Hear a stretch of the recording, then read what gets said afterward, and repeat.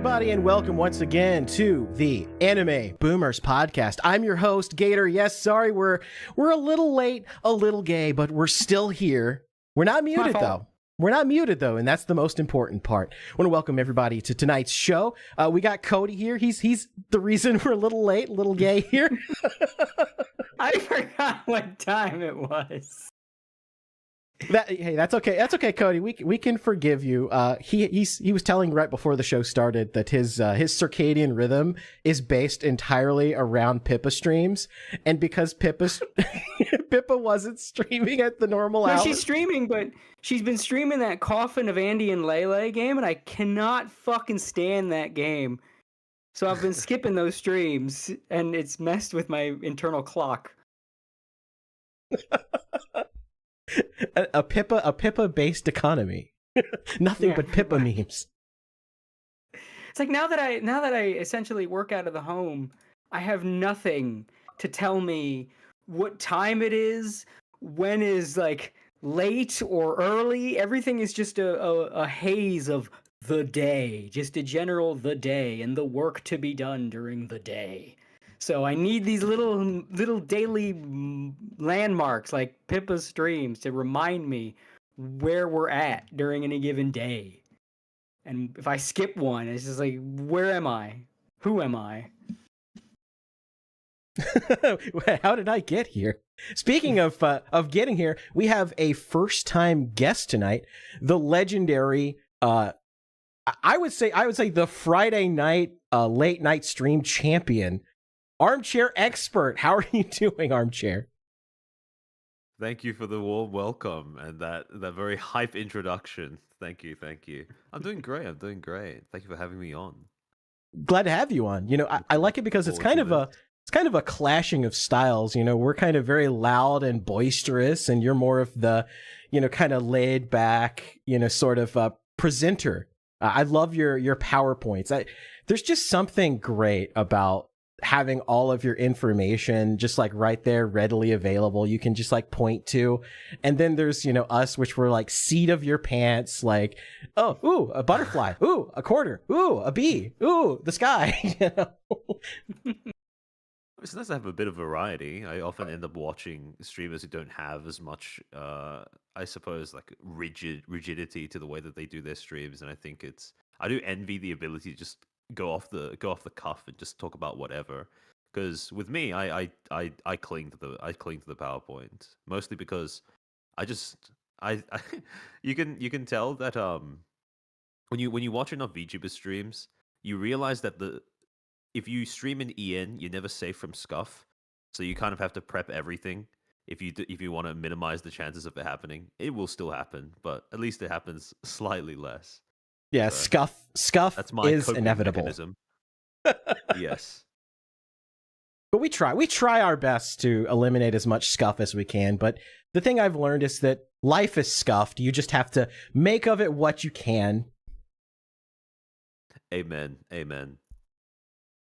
And speaking of scuff, so last night you did a big stream. It was a gorilla stream because your previous topic you kind of had to punt that a little bit, but it was a gorilla stream really going into depth on a topic that we covered last week, sort of in depth. We kind of jumped around the topic as we're wont to do, but you talked about the Via Lore hit piece that was written by Anna Valens of Vice, and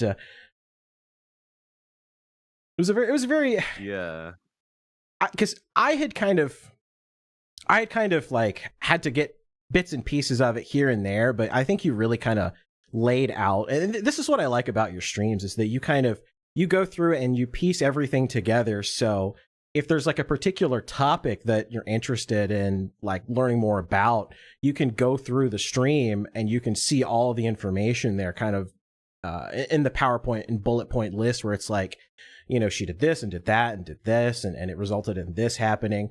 And so there were aspects of it that I didn't even know, because you had to like go to this Twitter account or that other Twitter account for the screenshots. Like the fact that she ran to Reddit right after to like try to do damage control. Like I didn't realize that was happening.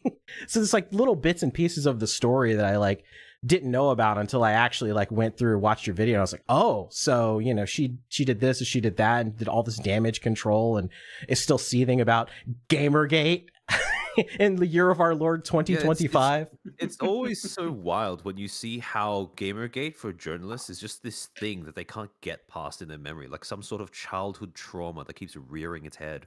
Well, it was the first real time that the non-politically involved people spat in the eye of journalists. Journalists think very highly of themselves. You know, we are the arbiters. You know, we're the important people that tell you what you're supposed to think. And then Gamergate was the first real time that the general public said, "Go fuck yourself," and they'll never get over that. They can never take the blow to their ego that whole. I will say rigmarole was. That whole attitude of, oh, we're the arbiters of truth, we have such a huge duty to, you know, to our job is indispensable to society, like that kind of gets drilled into you when you're just doing your media degree like in university. So it all starts from there, where I mean they teach you stuff like, for example, you know, these are journalistic principles, these are, you know, ethical codes of conduct, etc., etc., etc. These are the things that you should be doing when you are a journalist. But although we get given examples of journalists, you know, royally cocking up when it comes to abiding by those rules and guidelines, the connection between that and the overall state of the industry is never made, or rarely, if ever, made. So, for the most part, it's just this constant cycle of, oh, yes, the occasional journalist, oh, the occasional article does a bit of a fucky wucky. But that's not the state of the overall industry. You're still all very important, and the job that we do is integral, etc., etc., etc. It's sort of like this mindset where anything that anybody else does wrong is on them as an individual and doesn't speak to the larger industry. But even when you have entire newsrooms whose entire purpose is just to push propaganda and opinion rather than report on the actual facts, or deliberately fudge facts to get a particular viewpoint they want pushed out there to the people, it's like, well, that's just that newsroom. Okay, well, what if it's like, you know, 12 different newsrooms doing that? Oh, well, that's just them. It doesn't speak and reflect on the industry as a whole. Yeah. Pretty much. I mean, and on top of that, when it comes to the way that you actually get hired by these organizations, it's they usually screen either for people who are not going to, people who have the, you know, the hard skills of, they can produce things, they can write a story, they can do basic research, etc., etc., etc.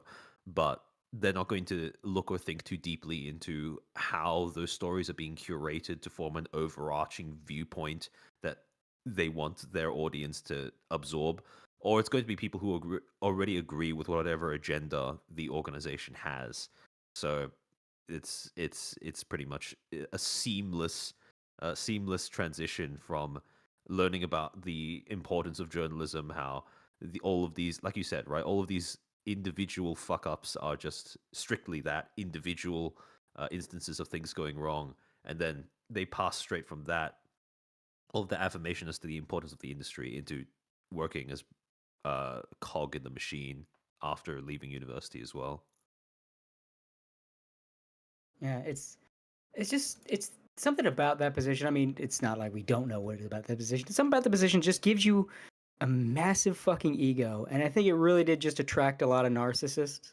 Like, do you want to be one of the important people that everyone must, you know, stand in reverence for, the all important arbiter? Then come and go to school for this. Come do this position. And then they did it, but they didn't get, especially a lot of them, you know, they wanted to be the ooh, I'm gonna be on CNN, and like, no, you're on Kotaku playing video games, and they didn't want to be. Ain't nobody's a game journalist want to be a game journalist. Everybody wants to be Walter Cronkite. Everybody wants to be Dan Rather, and they're not even Bill O'Reilly. They wanted to be Dan Rather. They ended up being Adam Sessler. Yeah, right. Yeah, that just adds to the bitterness. Yeah, they add to the bitterness. Absolutely. So then, you know, the public spat in their eye. That just compounded the humiliation, and that's why they will never stop talking about it. And also, it was the first time, on a political sense, that the average non-political person started taking a more populist position and like that they really fucking hate that. We make fun of Zargon for saying the Gamergate got Trump elected, but I've said before in kind of a butterfly effect kind of way, he was right. It was like No, I the think that the take domino isn't meme. even.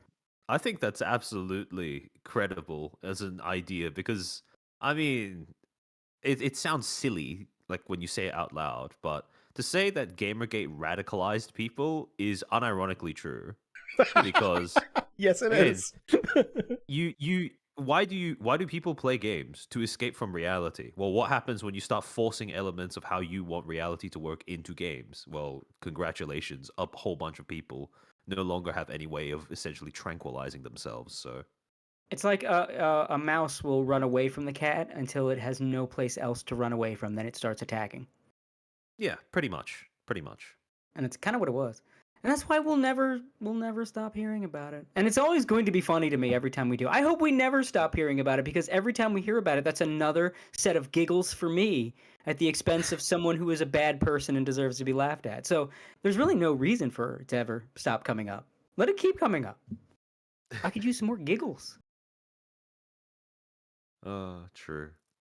And I think the thing for By the way, me is speaking that of, they never seem to learn the lessons that they should have learned when it happened. So it's like, just be honest with people. Don't try to force agenda setting, and don't just, people are smart. Don't act like they don't see the sleight of hand tricks, because people have caught on to it now. That people know when you're trying to spoon feed them BS and narratives, and they can kind of see through it. I mean, granted, there's still always going to be people that believe whatever the television tells them to, boomers. yeah. But people are, especially people our age, are a lot smarter and a lot more perceptive to what they're being shown, especially on these online, glorified Tumblr blogs, as they basically are. People kind of read into it, and they can kind of understand. Okay, this person's trying to push an agenda, and they start to break down the motives, and they can kind of like, oh yeah, this person's like this, so their motive is this. Yeah.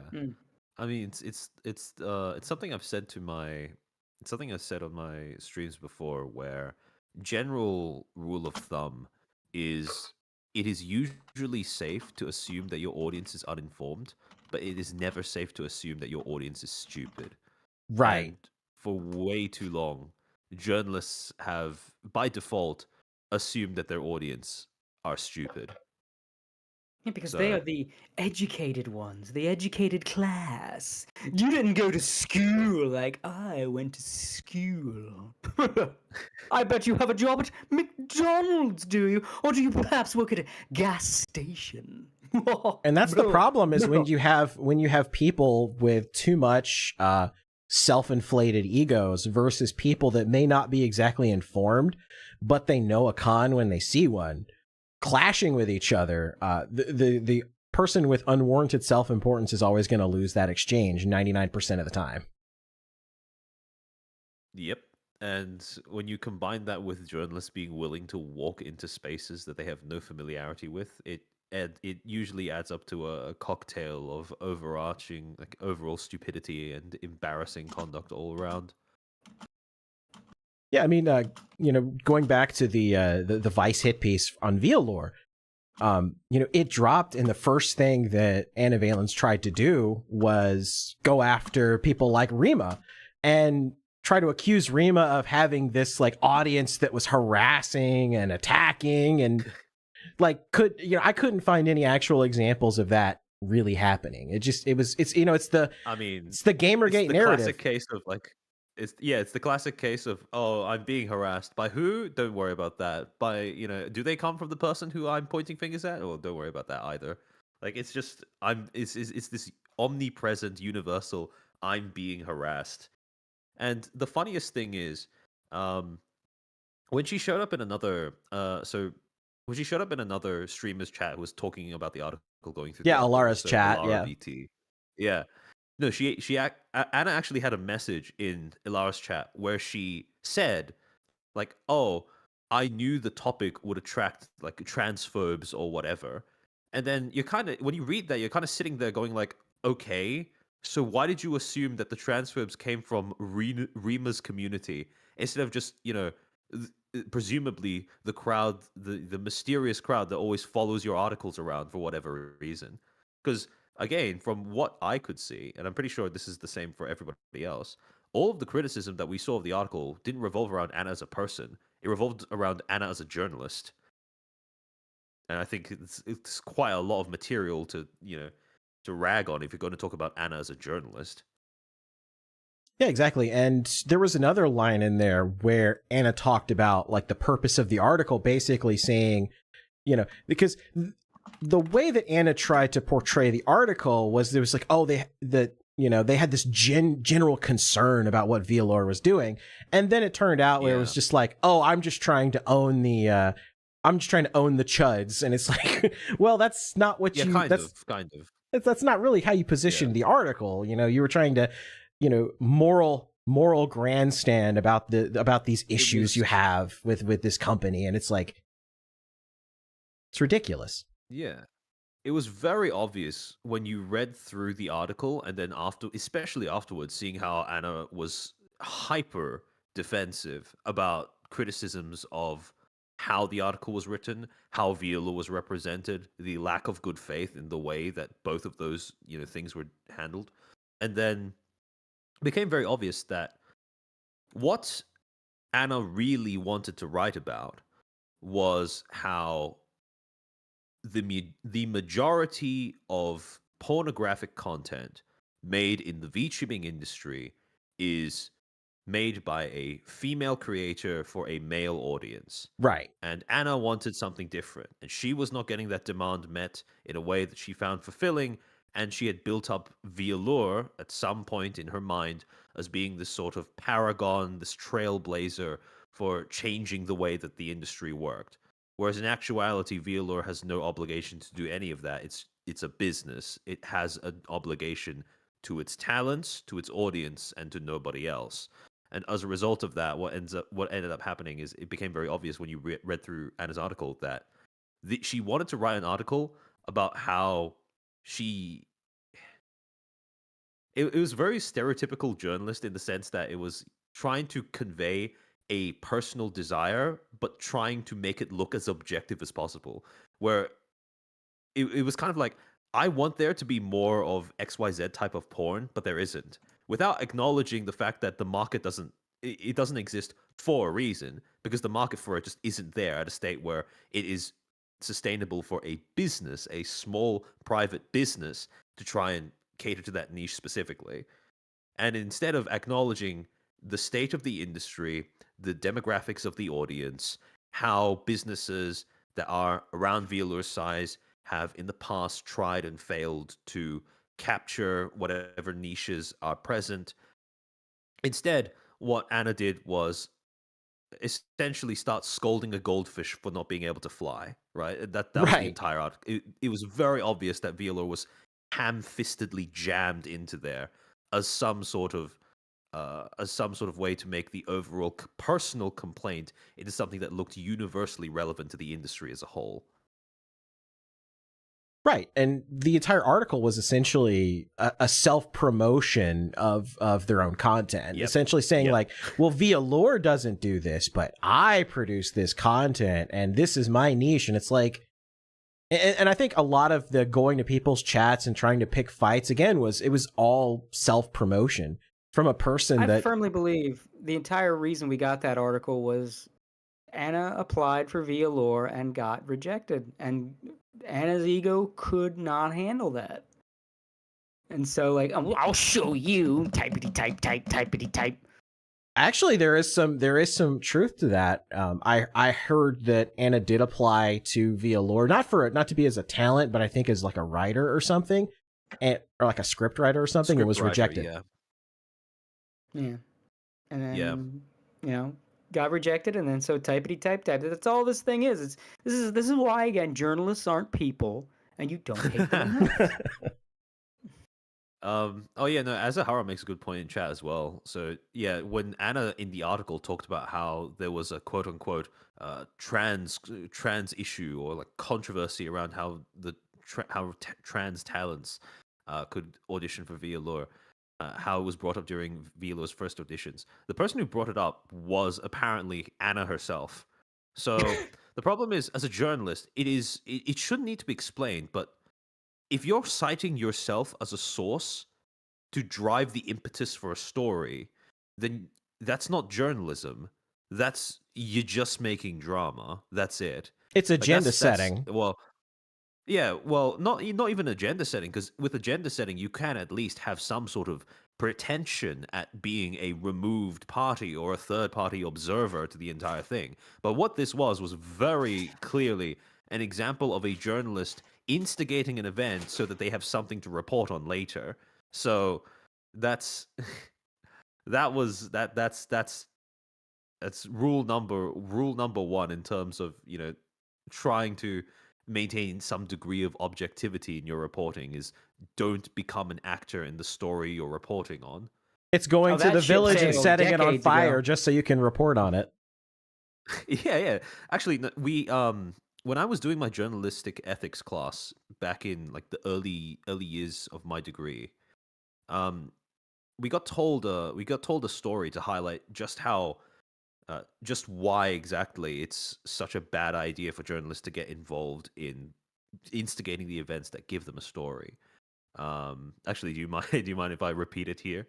Yeah, go ahead. I believe I've heard this story because I haven't talked a lot about this, but I did take one or two journalism classes back in college.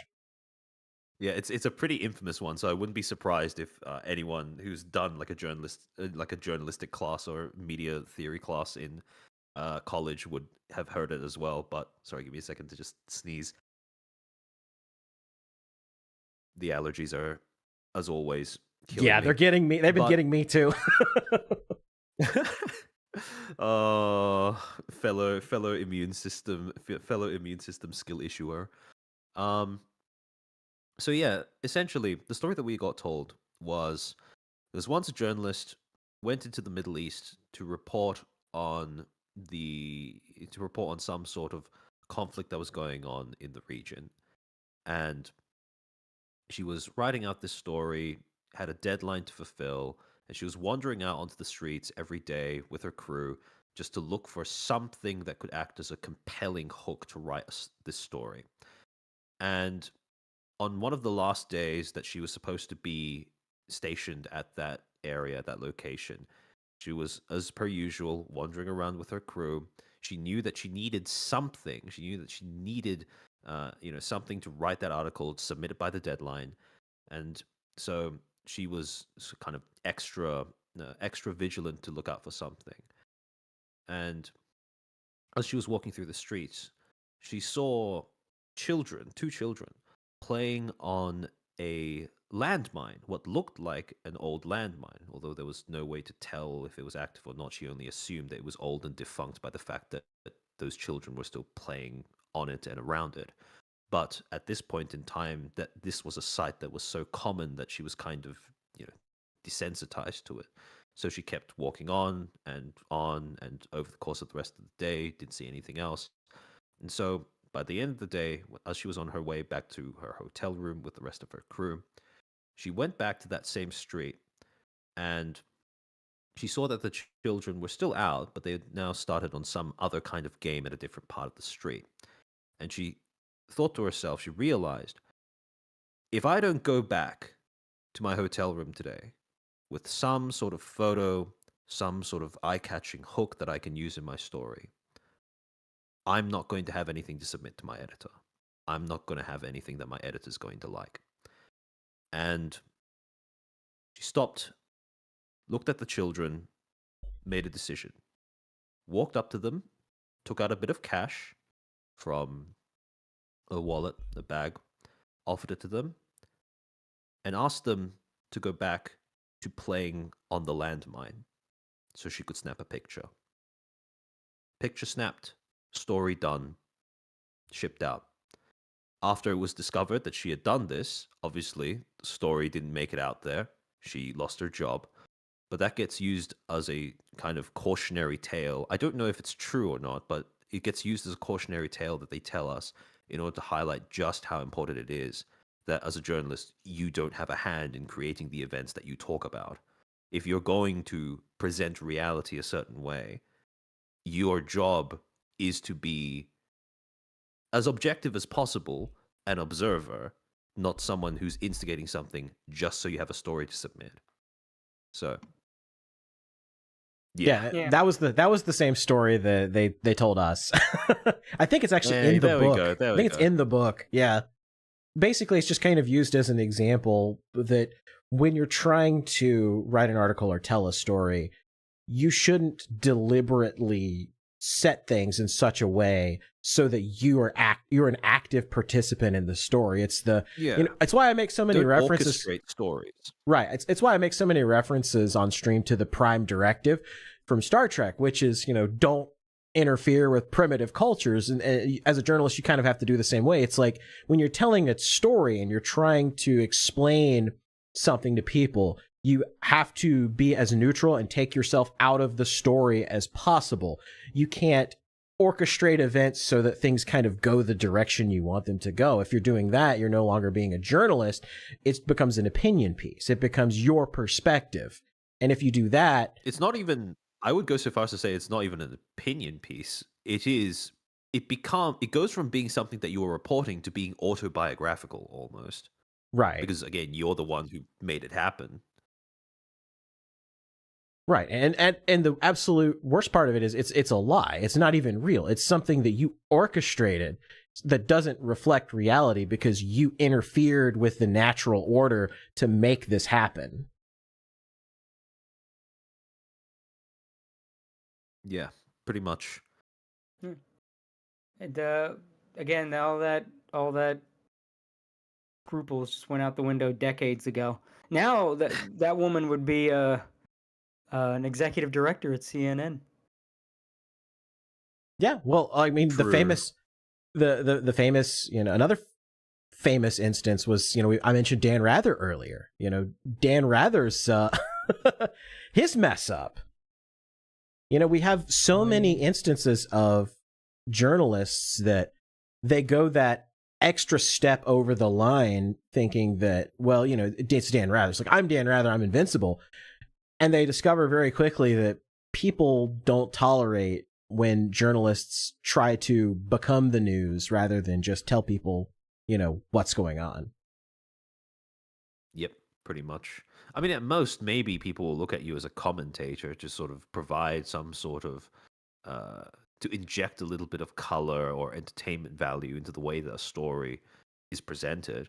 But that's pretty much the hard limit to what people will accept as journalism or journalistic.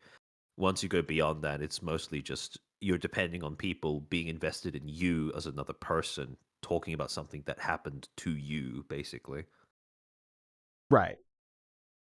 And this is a lot of the problem with the Vice piece is that not only did Anna Valens essentially start the controversy by writing the first article and then citing themselves as an objective reporter in the second story, but then deliberately went out there and tried to gin up outrage bait, presumably, I would assume, to write a third piece about all the harassment, quote unquote, that they faced, and use that as another self-promotion tool to try to bring people to their stream. I mean, there was a reason why they were in Rima's and Alara's chats basically saying, hey, come watch my video. I'm talking about this right now. Harassment's just become like racist. It's just a word that doesn't mean anything anymore. People right, people hear it and they just roll their eyes like, oh, okay, yeah, you're harassed. Okay. Whatever. Yeah. I mean, harassment.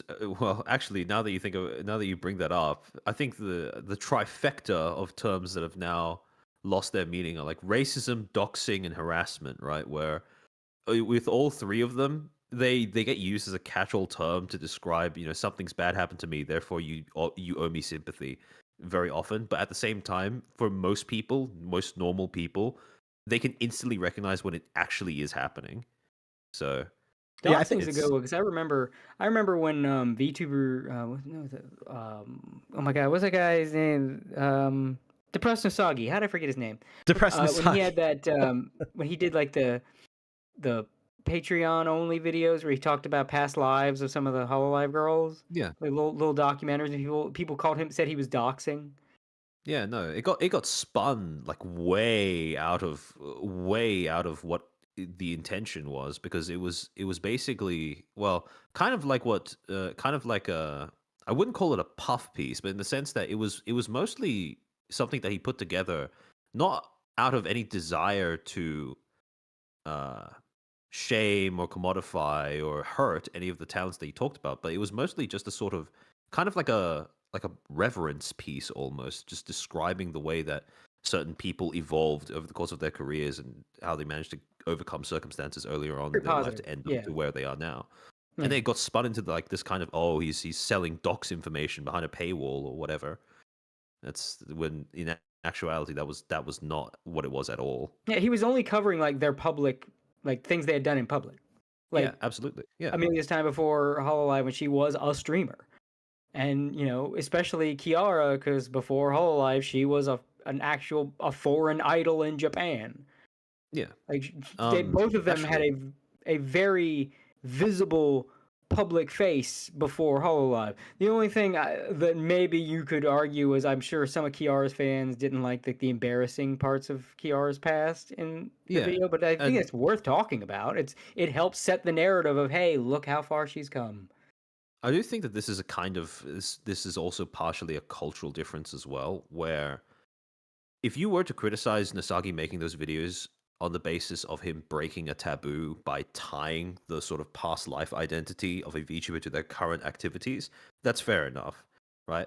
But the problem is, I suspect what ended up happening is people just chose to call it doxing instead, because that was an easier way, if more inaccurate way, of articulating how they feel like that might have potentially violated some sort of the wishes of the talents in some way.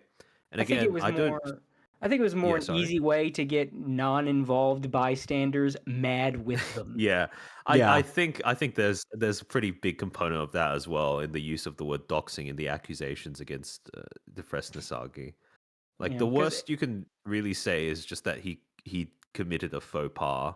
I don't think anything else had any grounds. And even then, like, I see why. That's pretty much why he had that behind the Patreon paywall. Like, if people say, "Oh, he's doing that to entice you," I mean, maybe, but it seemed mostly like, yeah, we don't put this funny, out in like, public because it's faux pas. The people who were accusing him of like putting docs information behind a paywall or whatever, like they never considered the alternative, which is, okay, he just makes it as a video available to everyone on his channel. Like, would that be any better? And I think the universally accepted answer would have been no. Yeah. Like, the same people who would have complained about him putting it behind a paywall would also have complained about it if he didn't put it behind a paywall, just put it out there as information. At that point, the complaint is not how he gated the material that he made, but just the fact that he made it in the first place. And again, that's a whole separate discussion about, okay, is this a taboo? Is this a faux pas? Is this something that is a detriment to the towns, etc., etc.? But in all of those discussions, it's not doxing. It's just the doxing thing was disingenuous, and I think a lot of because I mean, let's be real, a lot of the VTuber scene, it's autistic kids. They don't know things. They don't know what words mean. They get hyper excited over things that don't merit getting hyper excited. I will push against that a little bit, because I know that a lot of people tend to wave around autism, or not even just autism, just some sort of condition or whatever. Like, there are plenty of people who wave around being disabled in some way or other as if it excuses them not understanding what words mean. I don't think it's like an automatic pass just because you're autistic. I don't know if I'd say it's a pass. It's more of a something to. I wouldn't say it's a pass. More something you just gotta know that that's a thing you gotta deal with. That in this scene you're gonna get people that just get stupid over nothing because they've got their hyperfixation and you pressed their button and they've got way too much of an emotional attachment over something and they don't know what the fucking words mean, and you accidentally bumped into their imaginary character and they're the only one who knows why you're an asshole.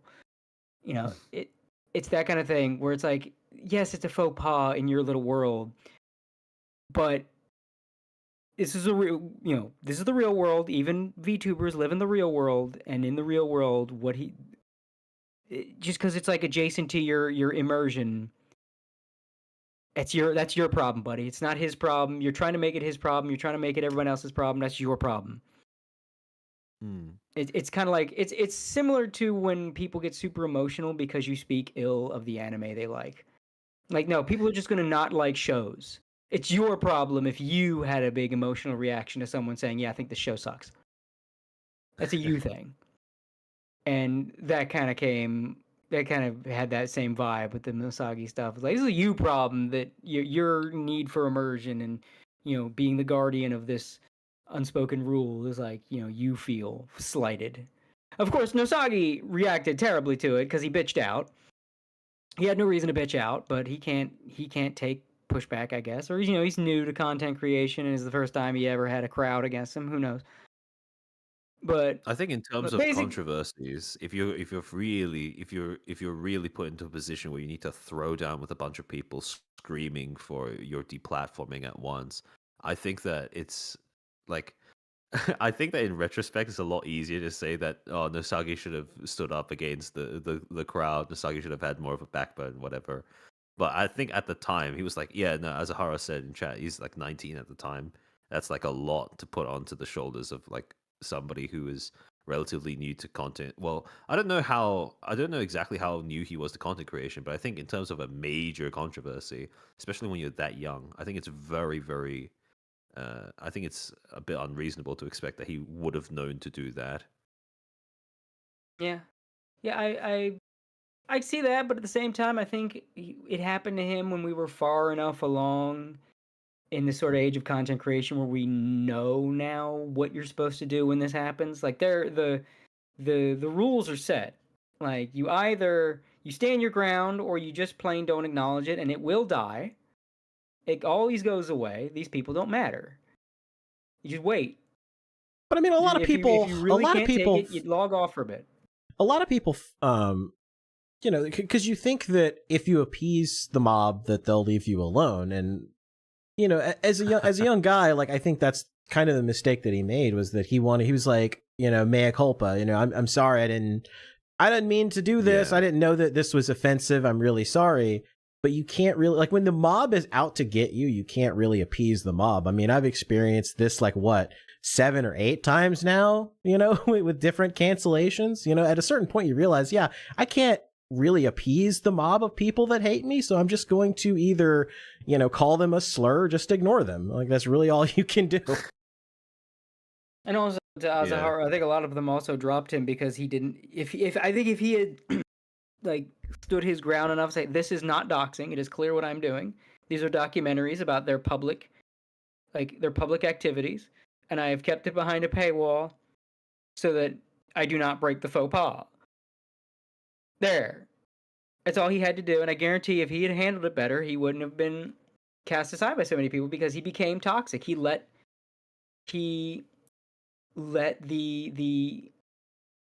that narrative get the steam that it shouldn't have gotten. It would have been extremely easy for him to nip that shit in the bud by just, again, stand his ground and say the very obvious thing to say and say it out publicly. You don't have to keep saying it over and over. You don't have to respond to every person, but you say flat out, no, I did not dox. This is clearly not doxing. All of this it's not even public information in terms of like the phone book type stuff. This is the talent's public activities as content creators and other public figures.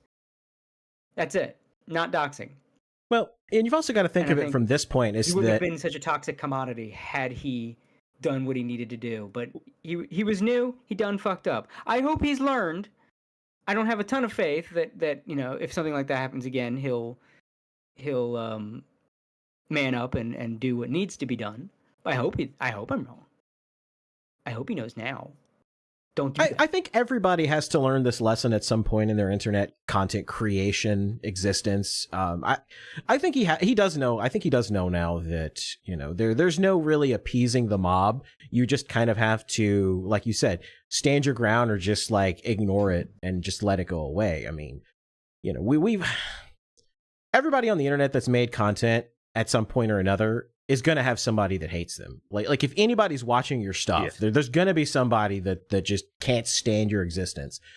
But you have to learn that those people are a vocal minority. There's not many of them. They're just really, really loud. And if you either just, call them out and just say, yeah, there's not many of you, I don't care, or just literally just ignore them and don't give them any oxygen, 9 times out of 10, they go away.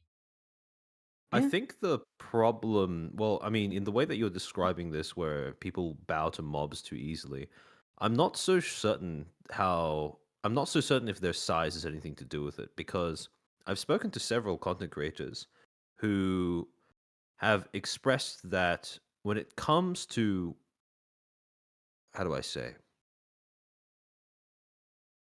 acknowledging or addressing people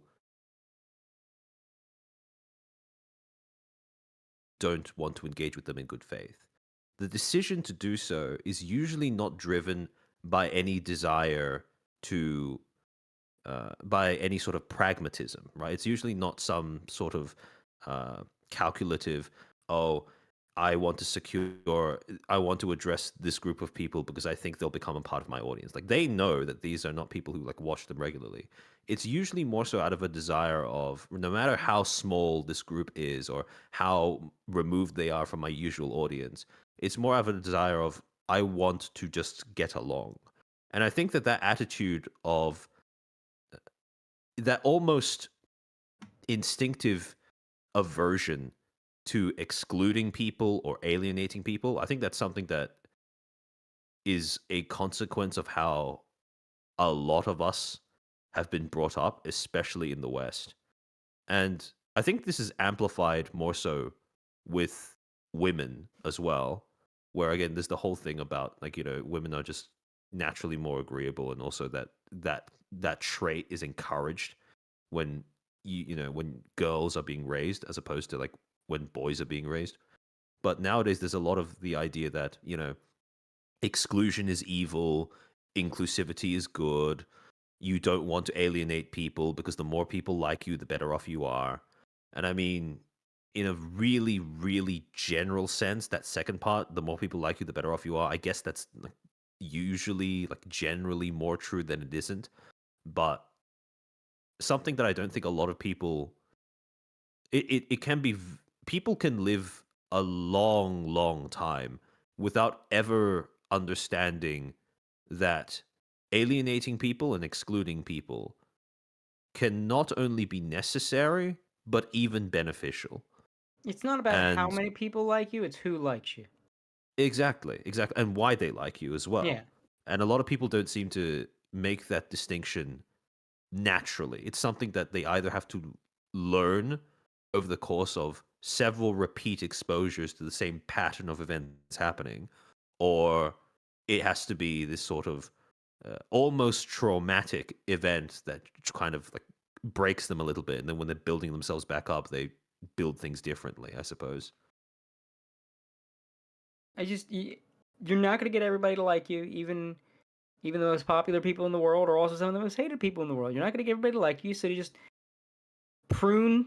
You got to treat the people around you or your audience, if you're a content creator, like a bonsai tree. You got to prune the branches where need be. I was just about to say that. Don't prune too hard. I think one of the hardest things for people to sort of adopt, hardest perspectives, mindsets, etc., is probably the idea that certain people just don't matter. Like that's, I think that runs very counterintuitive to the way that human beings just naturally are. Where, I mean, obviously, if you're a person, you're going to look at another human being, you're going to think, at least to some degree, that they are significant to you in some way or other, if only because they are another human being.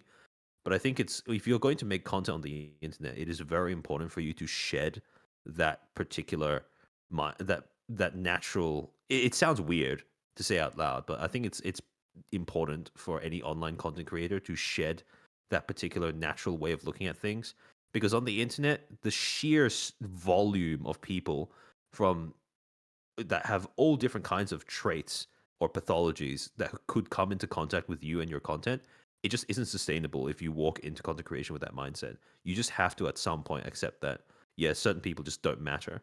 As to what your criteria are for, the people who don't matter, people who do matter, that's up to each individual content creator. But I think it's inevitable that at some point, if you want to be able to survive in this industry, you just have to be able to shrug off a certain group of people and dismiss them entirely. Yeah, there's nothing wrong with filtering your audience. That shrugged off a certain group of people. I don't know if you heard, but Idubbbz is trying to bring Content Cop back. Oh no, I saw the teaser God. that he posted.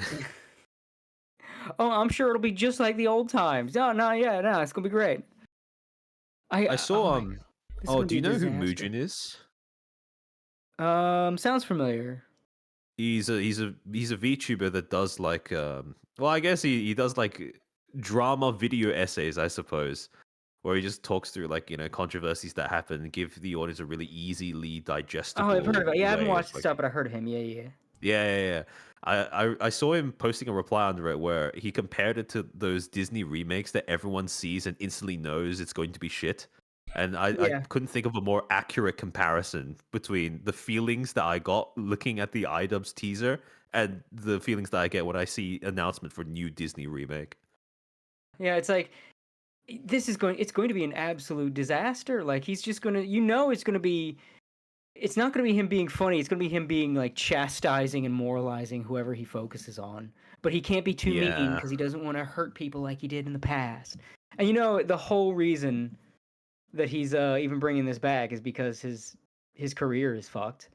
This is like a desperate, pretty much. It's a Hail Mary. Gasp. Yeah. It's like when a one-hit wonder singer is kind of washed, and so they just try to imitate their hit single and just do it again. Like the guy that did Kung Fu Fighting did like a second Kung Fu Fighting song. It was like the something Kung Fu or whatever. It was just the same fucking song. It's like, bruh, it's embarrassing. I don't think a lot of people remember that, but it has got to be one of the most embarrassing moments for a one-hit wonder. And this Idubbbz Content Cop feels like that. And it comes way too late. Maybe he'll surprise us. Maybe he'll do a 180. Maybe he's going to lose his terminal trolls remorse. Not until he ditches that OnlyFans chick. We'll see. It's amazing that some guys are like have this weird imposter syndrome. Like, we think about imposter syndrome, like the whole VTuber sphere. How many of these girls have like massive imposter syndrome? But now it exists in guys too, and Idubbbz is a great example. Not for his career, but there is like a companionship imposter syndrome where a guy gets a woman, feels like that is the only woman he will ever get, and she just walks all over him, and he'll just take it forever. Because he feels like if they break up, that is the last time he'll ever see pussy. 100% Idubbbz is that guy. He's got that like girlfriend imposter syndrome. It was like, no, I can't get another girl ever. This is like my one shot ever. No one else but this one woman will ever have me. So I'm stuck with this crazy bitch, and I just have to bend over and take it as my dignity is stepped on again and again. When she revealed to the world he shits his pants. Yeah. What's so crazy about that is he had the opportunity. Him, it's kind of worth it as long as he's not alone. The crazy thing is he had the opportunity to fix a power couple of some description. Not quite sure what, but it has to be. It's a power couple in the same kind of power that your average Saturday morning cartoon villain seeks to have.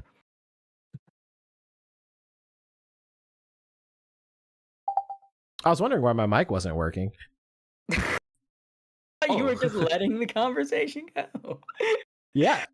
I was like, what is going on? And I looked and I noticed the little green light wasn't lighting up. And I'm like, oh, good old Windows update. Apparently a device had like unplugged and plugged itself back up and decided to steal focus. So I was talking, but Discord changed the input to whatever that device was. So I was like, I wonder why they can't hear me.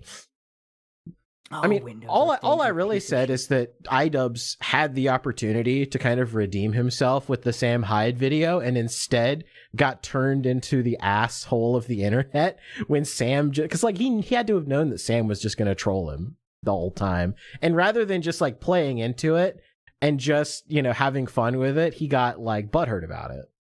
Oh yeah, it hurt his ego bad. Yep. So bad. If you enter into a dick measuring contest with a well-known online internet troll, the first person to get offended loses, and Idubbbz lost very, very hard. That's why no one's really been able to clap back properly at Mr. Medicare. Yep. 'Cause you can't condemn the guy that's just here to laugh at you. Yep. And that's kind of Sam Hyde's the same way. He's never like Sam Hyde is serious, but he's never fully even when Sam Hyde means it, he's never totally serious. He's just kind of putting one foot in the serious pool, but he never dives in. And you can't really pull someone under if they won't get in the pool. The problem is Idubbbz was acting like he wasn't in the pool, but that motherfucker was submerged. He's like, no, I'm dry as a bone. Bruh. Yeah, and I thought that was I don't think this is going to go well for him either, because like in the whole purpose of Content Cop is that he highlights a particular creator and just kind of talks about like, you know, how they effed up. And it's kind of like this whole dunk fest where it's like, yeah, let's bring up everything they've ever done where they've effed up. And they do so in like a humorous way to try to like highlight the hypocrisy or whatever. The problem is that like, if he wants to remain in the good graces of all of the people that he's like associated with now, he can't make a Content Cop on literally anybody that's like a popular creator. He's going to have to go after like low-hanging fruit, like it's gonna be somebody that's like a right-wing creator is really what it's gonna boil down to. I saw a theory that it's gonna be Ethan Klein. I mean, that would make sense just simply because I think Idubbbz is friends with Hassan, if I'm correct, or maybe not friends, but well, his woman I think is friends with Hassan. Yeah. So Idubbbz just goes wherever she drags him. Right? Yeah, that's kind of what I was implying there. Yeah. Idubbbz isn't friends; it's his girlfriend that's friends with Hassan. So he just kind of, you know, oh yes, master. Yes, dear. He's that guy from like you've seen in all the old cartoons, like the little guy with the big fat domineering wife, like Henry, get over here now. Oh yes, dear. Yeah, that's Idubbbz. Yeah, Murray in chat says first episode is on Elon Musk calling it. Yeah, and that's probably the case. It's kind of the low-hanging fruit. I'm sure Elon easy will be outrage, devastated. Easy outrage farming there. I'm sure Elon will be devastated as he cries into the open legs of another conservative woman and pays her child support. Female influencer, yeah. He's literally crying over his money right now. He can't believe it. Oh, did you know Elon Musk has like 20 kids? Did you know? No. Yeah. Oh no. You the guy that's all about like repopulation and having more kids, had more kids? I'm shocked. Well, and it's going to be funny if he goes after Musk because like Idubbbz, well, I guess partially because his girlfriend is sex positive. Idubbbz is a sex positive person, so he should be like, no, actually, it's good that Elon Musk is you know, like laying pipe or whatever. Yeah, I thought it wasn't a problem, buddy. Like he's into like you know, hentai and stuff like that. Like, shouldn't you be like cheering on that Elon's a bit of a degenerate and that he's that close to the government? Maybe maybe he'll make the government more degenerate or whatever. Like, no, but it's like, oh well, you know, Orange Man bad. Semi-related. There's a non-zero chance Elon Musk has tried to get Donald Trump to watch anime. Donald, you have to check out this anime. It's called Freerin. I think you'll really like it. It has very great good themes that I think will resonate with you. I like the part where she told the demon to kill herself and then she died. That was really cool. Elon. Very cool. He is totally the same because you know he's Spurgy. He's Spurgy. He totally do it. He would do. Someone on the Trump administration has been in the room as Elon Musk has tried to show them an anime clip. It's just a matter of who. Was it Trump himself? Was it J.D. Vance? Somebody in that White House had to sit there as Elon Musk pulled up his phone with anime on it and said, check this out. You see, the one with the red hair, her name is Oscar.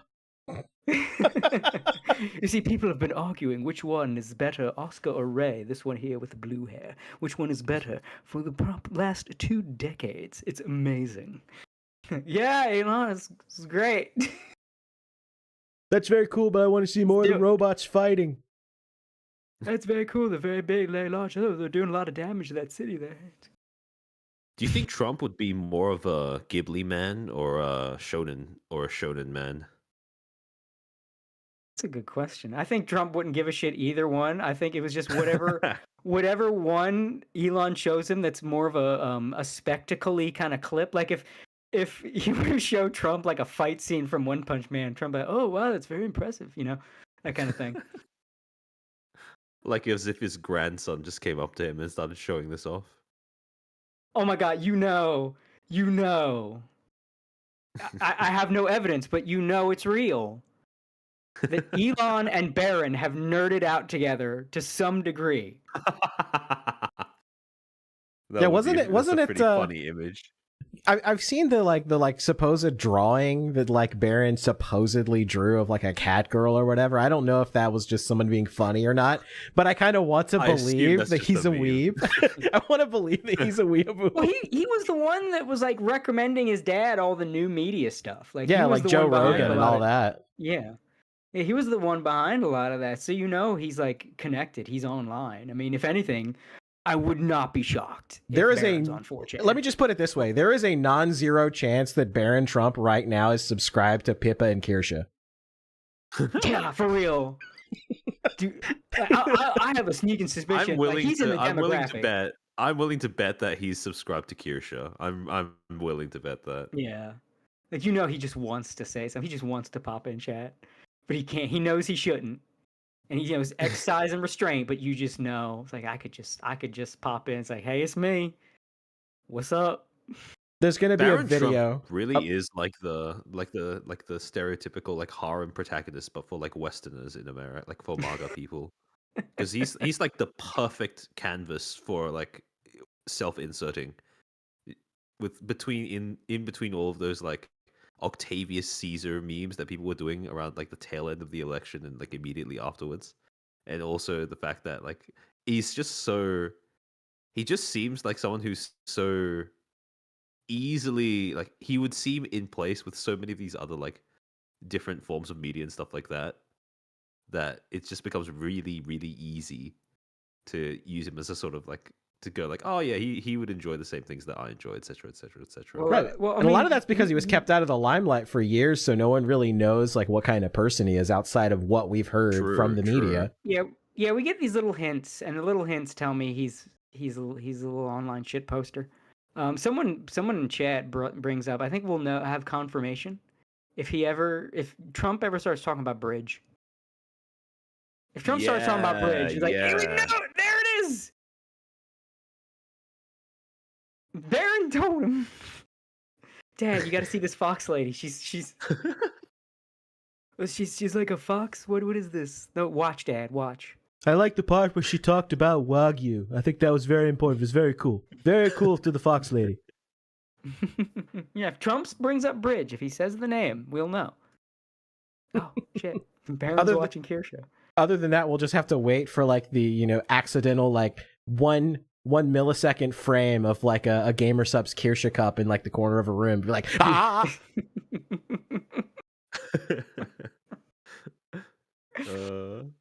She's based on what? Oh no, Trump. Someone told him what based means a long time ago. Yeah, they say I'm based. I'm the most based. I like this one from Tomac for $10. Says, we all know that Barron has drawn Trump with D4C. which segues into the news. Steel Ball Run confirmed.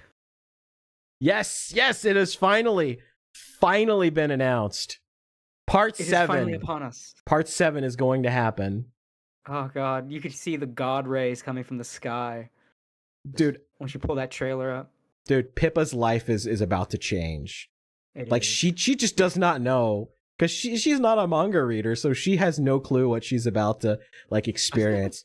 I need her to live stream her reaction to part 7 to Steel Ball Run. I She need won't, that but reaction. We'll know. I need that reaction. She'll tweet it.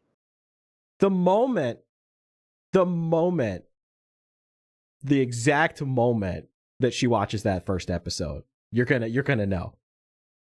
You're gonna know. Like, it's going to, her life will never be the same. Because it's like you just know which character she's going to just like magnetically attach herself to and be like, this is the best character ever, and we're just gonna be sitting there with our like, you know, hands like, don't say it, don't tell her. She's gonna have to learn this. Never get attached to a JoJo character, Pippa. Never get attached. Yeah, well, you know, she kind of has shitty taste. It's part of her appeal. So there is a non-zero chance that she will bitch about part 7, and she will have bad opinions in regards to like Gyro and Funny Valentine. And she'll probably mauled over New Universe Dio not being old universe Dio. Like him being different and not as cool. She will mauled. Absolutely. So the question is, will her trash taste get in the way of the obvious glory that is JoJo Part 7? No, I think she's gonna love JoJo Gyro. At Part 7. I think she's gonna love Gyro with like all of her heart, and she's gonna be devastated later on. And she's gonna take all of that frustration out on Funny Valentine and just endlessly talk about how much he sucks.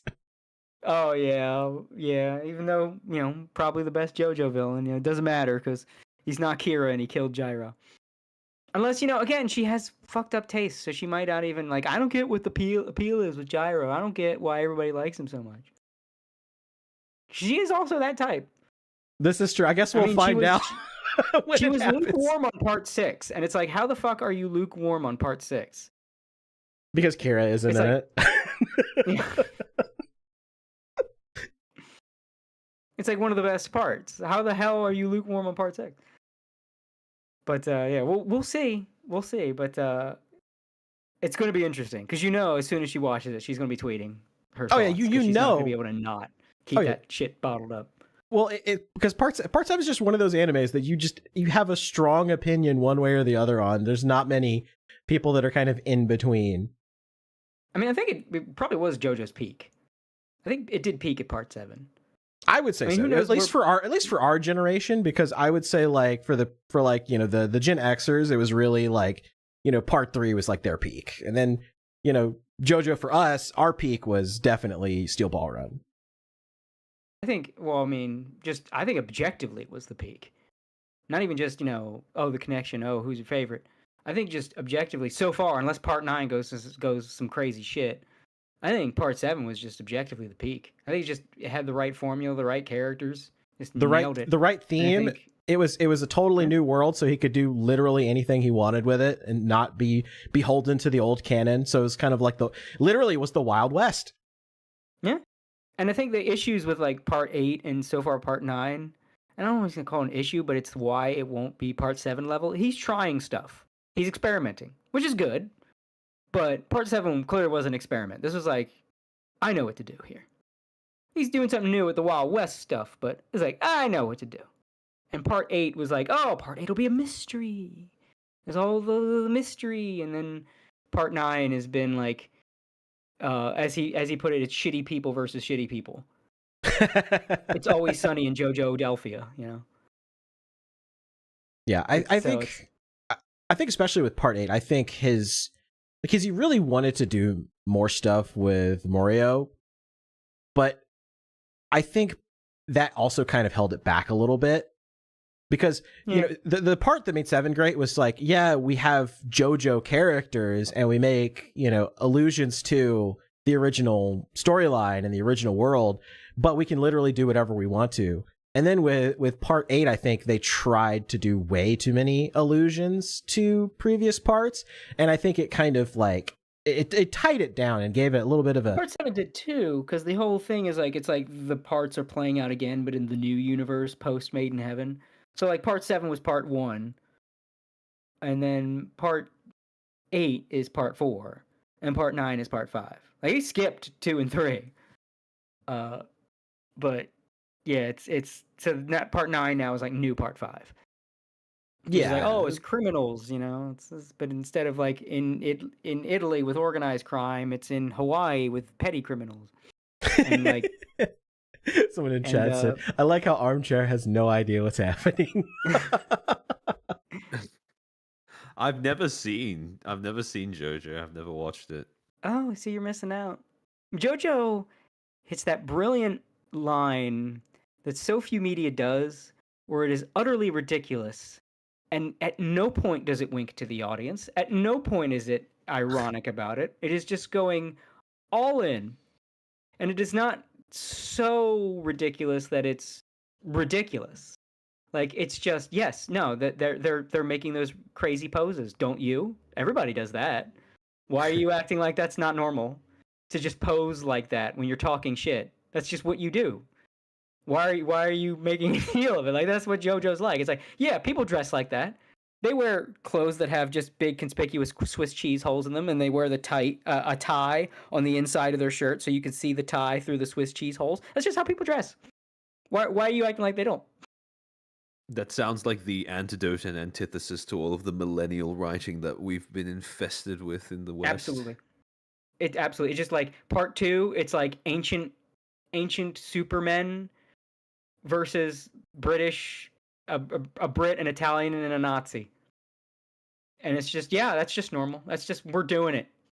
We're not like, oh, isn't it crazy that like one of the good guys is a German soldier during World War II and he's technically Nazi? No, it's because, I mean, it just goes to show the unbelievable threat that is the Pillar Men, that even the Germans have to be like, okay, we'll fight with you, our enemies.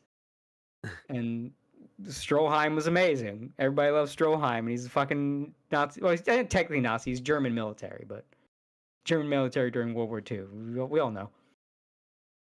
And like the Klan features in the backstory of Part 6's villain. What was it like? His parents got lynched, or he got lynched, or something, and that's when his stand awakened. And then he got but literally by the KKK, yeah. Yeah, it was straight up the KKK. Like, it wasn't like the KKK, nudge, nudge. No, it was them. And then the stand awakened, and he got his revenge. And the villain of Part 6 is clearly homosexually in love with Dio, and not. Like, and they're not even like wink, wink, nudge, nudge. It's like, no, straight up. Like, we're not. they're not sugarcoating that one. Yeah, and like clearly we all know like Dio manipulated that, and to get him to be like his continue his plan and everything, and just like the shit and the creativity too. We've seen a lot of both Eastern and Western stuff with superpowers, and I don't think there has been any like contemporary fiction with superpowers that have been as creative as JoJo. Like, even when it has something simple, like this guy creates fire. Oh, but he shapes the fire into like onks, and he can make the flames burn in a different direction instead of just up. He can make them burn down if he wants. He can change the trajectory of flame. Or like, what's the one? I think it was Man in the Mirror that pulls you into the world of a reflection. Not just. It's like the mirror world. It's not like another dimension. No, it is sort of the world that exists within a mirror's reflection. So there are no people unless that those people are directly in front of the mirror.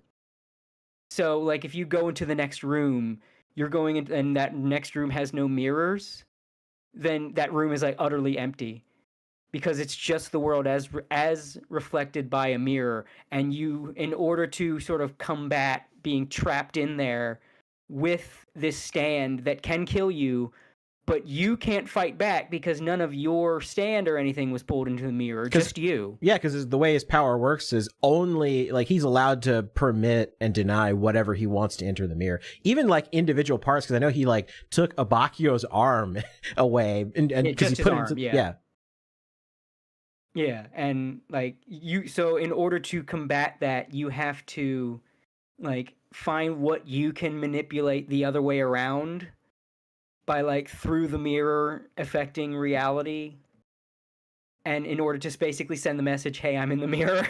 Like, right, like that whole fight was really cool. Or like simple things like string, like Jolene's power is just string.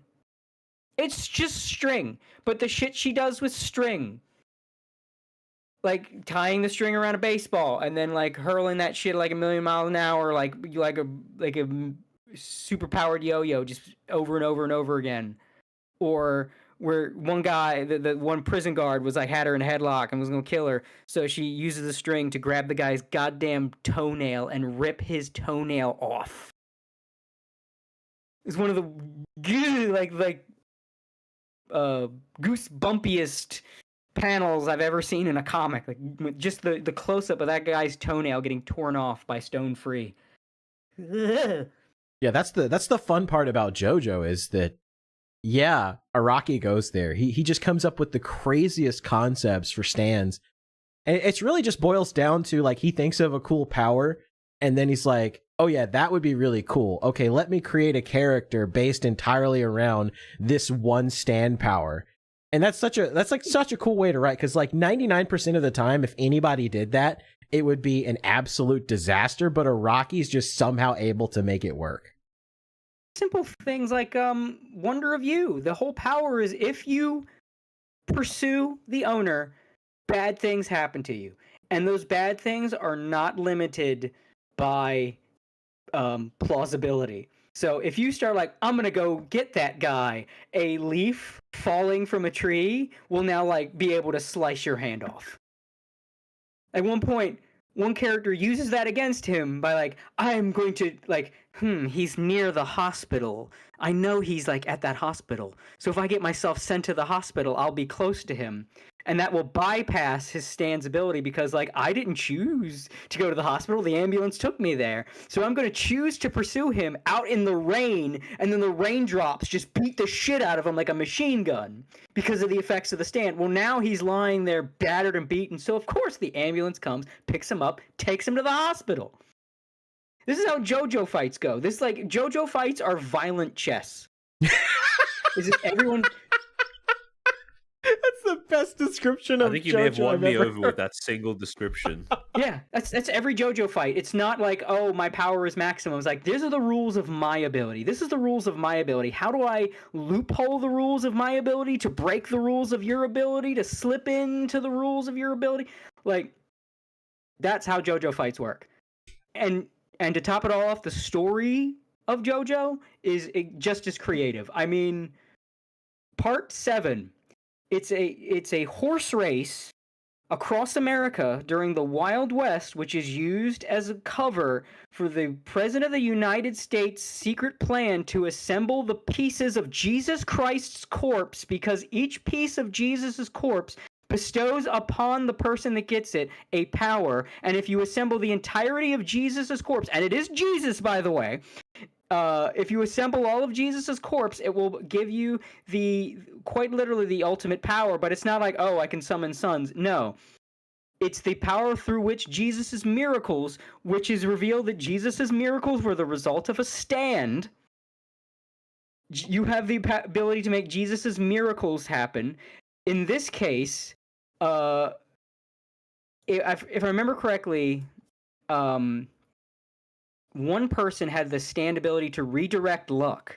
So the president's plan was to take that stand user and bestow upon them the power of the saint's corpse, Jesus's corpse, to bolster that power to a grand scale, so that now there would be no misfortune in America, and all misfortune that could happen to America would be redirected to other countries. So essentially nothing bad could happen to America, and bad shit would just happen to the rest of the world because it was supposed to happen to America and got redirected. So like America would just spend money like crazy and China's economy would collapse. Like that is just part 7 alone. Yeah, that's just part 7. Damn. It's quite the pitch. It's beautiful. It's it's so great. And all of it completely straight. Not supposed to be funny. Not so, ooh, look how silly it is. No. It's just JoJo's Bizarre Adventure is creativity distilled in its purest form. It's like the Full Metal Alchemist Philosopher's Stone of creativity. It's like I have condensed all this creativity into this little gem called JoJo's Bizarre Adventure. This whole red river of liquid creativity has all been hardened and distilled into this little piece of media called JoJo's Bizarre Adventure. And that's why you should watch it. Or read the manga. Or hey, watch the anime. The anime adaptation is phenomenal. Phenomenal adaptation. It's like 1-to-1. They didn't fuck with it. It's like clearly made out of reverence and love. All these little things they did. Even stuff like the openings change when the final episode comes along. So like it'll do things like now it makes all the sound effects that would be there in the opening now play. So like when it's showing characters fighting to the music or whatever, you don't hear it. But then like for that last episode, now all the fucking sound effects are going on. You hear the glass breaking, the punches landing, the sword slashing. Yeah. Like you hear all of that, the whoosh noises. Or the variation of the opening at the end of part 3 when it was the fight with Dio, where Dio time stops the opening. Zawaldo! Yeah, shit like that. Like there is so much love put in that anime. Like you just read the anime. Once you catch up the anime, you read the manga, your life will be changed. Like it really does set a precedent for stuff like shonen, and it actually becomes seinen as it goes on. Like the JoJo literally grew up. I think once part 7 started, part 7 where it moved to seinen, and you could tell like when you see part 6, like man, he is really pushing what shonen will let him do. He's really. I mean, quite literally, there's a controversy about the origins of a particular character, because the character was drawn female in like the preview of part 6, but then when it actually came out, the character was male and revealed to be male. And there's a lot of people theorize, maybe speculate, that Jolene was supposed to be bisexual, and they just kind of cut that plot because it was in a shonen manga magazine. So there's Araki's kind of one of those guys that he goes right up to the line he's gone up to the line for a long time in manga and kind of like pushed the limits of what you're able to get away with in manga in Japan. And he tries all crazy new stuff. Like he is always trying, and that's another beautiful thing about it. Is like he's always trying to just do something you haven't seen before, even in his own work. Even when he's doing a part that mirrors another part, like part 8 mirroring part 4. Like he had one part where the whole cast fucking died. I'm not gonna say what part since you haven't seen it, but one of the parts is everyone fucking dies. Everybody, nobody's safe. And then he just like this part's a mystery. Oh, this part's a world tour, and you can tell like, he just will research something and gets really interested in it. And now it's in JoJo now. Like there's a part of part 4 where like, yeah, this guy just learned about rats, and just wants to put what he learned about rats in JoJo. So we're just going to take a minute to learn about like the behaviors of rats and like what they do and what they eat and just the life cycle of a rat. We're just learning that now because Araki did and he thought it was cool, so we put it in there. That's kind of cute. Oh yeah, actually. And he spoiled the Sixth Sense in part 6 because part 6 took place just a couple years after when it was written. Maybe like 2 or 3 years after it was written. And The Sixth Sense had just come out in Japan. But Araki, as a Westaboo, he saw that shit like subtitled after it came out in America. Like he saw that shit before it came out in Japan. So he had Jolene spoil the ending of The Sixth Sense when she saw somebody watching it on TV. It's like, oh, this is the one where Bruce Willis turns out to be a ghost in the end, right?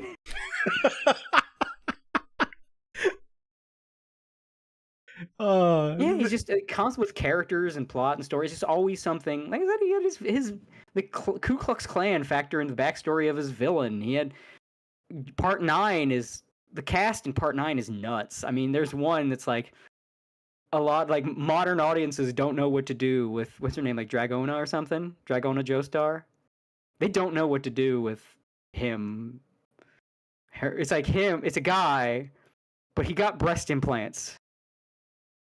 And just looks like a woman, and it's not acknowledged. It's not like there's like no Dragona is trans. No. It's just a guy that got himself some tits. I mean, they're criminals. they're outlaws, delinquents. Who knows what's going through their heads? And that's one of the main fucking characters of the current storyline. It's the main protagonist's brother just got himself a pair of breasts. Yeah, sometimes you just want, you just want breasts on the ready, and you just get some because you're an orphan outlaw, you're a criminal already. Who's gonna tell you it's wrong? You're already doing things that are wrong. You're a criminal. You're in Hawaii. They got no fucking scruples in Hawaii. It's JoJo. As a Hara in the chat, sometimes you just want to squeeze a pair, and doing it without consent can get you jailed. Yeah. Yeah. He has like hunter-gatherers from Venture Brothers. Pretty much. Let me catch up on these two super chats I missed towards the beginning of the show here. This one was from Tomak for $20. Says, so Gator, how long did it take you to turn Blair into Snake? This is referring to a tweet I made about the first Descendant, which, some people like, some people don't. I need autism syncs, where it's like a game where you can just kind of play and turn your brain off. And it used to be Destiny 2, but then Destiny 2 just stopped being fun and just became a chore. So I decided to not play it anymore. So I went to the first Descendant. And to get that, I had to unlock like a large part of the battle pass to get his camo outfit and also to get the eye patch. So I would say it was somewhere around rank 60, rank 70. So maybe like a month total to get that unlocked. But it was really cool. And I have Metal Gear brain rot just like Mint does, which is actually why she became my Oshi, because I discovered she liked Metal Gear, and I'm like, I like Metal Gear. This is perfect. And she became my Kami Oshi that moment. I completely empathize. Yeah, I said before, like if I find a VTuber that's like a serious fighting game player that's super into King of Fighters, I was like, sorry, Pippa. Sorry, Pippa, I love you, but you are no longer my Kami Oshi. Yeah. Tomak for $20 says, I went to a political for 5 years versus the played Metal Gear Rising once meme where we were talking about journalists. My source is I made it the fuck up. People love you, but you can't play KOF. She's not very good at video games, actually. Love Pippa, but she has her moments. It's part of the charm, unless she's engaging with a game she doesn't like. Usually, when a streamer plays a game they don't like, it's entertaining. With her, it's actually some of her worst streams. Because she will refuse to engage with the game, and you're just watching her try to run into a wall for 20 minutes because she won't play.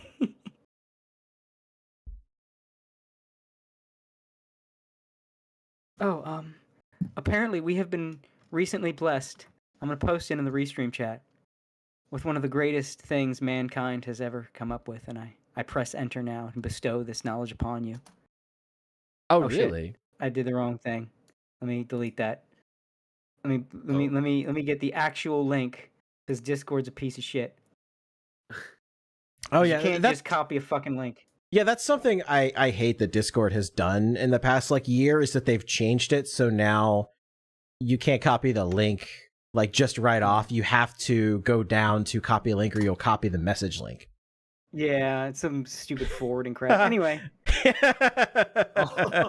Azahara, he linked the Yaoi link, not the cool link. I present to you Puppet Corone. Oh my god, my life will never be the same. This is a masterpiece. This is perfection. I love this. Puppet Corone is real, and she will hurt you. I need it in my life. I need one. I have to have one. I'm gonna get one and spend hours pulling up Corone clips and just syncing the puppet to it, and just entertaining myself for hours doing that. There's a clip. Something about the puppet's expression when you look at it from the side that so perfectly captures Corone's energy. Yes, it does. Absolutely. Absolutely. Chottomate. I still retain she's one of the greatest of all time. She is. I mean, Hands she's largely the reason why like I became such a fan of HoloLive in the first place, because like my first exposure really was Sakura Miko playing GTA, but Korone is why like she brought me in, but Korone is why I stayed. Yeah.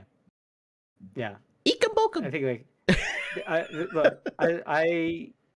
I attempted to resist the VTuber thing, even as much as I like the Sakura Miko clips, but I was like, oh, it's like the waifu's real. Oh, this is lame. It's a bunch of waifu. And then I saw Korone play Doom 64, and my resistance was shattered.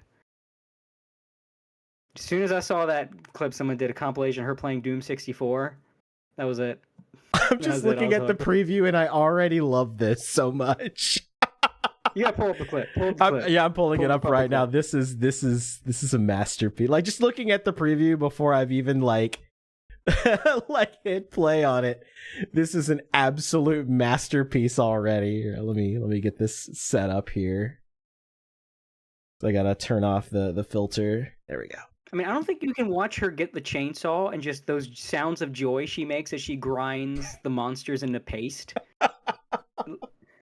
If that has no effect on you, you might actually be some kind of skinwalker. Like that's how we root out anything that's not human. It's how we find the lizard people and verify their existence. Just show them that clip, and if they don't like, just start naturally smiling. I got you, you lizard man. Tell Zuckerberg I said hi in hell. By the way, that stream will be live in 6 hours. Oh, beautiful, perfect. So when I wake up tomorrow, I'll watch it. All right, here we go. We're gonna play this clip from. Let me make sure it's not muted.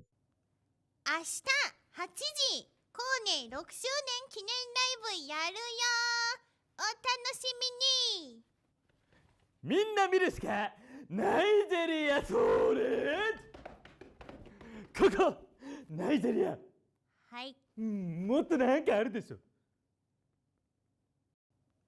明日 Look at it. It's I so don't know great. what's going on, but I'm entranced. I have no idea what they just said, but I'm 100% down. And it also includes my other favorite thing, which is pirates.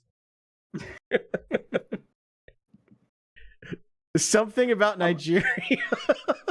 Is that supposed to be Majima? I don't know. I guess I'm going to have to watch to find out. We need the subtitlers on this shit stat. I need to know. This is about to become one of my new favorite clips. I just can't wait for this entire stream. It's going to be great. Oh my god, that's beautiful. That's beautiful. That's Hall of Fame right there.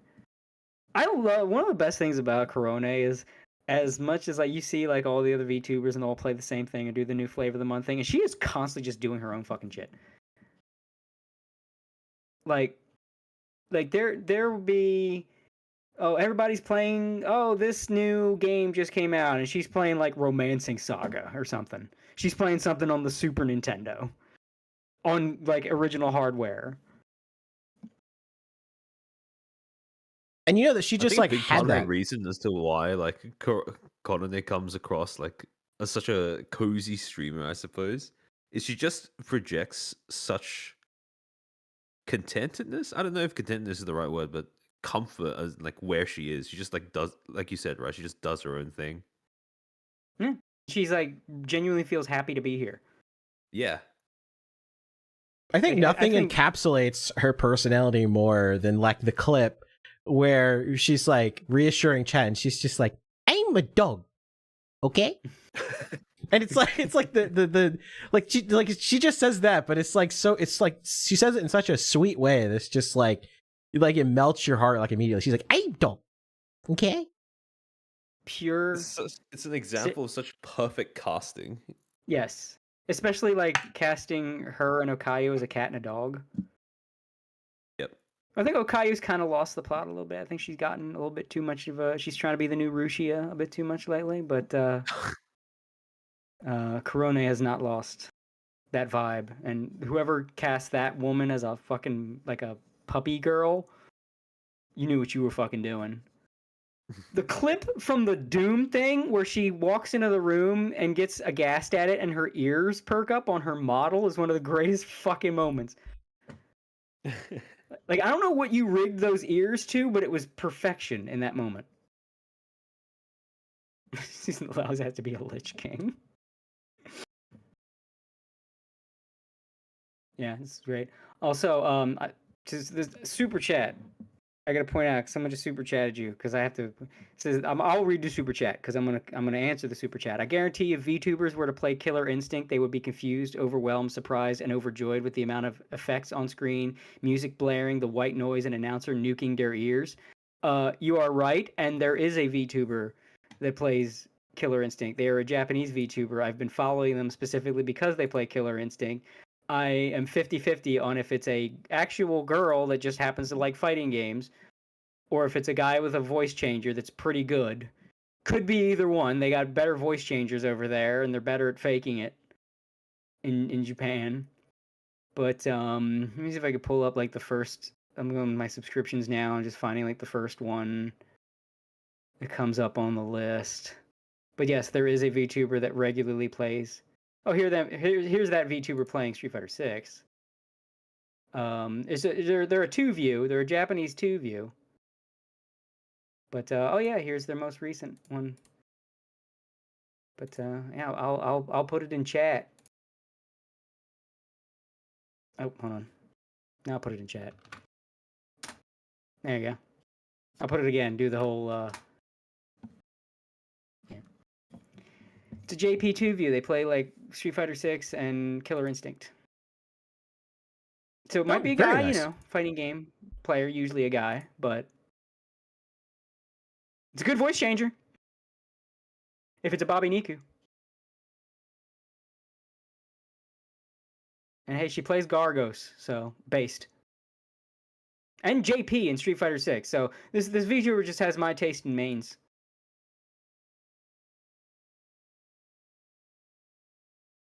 See, I've never played Killer Instinct, so I can't really comment. Oh my god, dude, you just told me that, and now I'm like, no, I gotta get you in. Look, listen to me when I tell you this. Killer Instinct is one of the greatest fighting games ever made, and it is the single greatest fighting game ever made that was not made by SNK. It is the only fighting game at their level. It is so good that I cannot oversell it. It's got shitloads of single-player content. The multiplayer online works damn near flawlessly. People are still playing this shit because it's that good. Pretty much every character is balanced, viable, and yet completely unique. So you genuinely can pick up whoever the fuck you want. Every character's interesting. The soundtrack was done by fucking Mick Gordon and Cell Dweller. Wow. Mick Gordon and Cell Dweller. And it still looks good. Like a decade after it first came out. It still looks good. You can, by the way, hear this because this is like Mick Gordon did this before Doom. You can hear like Doom in some of these themes, like Fulgore's theme, like, oh yeah, that is where we got Doom from. And Mick Gordon learned to do Mongolian throat singing just to do Jago's theme. He went to the fucking mountains into a fucking temple just to do this one theme song for a video game. And he nailed it. You listen to Jago's theme, that is Mick Gordon doing the throat singing. You have sold me on this game really hard. We will stream it. You stream it. I'll be there before I subject you to the KOF gauntlet. I will show you this majesty. There is a mode in this because they did a different arcade mode for each season. They didn't just make the season. This, by the way, is the game where seasons come from for fighting games, like season 1 and then season 2. This is where it started. They didn't just make it characters. They added game modes with every fucking season. And season 3 gave this whole, like, global fucking story mode, mission mode thing where, like, there's all these different fights around the globe where you have to fight clones. And then, like, you'll also get, like, little branching character things you can do, like, oh, your character finds a treasure chest. Do you open it or not? Or if you're playing a certain character, they might have an extra option, and then you can get items and power-ups for this mode, and then you fight different challenges, and you have to do a certain thing in order to lower Gargos's power at the end of it, because if you just fight Gargos on his own, he's going to have like 1,000,000 buffs, and he's going to beat you in seconds. But you beat these other guys to take away his power-ups. But you might not be able to beat all of those guys if you don't play right, and then he'll still have some buffs. But if you play right, you can take away all his buffs. And you can recruit more characters for the mode. And this is just the single player. And most fighting games just have like fucking arcade mode. And maybe, maybe like you fucking Street Fighter 6, you walk around GTA land as your mutant, and you learn nothing about playing the game. No, not the game from the night. No. This came out like in 2014, and then they and then they just kept updating it for like several years. And fucking Rash from Battletoads is in it as a guest character, and they have the Arbiter from Halo as a guest character, and the bad guy from Gears of War as a guest character. And it's amazing. And it's one of the best fighting games of all time. And if you like fighting games, you play it, and it has the greatest announcer of all time. Like, is the hype as shit. Yeah, General Rom, that was it, yeah. General Rom is in it, and it's amazing.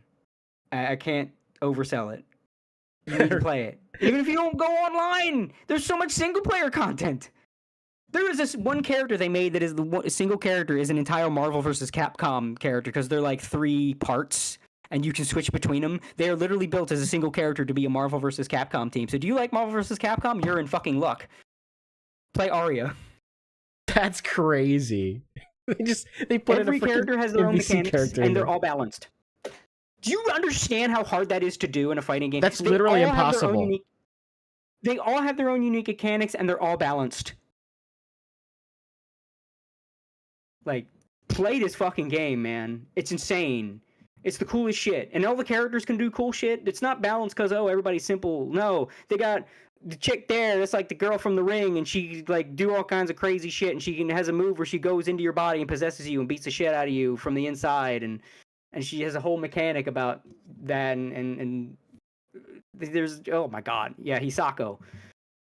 Oh my god, it's just fucking, I could go on all day. There's more I could bring up. I have to stop somewhere.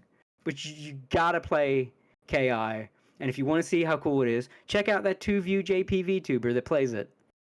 And you say, damn, this looks fly. I gotta get me a copy. Go get you a copy. Yeah, I'll go. We don't know if that's a man behind that avatar or not. Just don't think about it. Look at the big booby anime girl playing Killer Instinct, and then you'll be looking at the big booby anime girl, but Killer Instinct will be so cool, your eye will drift over. You drift over to the game that the big booby anime girl is playing. It's like, damn, that's the best shit I ever saw. And guess what? It plays just as good. Kuroa Zato 1 on YouTube. Yeah, Kuroa Zato 1. Beautiful game. And peak taste on this VTuber. So yeah, there's your 2-view rec. And game rec. Play Killer Instinct. I'm gonna bug you now. I'm gonna get you playing KI.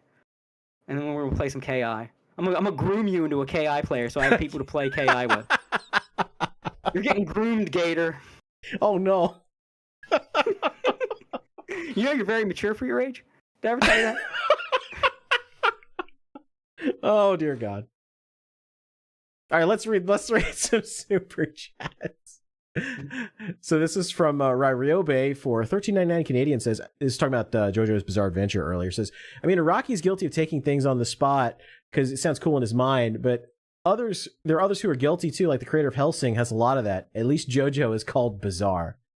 It's for true. Hellsing also has that vibe in a good way of like, it's just weird, but like owns it. Right. Also, Hellsing Ultimate props had a fucking banger cover of Broken English, which, like, where the fuck did that come from? Yeah, right? Like, Broken English, that's a song. It's been around since, I think, like, the 70s. And then, like, here's a cover of Broken English that's, like, a quintillion times better than the original. I kind of don't like the original. I don't like the singer. But, dude, the cover, it's just like, okay, caveat: the cover has clips of Hitler speeches because it's recontextualizing broken English.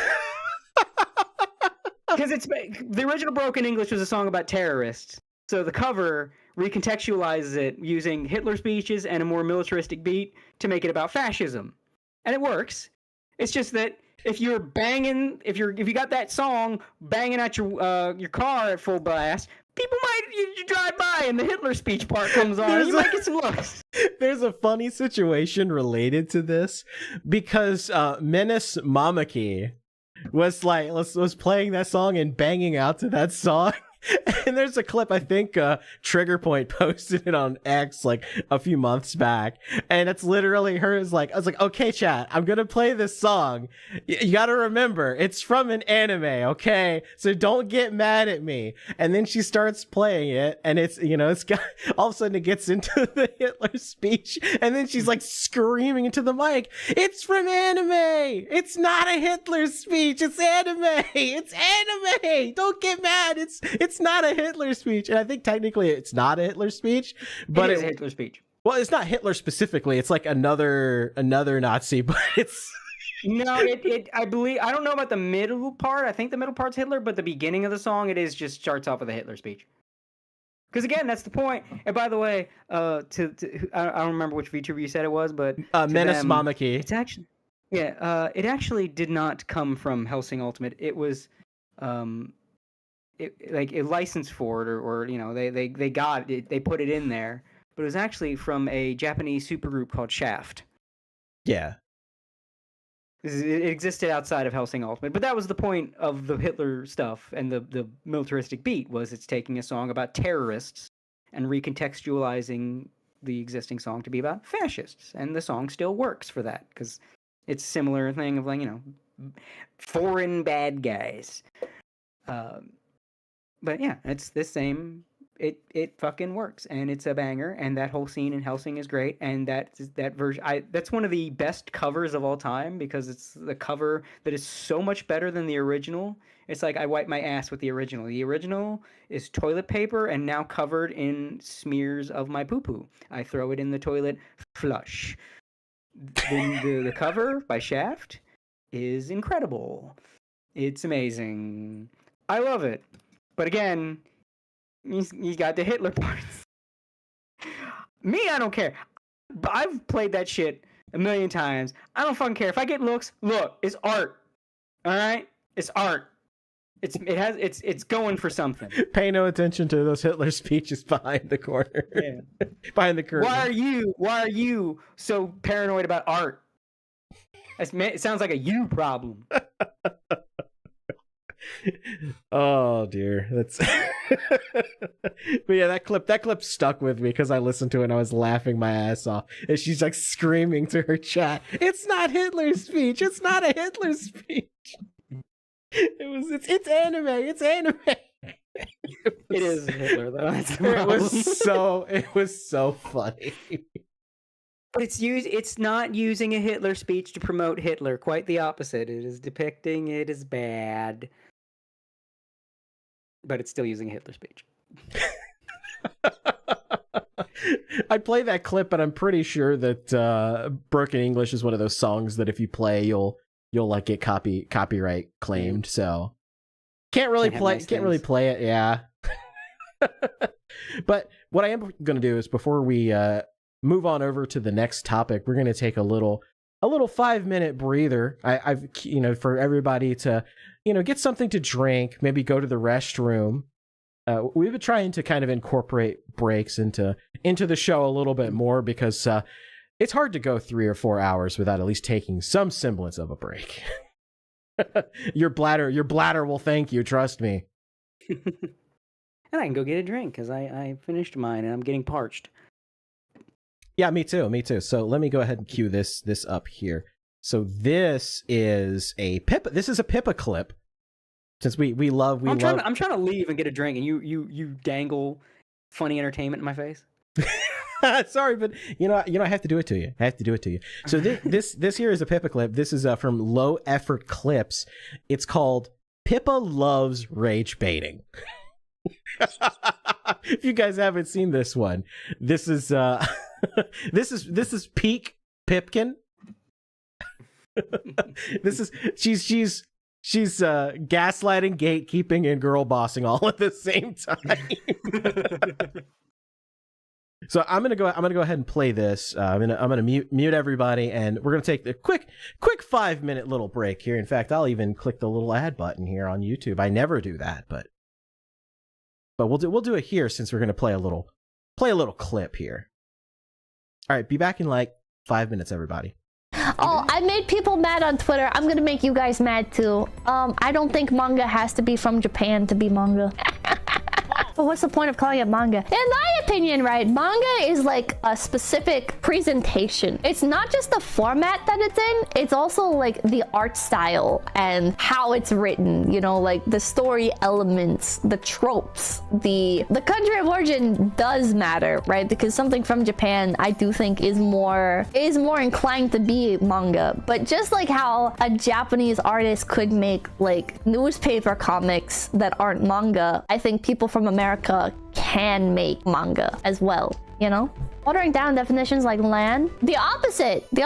I have... Why did I jump that? But manga has multiple art styles. Yeah, that's why it's more than just any one defining factor, in my opinion. Thank you. Cartoon is anime now, yay. That's also why I think the Devil May Cry anime isn't anime, even if you use, like, a less strict definition. I think, and same thing with Avatar The Last Airbender, right? I don't think these are anime, because I don't think there's enough of that intent. I don't think there's enough elements. She's not even consistent with her baffling take. You're not listening. You just assume what my take is. It was like calling some games JRPG even when they're not made in Japan. I don't know because I don't play JRPGs.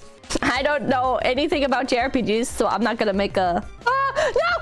Why did I do that? It's because I was distracted by my debate with you guys. See, this is the thing, right? You guys get to like take your sweet time typing up your responses, and you don't have to do anything else. But me, I'm playing mahjong while defending my ideals. It's like I'm both a soldier and a poet. Meanwhile, you guys to be tapping away, struggling to do either. Ideals is a strong word. Best Andrew, thank you. Let's talk about something less controversial. Our visual novels video game. That's an interesting topic you bring up. Can somebody remind me what my opinion was so I can defend it again? I said yes because kinetic. I agree with myself. Oh, your opinion was no? And we got angry. Okay, well, my opinion, whatever it was, is correct. I don't remember. Nah, I'd win. Wasn't it the other way around? You guys aren't very good at this. She most definitely said they were games. Did I? Are we supposed to keep track of your thoughts? Yes. My disbelief at our own opinions. Listen, a lot of my opinions are based on vibe. Alright. I am a firm believer in just having opinions. If you feel like you have an opinion, you should have that opinion. If you don't have an opinion, don't force the opinion, because you don't actually have an opinion. And opinions are valuable things because they give you something to ramble about when you play mahjong. Honestly, better than being neutral. There are some things where it's like I care about the greater subject, so I don't want to have an opinion on things that I don't feel confident on, if that makes sense. Like stuff like JRPGs. I care a lot about video games, which is why I complain about them so much. So like, to have an opinion on JRPGs is like, well, I don't know. I'll leave that to the people that actually are into that. Stuff like idols. I have a lot of opinions on idols, but I don't really care about idols. It's just a fun thing to talk about. It's a fun thing to have an opinion on. I think there's like A opinions and B opinions and C opinions. A opinions are from people who are seriously invested in a topic. B opinions are from people who have general knowledge of the topic. Yeah, like general knowledge, but aren't like so invested. And then C opinions are people who come in just to complain about either side. Yeah, you have C opinions as in they should see their way out. Exactly. People that voice their opinion because like I might upset people here, but like because their favorite like streamer or YouTuber or whatever said it, so they start regurgitating it. I hate those people a lot. I would much rather my own chat like disagree with me on something if like instead of just like co-opting my beliefs, you know? Gotta not be an NPC. Exactly. Because it's like if you're believing something just because I said it and you don't actually know anything about the topic or whatever, like you're just being an NPC. I don't know how this happened, chat. I don't know how I ended up in third. I think it was because I was having a philosophical debate with you guys. What about contrarians for the sake of it? Well, I'm biased because I love being a contrarian. I think there's nothing more fun than not caring about a topic at all and just riling people up. I think of the olden times when people would go on like Facebook and they'd find like really, really angry old people who were like debating like serious topics and stuff. And they would just like get the old people to do like circles. Like they didn't care about, they didn't know like what they were debating or whatever. They would just like keep saying whatever it took to make the old person mad. Yeah, yanking their chain, just yanking their chain. That's fun. And nobody gets hurt. You know, that's like classic harmless trolling. Yeah, you're just wrestling some jimmies. If somebody gets mad about that, you know, like that's their own fault because they chose to be mad about it. They chose to take the internet seriously. You should never take the internet seriously unless it's something I care about. I knew I was wrong the first time, but I'm just arguing to make you mad. Well, yeah. Time to double down even though you knew 7 hours ago. Yeah, I do that a lot on stream. And then next stream, I'll say something completely different from one of my beliefs before, and people will be like, that's not what you said. And it's like, yeah. I had to change my mind off stream, otherwise people would view me as being weak-willed. I couldn't allow you to see my character development, or else you might interpret it as a weakness. We call that cope and seethe. I do cope and seethe. You know what? That's because I care. Alright. Ah! And what color is your Bugatti? What color is your Bugatti, chat? Everybody, make sure to like, comment, and subscribe to Low Effort Clips. That's right, Low Effort Clips, right here on YouTube.com. Yeah, and hit the notification bell. Yeah. Yeah. All right, and we're back. I always like leaving low effort clips things in the end. I like that she admits that she's just having shit takes and doubling down on them on stream. I love the meme that she referenced. It's like, I knew I was wrong 30 minutes ago. I'm just continuing to argue to piss you off. I do a fair bit of that. I'm a little guilty of that. But you know, like Pippa kind of came out of that corner of the internet a little bit where I was very active in. So that's kind of like, you know, it's like that's kind of our thing. It's like, yeah, I know I'm wrong, but I'm still gonna argue just to make you mad. Oh,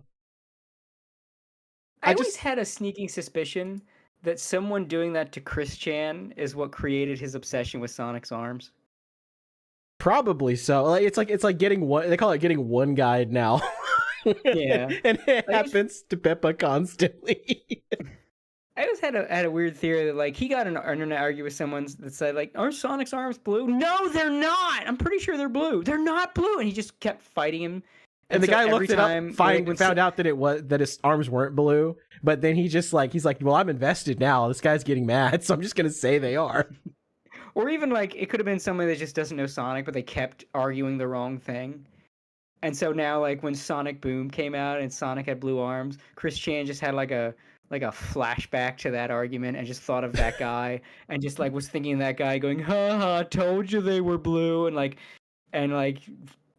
becoming more warped and distorted in his head, like told you they were blue. And it's playing the song Like- you know? Yeah. I forget Like, close up of the guy's mouth, like his lips as he's saying "told you they were blue," and everything gets distorted and it just seethe. And he felt like he had to destroy this just to stop it.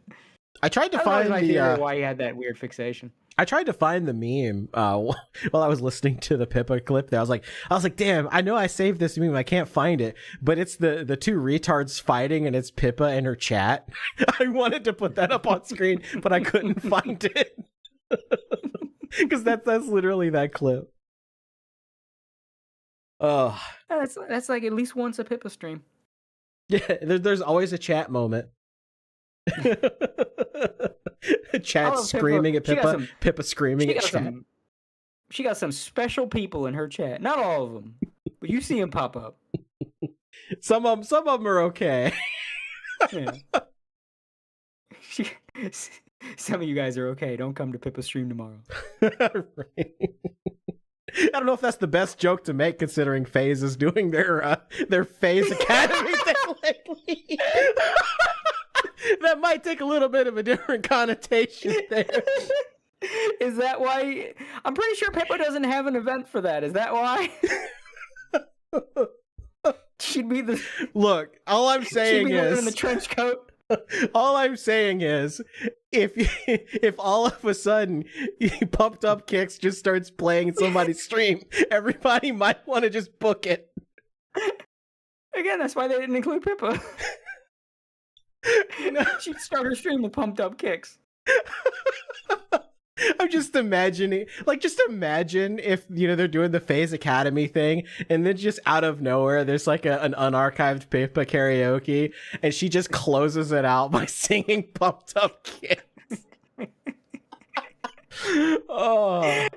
Preceded by a KMFDM playlist. Right. Pumped Up Pips. Yeah. Oh. I'm gonna fucking shoot up the school. Dub it in. Text to speech. Oh, that's how you take something lovable and you give it a dark connotation. Oh God, I love Pippa. Rio pay for $6.99 Canadian says, I just realized next to VTubers played or heard of No More Heroes. Is it the best fluid combat game? No, that's Bayonetta Devil May Cry, but a fun and dumb game to play. Yeah, No More Heroes is fun. No More Heroes. It's peak. So I meant next to no VTubers. Gotta get some VTubers playing that shit. I gotta see some of these chicks react to Travis Touchdown's method of recharging his sword. All right. Well, that kind of brings us to our next major topic of the discussion of the show. We touched on HoloLive a little bit for some good reasons. Now we kind of have to touch on a little bit of the bad here. You got to take the good and the bad here. So this past week there was Pakora has been trying to obtain some of the special event Pokemon in Pokemon Emerald, and I was actually talking to Armchair about this before the stream because he really didn't know a whole lot about it, and I kind of had to research a lot into this because there were a lot of people saying a lot of different things, and this is kind of the gist as I understand it. And I know chat will correct me if I get something wrong, but so Pakora was trying to collect special event Pokemon. For people that didn't play the Game Boy Advance version of Pokemon Emerald, there were special events, I think it was only in Japan and Taiwan at the time, where you could get special event Pokemon that were only obtainable through this particular event. And so it's basically one of those, you had to be there to get the Pokemon. And Pakora set out on this mission where she was going to buy a bunch of old Pokemon Emerald cartridges because she's trying to find the Holy Grail.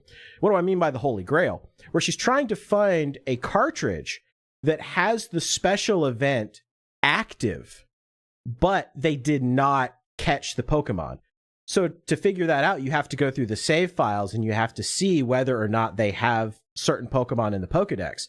if they aren't in the Pokedex, but the event was active, then you're able to actually go to the special island to catch the Pokemon. Well, Pakora finally went through a bunch of these cartridges to find it, and she finally found one. And she was able to catch a Mew with this special event. Well, there was a little bit of an issue. Some Super Nintendo fans discovered through examining the stream that Pakora most likely, and this is totally unwittingly, purchased a modified version of the game where they had changed aspects of the code. Now, I'm not 100% sure if it was just the save file that had been hacked or if it was the actual like full game ROM that had been messed with and tampered with, but an aspect of the coding of the game was tampered with, and it blew up into this whole thing on Japanese Twitter where like the Japanese Nintendo fanboys were literally just straight up attacking Pakora, saying that the company needed to fire her, that they needed to punish her, that this is literally the worst thing. I mean, it was the crazy, like it was watching like they were turning into like Niji Sanji stand, you know. Of course, that was something Armchair had actually talked about before the stream about, you know, everybody wants to make the comparison to like Niji Sanji. It's kind of like it's the kosher way kind of to say this thing bad, like the classic corpo bad. Yeah. Mm-hmm. But I mean, quite literally, they were straight up harassing Pakora and HoloLive in general, because they were so distraught and so upset that Pakora would dare accidentally stream herself playing a modified version of Pokemon Emerald. Yeah,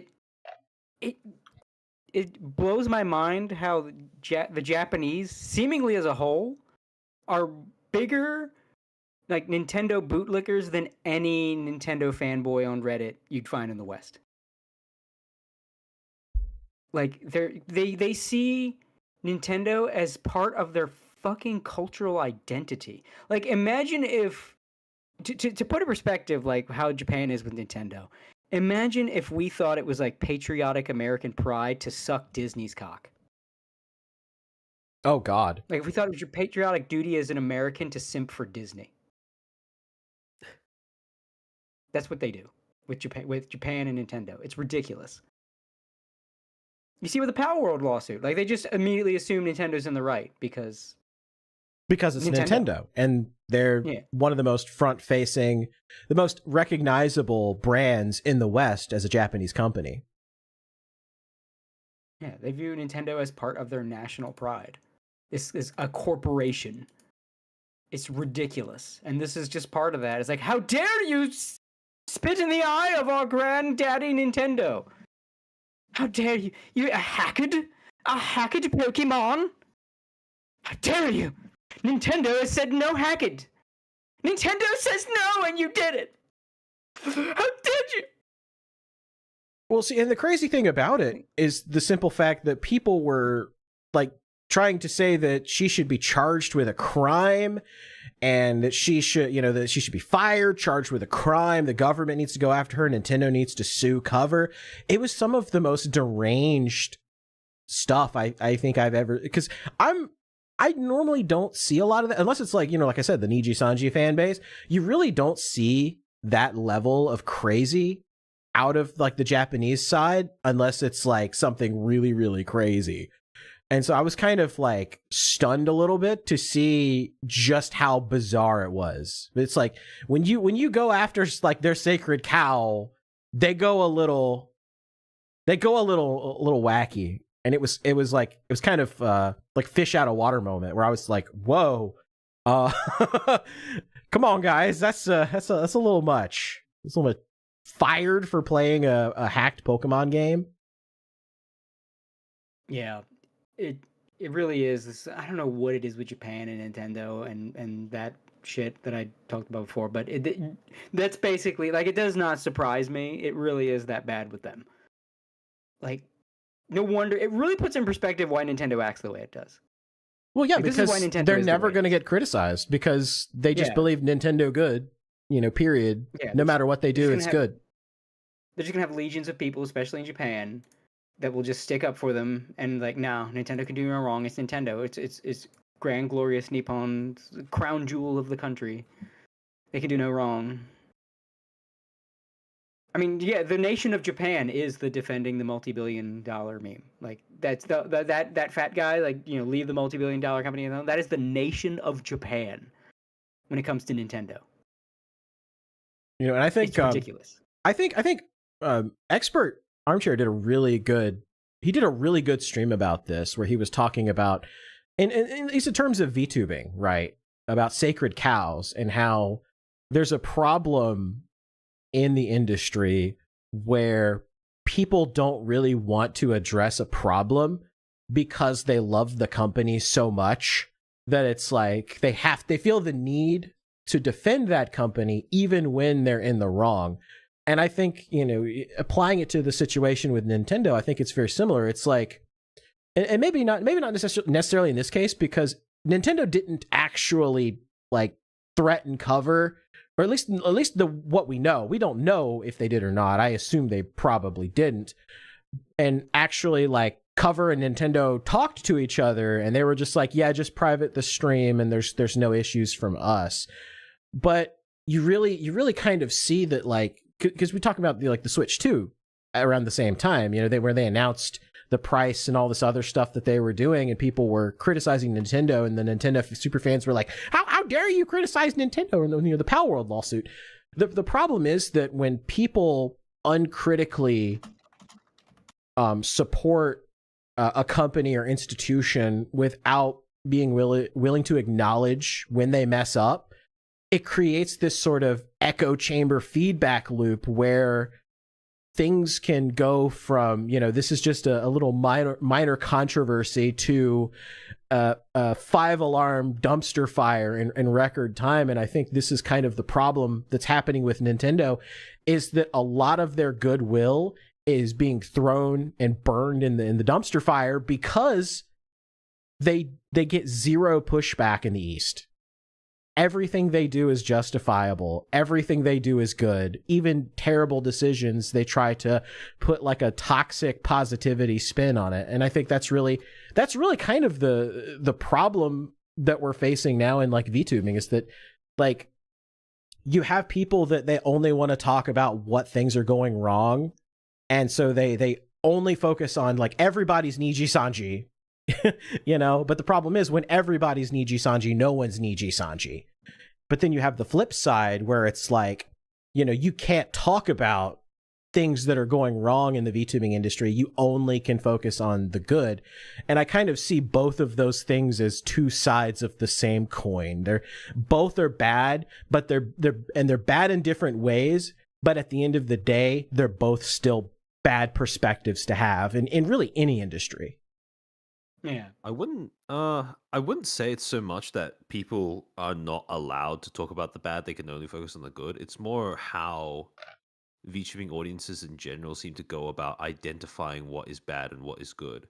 Because at the moment, and I don't think this is specific to VTubing, because it's a natural side effect of it being a content creation, entertainment industry. But the way that people go about identifying things that are bad in the space, it tends to be very identity first and then everything else second. And what I mean by that is people don't look for bad practices, they look for bad actors. And if someone has a bad practice but is generally regarded as a good actor, people tend to want to sweep that under the rug, which can get a little bit annoying when it comes to just identifying certain just certain practices that don't work regardless of who's the one doing them. It's part of why I think that as the months have gone by and we've hit a year plus after the whole Niji Sanji scandal and all the way through February, March of last year, I think that the longer that time has gone on, the more it's become obvious that people have taken what happened with Niji Sanji as just a set of circumstances that are unique to Niji Sanji. Like, the lesson that people have taken away from that is Niji Sanji bad, not XYZ practices are bad, or you shouldn't do XYZ thing because of ABC reason. Right. And yeah, it's like you said, right? It's all the people default to Niji bad without fully understanding why they are repeat. It's almost become like a mantra that people say, right? Niji bad, but without really thinking about why it's bad. And I think they also forget things like, it's a lot of it's Niji EN, Niji JP is pretty much fine. Yeah, the JP side really Or- doesn't have these issues. And, I was talking with Armchair before the show, and it basically said that a lot of it has to do with the culture clash. There are practices and things that they can do in Japan that's just like commonly accepted, and everybody's just like, yeah, this is just what happens. Whereas in the West, it's like, no, that's not how we do things here. Yeah, and a lot of I do think that I'm trying to figure out how to word this, but with the thing is about when it comes to comparing the way that, for example, Niji JP works compared to Niji EN, is that with Niji JP, they have their own, set of, like you said, right, different cultural standards, different audience demographic, different standards for what is okay, what is not okay. But it's not like, it's like Azahara saying in chat as well, it's not like Niji JP has zero problems or scandals or whatever. It's just that, well, it seems like because of the fact that the audience is a little bit different, we don't get a lot of crossover in terms of the same kind of fanaticism, I suppose, that you see in the Niji EN fan base. And on top of that, it's also the fact that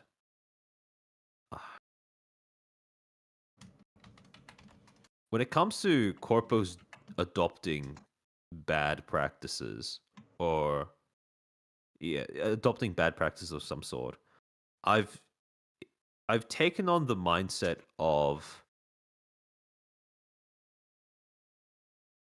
how do I say?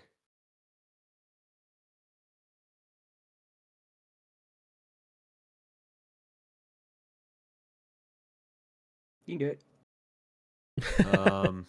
It's hard to word because I don't want this to come off like, I don't want this to come off callous or anything, but it becomes a point where if you are simply crusading against something because you think it is bad, if you're not able to articulate why it is bad beyond just it is, you think it's evil, etc., etc., etc., it kind of loses meaning after a while. And I do think that the way that the Niji EN, like the way that the EN side of the industry is reacting to Niji EN has kind of reached that point where it is just, I think part of the reason why there's such a big divide in terms of how Niji JP is regarded over there versus how Niji EN is perceived over here is because there has been no similar kind of watershed moment on that side of the thing. And with the EN side of VTubing, we've taken to looking at Niji as this kind of big bad, where in actuality, like you can say that Niji Sanji is like a black company fundamentally, but it's important to be able to articulate why that is the case, because companies don't become bad overnight. Companies don't become, black companies, so to speak, simply at the snap of a finger. There needs to be it needs to build up to that in some way. A company only becomes that by having a certain set of, well, like I keep saying, like practices that fosters a kind of environment that promotes certain behaviors among the people working there in order for you to get that kind of cocktail of toxicity. And the problem is I'm not certain that after the whole Niji Sanji scandal in early 2024, people learned to identify those things. Yeah, I think people just got excited with the hate train and didn't really sort of like. There's a lesson to be learned here, and I think a lot of people did, but I think there was like hating Niji became more important than why do you hate Niji? You know, it's kind of the same thing of like the people that would blindly defend Niji. It's like, do you understand why people are hating Niji? Or do you just? But I think a lot of those people too. It was a combination of the Fujoshis that are like attached to the boys. They must defend their poor precious boys. And I think a lot of it there was also a political element where like Niji is the company that will give us what we want. Like Niji will bend the knee, so we need Niji to be elevated, so that we have influence over the scene. Yeah, there's definitely like a bit of that going on there. The tail wagging the dog a little bit, especially when it comes to like, you know, McDonald's and things like that. Yeah. Like Niji will listen to us, so we need Niji to have a high status in this industry. Kind of like, so you know, only we get to bully. Only we get to only we get to bully the like, you know, the talents. We need them up high so that we can have vicarious power through them. If they are brought low, then we are brought low, and we have to defend our claim. Because they're not going to claim Hollow. Hollow's fan base is too full of like base degenerates. Pretty much. So that's not I wouldn't even say that. I think Hollow's management seems to have a better grasp on what things to take on, what bits of, you know, what they seem to have a grasp on how to differentiate between audience feedback and audience noise. I'm not sure that Niji has that. Yeah. Niji's management has that, at least. Well, I think also Niji's management might be kind of in the pocket of that type. I wouldn't be surprised if Niji's management were a couple of fat ladies, you know. I don't think so. I think they're just a bunch of I think they're just a bunch of Japanese suits who can't be bothered keeping. I think they're clueless Japanese businessmen that probably came from another industry, and so I don't think they were really in tune with VTubing as an industry so much as they were there for kind of the financial aspect. No, the EN side of things had very little to no management, and a lot of it was being self-regulated. So it would not surprise me if a lot of that was just the inmates running the asylum over in Niji EN were on board with that kind of thinking. So we're more, especially the fact that the Japanese side of things was getting so much information from the EN side of things, like second or third hand. So if that information was being presented to the Japanese side of things through that lens, that would not surprise me. Like one of these girls or whoever they got, you know, on board through nepotism told the Japanese handlers like, oh no, this is real bad. You got to do something about this. This is terrible. And it was like McDonald's. Like the Japanese guy isn't going to question it. He's like, well, they're on the ground. They're the boots on the ground. They know. So yeah, don't do that. And then you have a situation like what Niji finds itself in. It's a shame because they do have good people over there. And by good people, I mean Scarla and Rosemi. It's a shame they got to get dragged into this too, but it is what it is. I don't think Niji EN is pulling its head out of its ass anytime soon. I think, you know, if anything, they're going to get merged. Something really interesting that I've observed is that same sentiment that you just expressed, right? Like, you know, these are cool creators, but it's overall a shame that they have to get dragged into the whole, like, you know, the reputational hole that the company has dug for itself. I don't see that kind of resignation anywhere else in this industry. No, you don't. It's a good point. The really weird, the thing that has been harder and harder to unsee the more time has passed since the whole Selengate thing, is looking at other companies that either have similar practices or have proven themselves to be just as untrustworthy with how they communicate to the public as Niji's management was back then. In none of these other instances do I see people as readily express that exact same sentiment of, oh, well, company's blown its own reputation up, we're still going to criticize it. There are people there that I still find cool, but it's a shame that they just have to get roped into it. with every other instance of a similar scenario happening or similarly bad practices being used, people get really, really anal about lumping in the talents with the company. Niji is pretty much the only instance where I see people not giving a shit. Which is, again, I don't know if it's not giving a shit, but to me.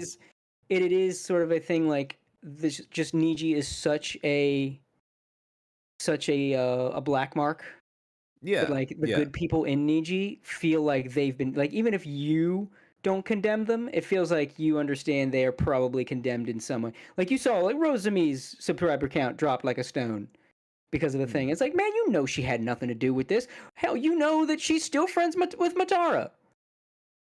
Yeah. Like the thing is, but people, she got hit too. Yeah, no, I don't think it's not so much that people don't care. I think that was probably the wrong way to phrase it by me, but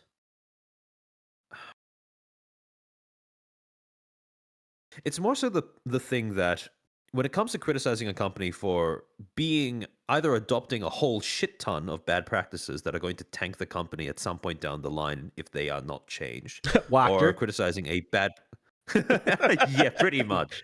Like, everything that people say about Niji is like child's play compared to Wachter.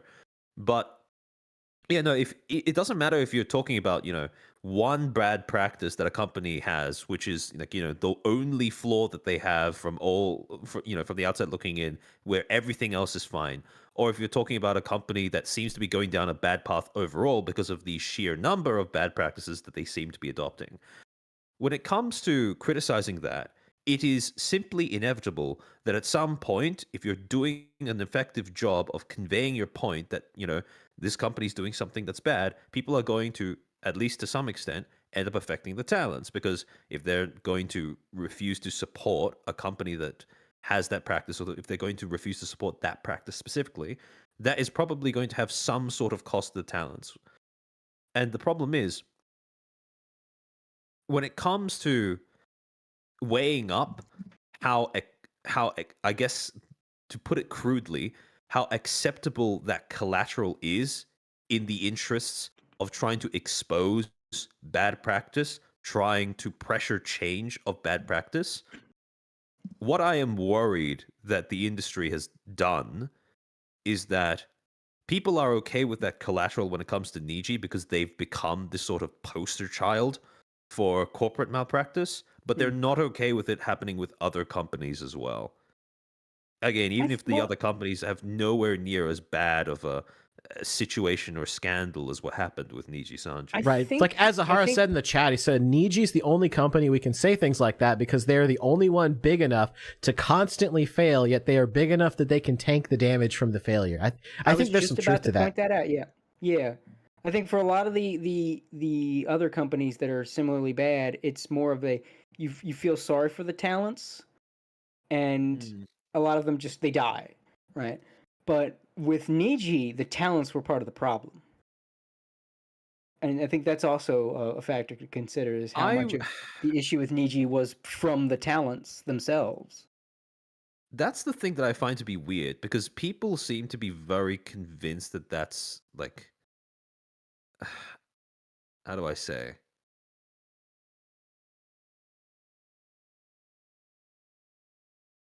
Because there's layers to that, right? Because on the surface, you have the whole, people have been given quite a bit of reason to believe that Niji has a clique problem. I think it's pretty self-explanatory as to why that has become a dominant part of people's perception of the company. But when it comes to the complicitness of the talents in how much of a disaster Niji's handling of Selen's termination was, the thing about the black screen stream that Elira, Vox, and Ike did, the thing that made that so bad was, and this is part of my like overarching concern about how people interpreted that event. There were two problems that were present in the way that particular message was handled, right? That particular announcement stream was handled, that were present simultaneously. The first is you had that whole clique element that everyone seems to have latched onto after the fact, right? The fact that this was a group of talents within the company that at the time was being implied by Niji themselves, not Selen, but by Niji themselves as being part of the group that made Selen's life difficult, right? So you had that whole clique element. But at the same time, you also had the whole problem of a company using its talents as a way of essentially getting its message out across to the public instead of having management do that. And by virtue of doing so, making the issue impossible to separate from a personal disagreement, not a professional one. And the thing is, what I am concerned about is when people looked at the black screen stream, when people think back to it, when people remember it, what they have done is they've allowed the first problem to completely obscure the second. What people took away from the black screen stream seems to be Illyra, Vox, and Ike are snakes. And I mean, sure, that could be true, but they seem to have completely glossed over how bad of a practice it is to get your talents to speak out on behalf of the company in the place of management, and how the reason for that being bad is because it takes anything going on with your company, any problem, any disagreement, anything along those lines, and it turns it into something that is inseparable from the talents as people, rather than your company or the way that you operate or your practices or your policies. And when you make the talent and the company as inseparable from one another as that, then, well, company gets a free meat shield, but aside from that, it makes it a lot more difficult to criticize the company in good faith without people being able to reasonably counter argue that you are hurting the talents, therefore you shouldn't be leveling your criticism, etc., etc., etc. It basically leaves there to be no option but to have the talents act as collateral for the company's reputation. It's like the Simpsons movie cameo with Tom Hanks, where it's like the U.S. government has lost its credibility, so it's borrowing some of mine. You know? Yeah, exactly. Yeah, I see what you're saying, but I think glossed over that. I think we have enough to go on to safely say that there was a clique problem.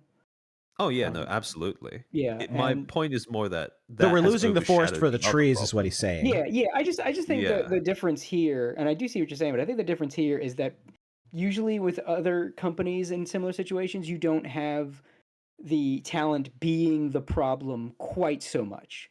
And that's why usually there's a separation for people where they're like, separate the company from the performer. And a lot of that is like, oh, well, a lot of times, it's not the performer's fault that, I guess you could say it's their fault for applying to the company, but it's not their fault that the company is bad or twisted or corrupt or whatever.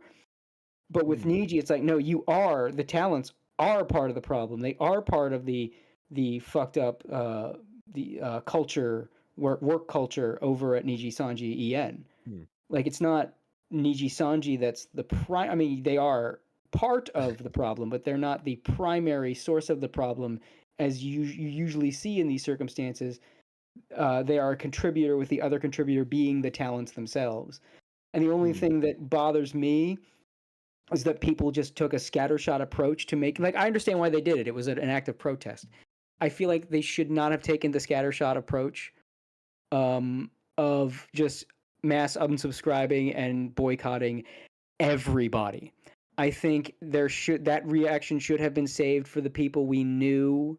And I know not literally knew, but knew. It's like, you know, it's like I think before it's pretty safe to say that everyone who was involved in the black screen stream, that was like pretty cut and dry. Yes, and like it's kind of like the JFK stuff. Like, even before the stuff, the files were reclassified, we all kind of knew the CIA did it. Yeah, It's like, we don't have any proof. The CIA fucking did it.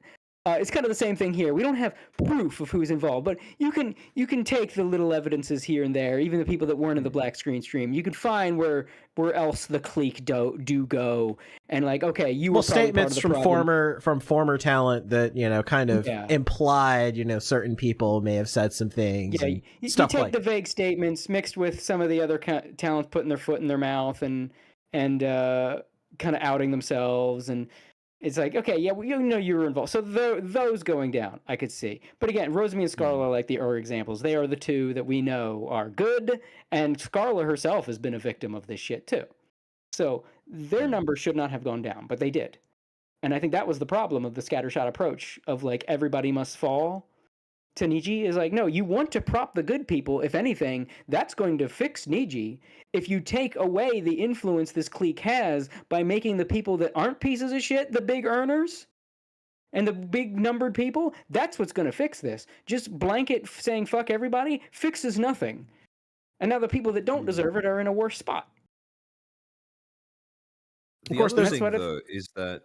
Sorry, yeah. No, go ahead. Go ahead, Armchair.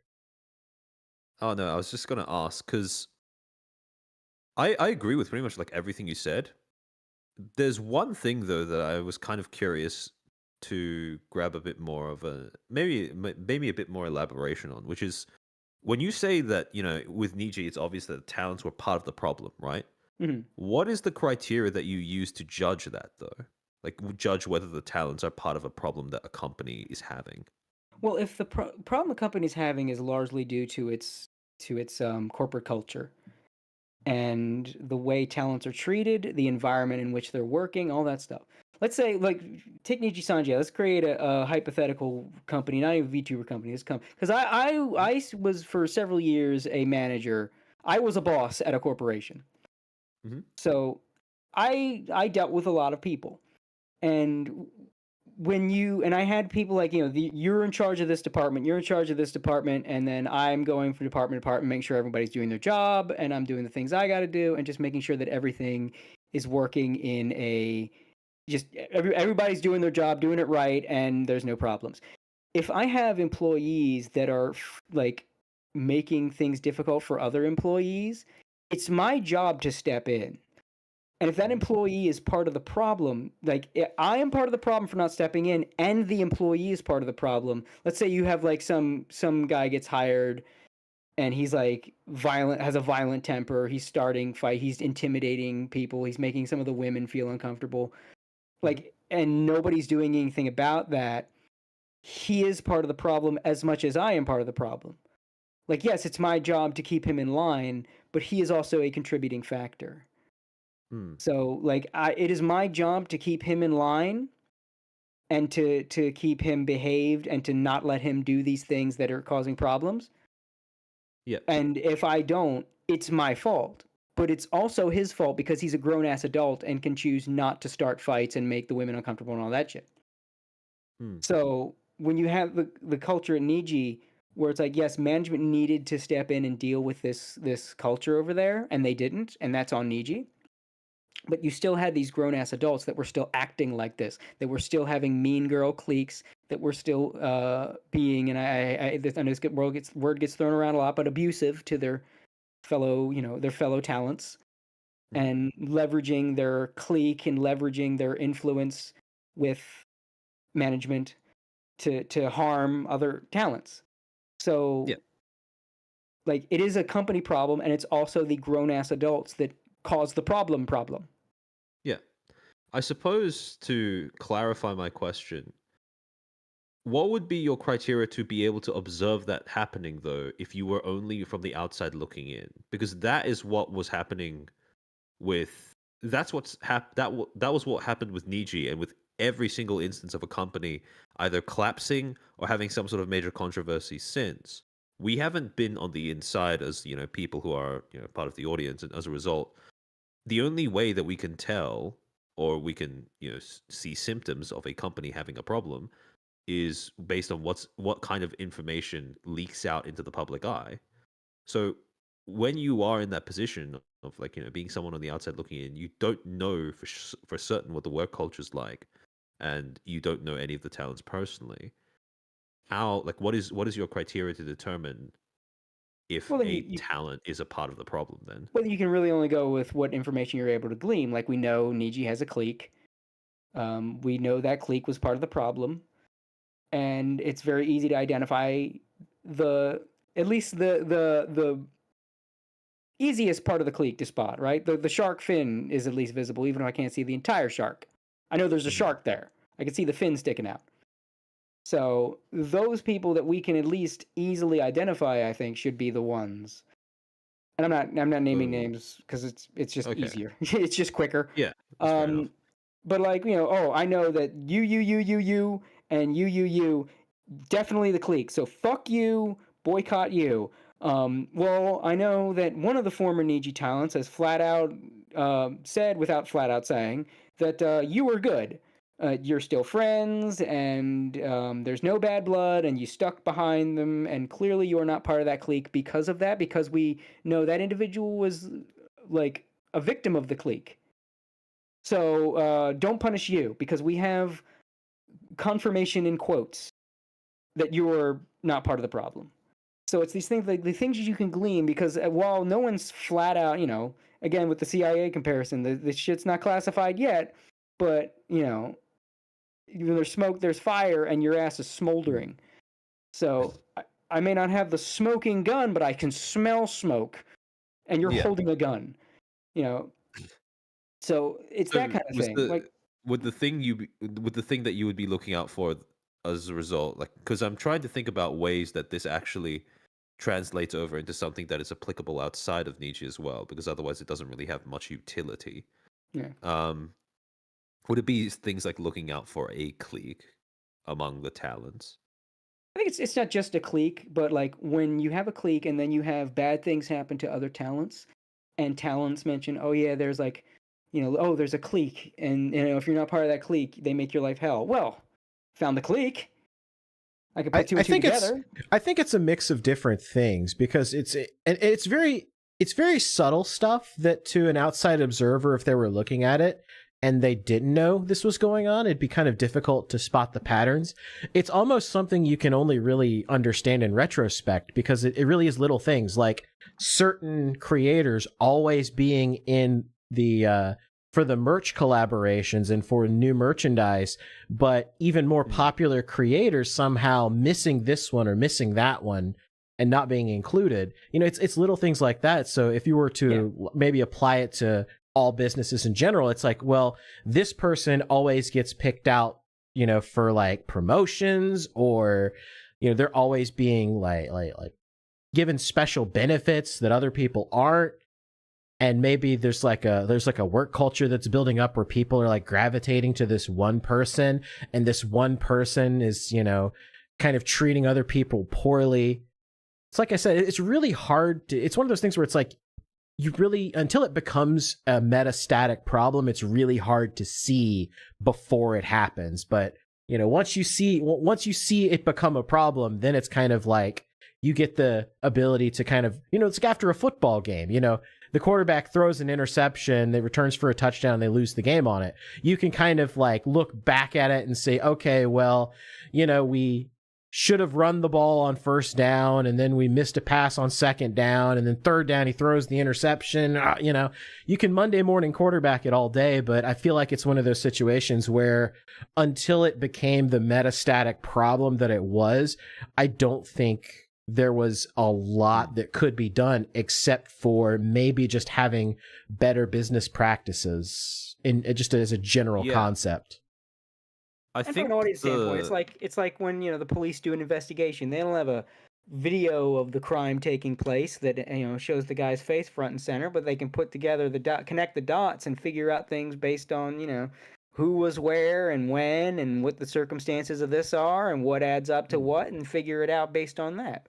And I think a lot of Niji is that. It's like we don't know exactly. We don't have the chat logs. We don't have the murder weapon, but we do know that someone was shot. Yeah. I can see what happened to Solan. We can place people at the events of the scene of the crime. Yeah.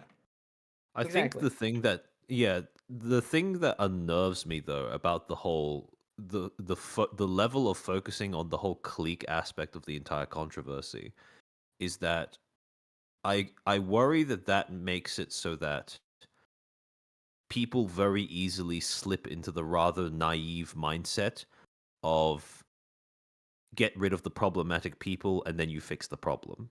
Right. And I think that was part of why they put the talents up there as the shield, because it allowed the company to, it allowed the talents to tank some of the damage so that the company didn't take all of it. Yeah, and I think that by focusing on Niji and what happened inside of Niji as a clique-based problem, I think that doesn't. I don't think that combats the attempt to conflate talent and company inseparably with one another. I think it actually reinforces it, which is why, Yeah. again, a year onwards, when I look at other companies either adopting practices that are similar to what Niji has done, even if everything else is different, or when I look at companies that seem to be charting a very similar course to Niji, the thing that worries me as someone who's tried to keep up with all of these things happening and who's been documenting how those things happen, the process by which they happen, is that people rather naively, especially fan bases, audiences, they seem to be assuming that, because the people involved in this situation are different from the people who are inside of Niji, surely that means that the company won't have a similar problem to what Niji had either. And that's where I think we get into a little bit of a problem, where I think that there are universally certain patterns of behavior, corporate policies, general practices that, regardless of whether you subbed in talents from within Niji Sanji or talents from literally anywhere else, it would still bring about a bad outcome down the line. And I think that people are a bit naive in assuming that, again, it's a specifically Niji Sanji problem, and even more so specifically these talents within Niji Sanji problem. Which I think is, if the rumors are to be makes me believed, nervous. if the rumors are to be believed, I think there's more precedent for that, because if this sort of was the inmates running the asylum, then the problem with the talents is linked to the problem with the company. I mean, the problem with the company would be just, not doing their job, and like I said, if in my situation, not managing my employees and keeping everybody in line, just sitting in the office watching YouTube all day. I think a lot of the problem with Niji stemmed from a sort of disconnect between management and talent. And Selene really kind of explained this when she was explaining how she tried to get all of these projects through, and it took them a really long time to actually get back to her. I think this kind of exemplifies one of the major takeaways that I think a lot of even non-VTuber companies can kind of take this to heart, that you really have to have that level of communication between managers and employees so that there's some channel at which you can pass information and get maybe not instant feedback, but close, near real-time speed, so that you're constantly able to kind of like say, hey, X is a problem, we need to solve it. So, and then the manager says, oh, okay, well, let me talk to this guy. Okay, so-and-so says X is a problem, we need to fix it. And so you have to have those clear lines of communication between, from the bottom to the top, from the top to the bottom. And I think that's where that's where the problem metastasized, is because there weren't clear lines of communication. And in lieu of having clear lines of communication, I think it almost encouraged talents to kind of go into business for themselves and sort of act as liaisons between the two. I think it's just Niji is a unique situation. It definitely is, because I don't think we've quite had a company that comes from the East, starts a Western branch, and then has very little like communication between the two branches. So it's like the left hand doesn't know what the right is doing. And they're trying to approach the Western market with the Eastern market mindset and their workers' laws versus our workers' laws. And I think it just kind of created the perfect storm of bad practices. I'm going to disagree with you guys on that one, because I don't think that Niji is really that unique at all. Because, ironically, when it comes to the whole thing that you just described, right, the combination of trying to expand it into the West while still retaining really stubbornly maintaining your outlook on how to do business, employee relations, and stuff like that from like a JP corporate mindset, and trying to impose that onto EN talents and who are presumably making content for an EN audience. There have been lots of companies that both still operating and dead that have had that exact same combination of things come together in order to cause them problems.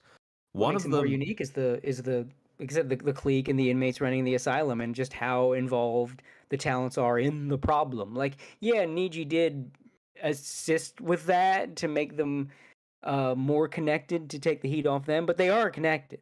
Like, they are a major part of the Well, problem. I think what makes Niji unique in the aspect that I was talking about, though, is that, like as Ahara said, all the companies where this was a problem are dead now or dying.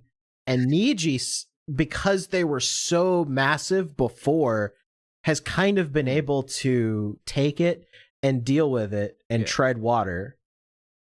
yeah.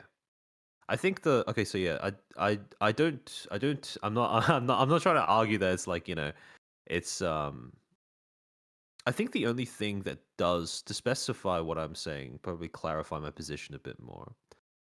I think the only thing that makes Niji Sanji unique in that regard is not the things that made them fail, but the fact that they still haven't failed, I suppose. Not in the sense of collapsing as a company. And that is a luxury that other companies do not have. And the problem that I have with the way that the space has taken to criticizing corporate practice since the whole Niji Sanji thing happened is that it has become a bit of a weird kind of taboo around criticizing companies' corporate practices to the point where you are only allowed to criticize a company and compare its practices to Niji's practices if once the company is already dead. Like, if a company is heading in that direction, it's mostly frowned upon to sort of point out specific things that seem to be like doing bad. If a company's doing fine, it seems to be taboo to point out that they're doing certain things that might give rise to something bad down the line, or seems to be having a bad effect on the company's overall image or the state of the talent and their emotional well-being or whatever. But it's only after those companies are dead are we allowed to actually say, okay, this and this was something that they did wrong. This and this are things that have killed other companies in the past. This and this could have been done differently in order to avert their fate. But the problem is, at that point, it no longer has any utility. Right, it's like almost like a black swan event of the VTuber industry. yeah, kind of, right? Where again, Niji's like fair game to criticize. I think it's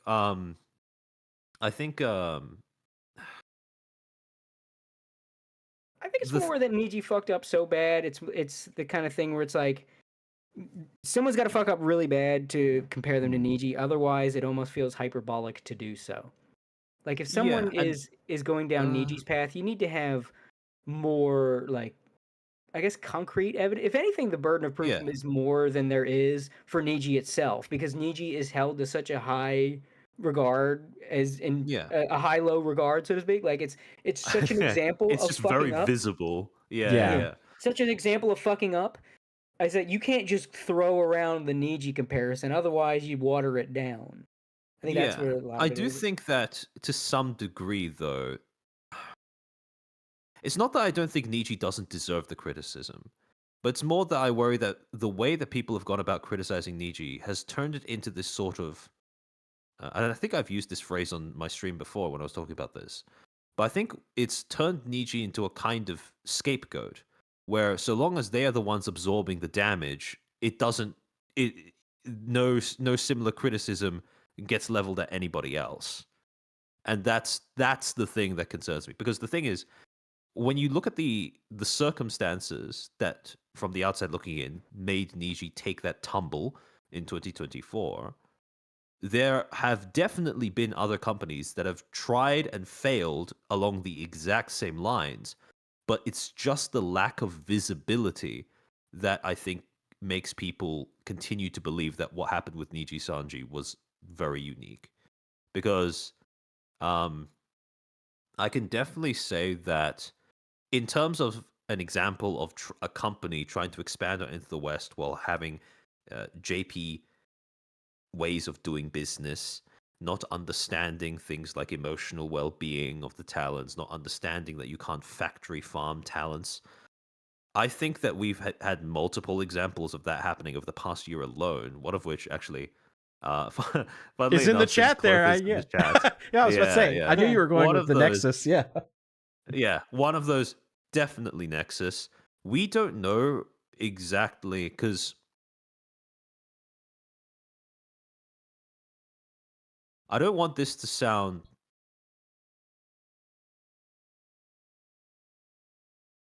We don't know exactly how badly what happened inside of Nexus affected the talents, because ironically, by very virtue of the same flaws that collapsed the company, the lack of vision on behalf of Harry and his utter incompetence when it comes to running the company and supporting the people who are working under him, the talents in Nexus are, in terms of the size of their followings, nowhere near big enough to generate the same amount of exposure as to their experiences, what they were put through, etc., as, say, someone like Selene or even Zion when Niji had that entire spat with her.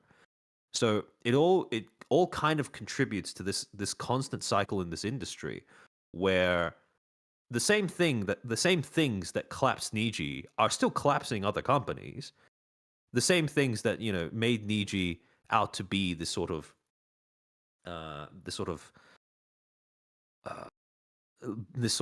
you know, ugly duckling, I suppose, are still blighting other companies in the space.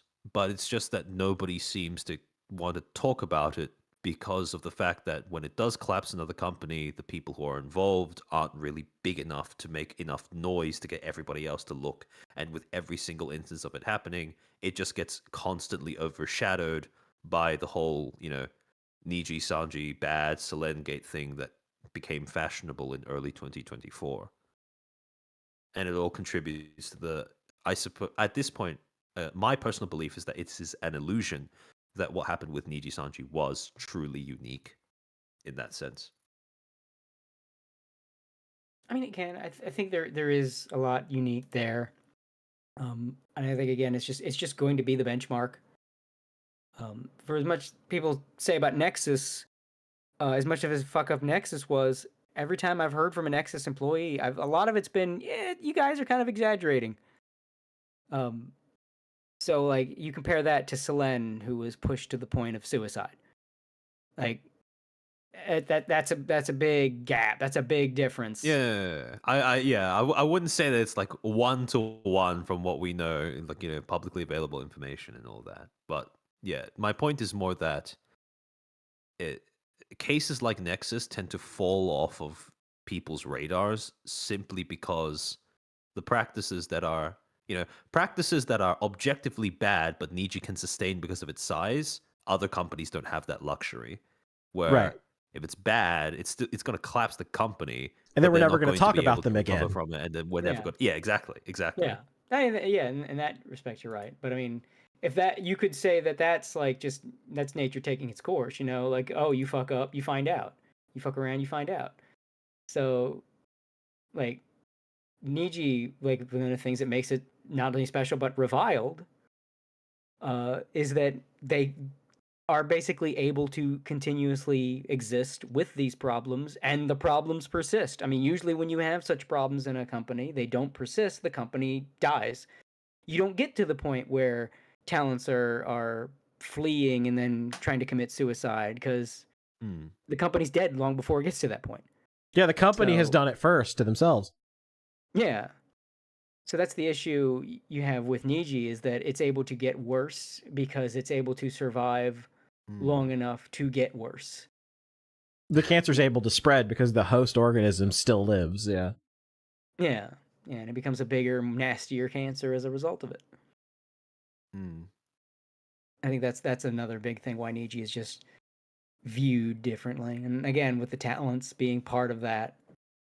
Would you say... Again, I think the problem is the talents are part of that, but not all of them. There's good people at Niji, and I think folks really shouldn't rope them in with the rest. I mean, the people you're roping them in hurt them as bad as anybody else. So, like again with Scarla, we saw very transparently what was going on with Scarla, and what's her name, Astel, the fucking creep that's trying to bang everybody in the VTuber sphere. You say Aster? Aster, was it Aster? No, not Aster. And Aster's in Holostars, isn't he? Who's the one? No, it was Aster. Oh, it's Aster. Araki, Oh, I might yeah. be thinking like I think it's like Aster, Estelle. You know, these similar named dudes. It's like you're thinking of Axel, but no, Axel's in No, not Holostars. Axel. There's a dude in Holostars JP that's got like the blue and yellow hair. I thought his name was Astel similar. is in Yeah, Holostars. Astel. That's what I'm saying. Like Astel is in Holostars. Aster is in yeah. Niji Sanji. So I was like, they're too damn similar. That's way too similar. That's mixing me up. Aster, yeah, and his like laundry list of fucking allegations, and then like, and they're trying to force Scarla to play nice with him publicly and all that shit, and like he probably was weird to her too. And it's like when you have something like that, I think like it's not a good idea to like punish Scarla with the rest of the company, right? Or like punish Rose and me. We know they're like. I get punishing the company, but it's better to take a like a sniper rifle to these kind of things and not a shotgun. Yeah, a scalpel, not a hammer. Yeah. You don't want collateral damage because, like I said before, you want to promote the good people. That's how you make change. Niji's just going to continue to suck if you don't sort of throw a little influence the good people's way. Actually, this does bring up like a question that I've had for a while, and I wanted to ask you guys: how much of the current status of Niji as the sort of the symbol of everything wrong with the corporate side of the industry, to put it a bit hyperbolically, how much of that do you think is simply resentment at the fact that they can still continue to exist regardless? I don't think it's resentment, really. I think it's more indignancy on the part of the audience. Like, how dare you? How dare you do this? Especially like VTubing is considered very much a relief. Like it's our safe space, away from the real world. It's an oasis from like bullshit. Especially like people turn to it during the lockdowns and shit. Like it's a nice place where you can just decompress. And that's how I feel. Like, look, I love the sludge. I love like edgy shit and laughing at the expense of lolcows and all that. But VTubing is like, God, I just did not realize how much I needed wholesome entertainment until I watched Corona clips. I did not realize how badly I needed this. And so it's more that it ruins the escapism, right? Like you take this is supposed to be our place to just for some good wholesome entertainment, and you have brought very unwholesome, negative, creepy, nasty shit into our wholesome entertainment. Get the fuck like you just say that and you hear the guns cocking. Like, get the fuck off our lawn. Get the fuck off our property. We're here to laugh at the cute girls doing cute things. Oh, look at that one. It's funny. They're yelling at the video game. Look at that. That's charming. I want to be charmed. You're taking away the charm with your bullshit. I think that's more where a lot of the anger is coming from. It's that you have this is supposed to be a nice thing and a nice place, and you're fucking it up. Makes me think of Freakazoid. Like, this is a happy place, Yeah, exactly. It's like, oh, I have a nice childhood photo of a happy memory, and you brought like your roommate brings over some floozy bitch, and they get their bodily fluids on your childhood photo. You're gonna be furious. You're gonna want to kill him. Yeah. You have tainted this precious thing that's supposed to be separate from your degeneracy, and you've tainted it with your degeneracy. Be gone with you. I think that's where a lot of the animosity toward Niji comes from. That's very interesting, because what you just described, in the exact same way as that seems to be the root behind a lot of audience indignation and a lot of general VTubing audiences' desire to highlight problems going on at Niji, like highlight bad things that Niji has done. That is also the exact same motivation behind why the exact same audiences or similar audiences seem to be so against highlighting problems happening in other companies.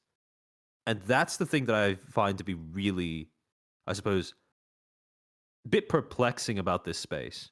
Yeah, I think Yeah, for the that, with the quixotic other nature of it. companies, it's Yeah. they don't highlight it. I think a lot of times because they feel like the problem is sussing itself out because these companies usually die.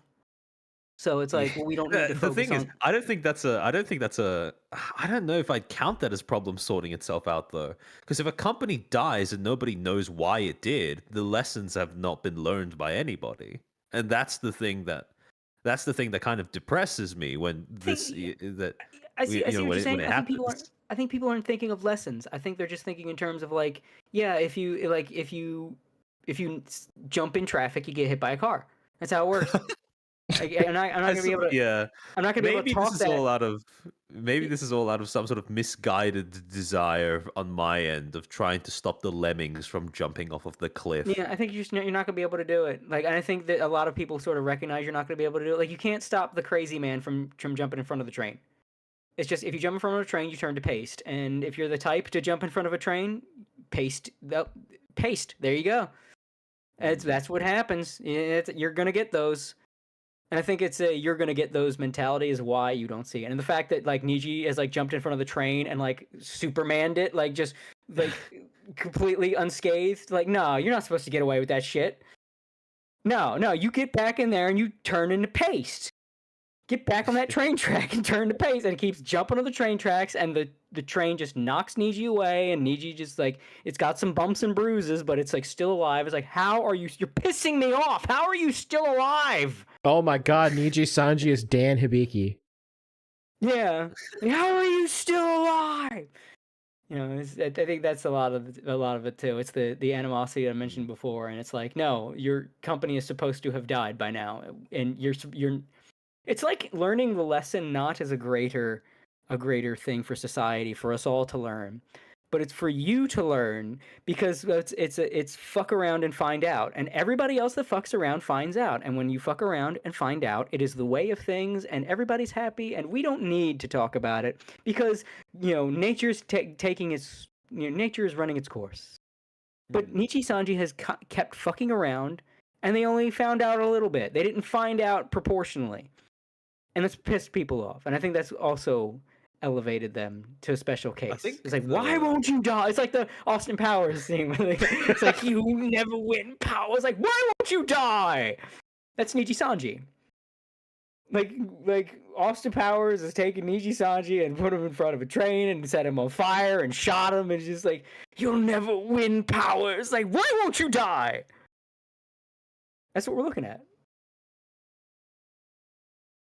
I think most people aren't interested in learning, because like you learn posthumously in like a documentary sort of way.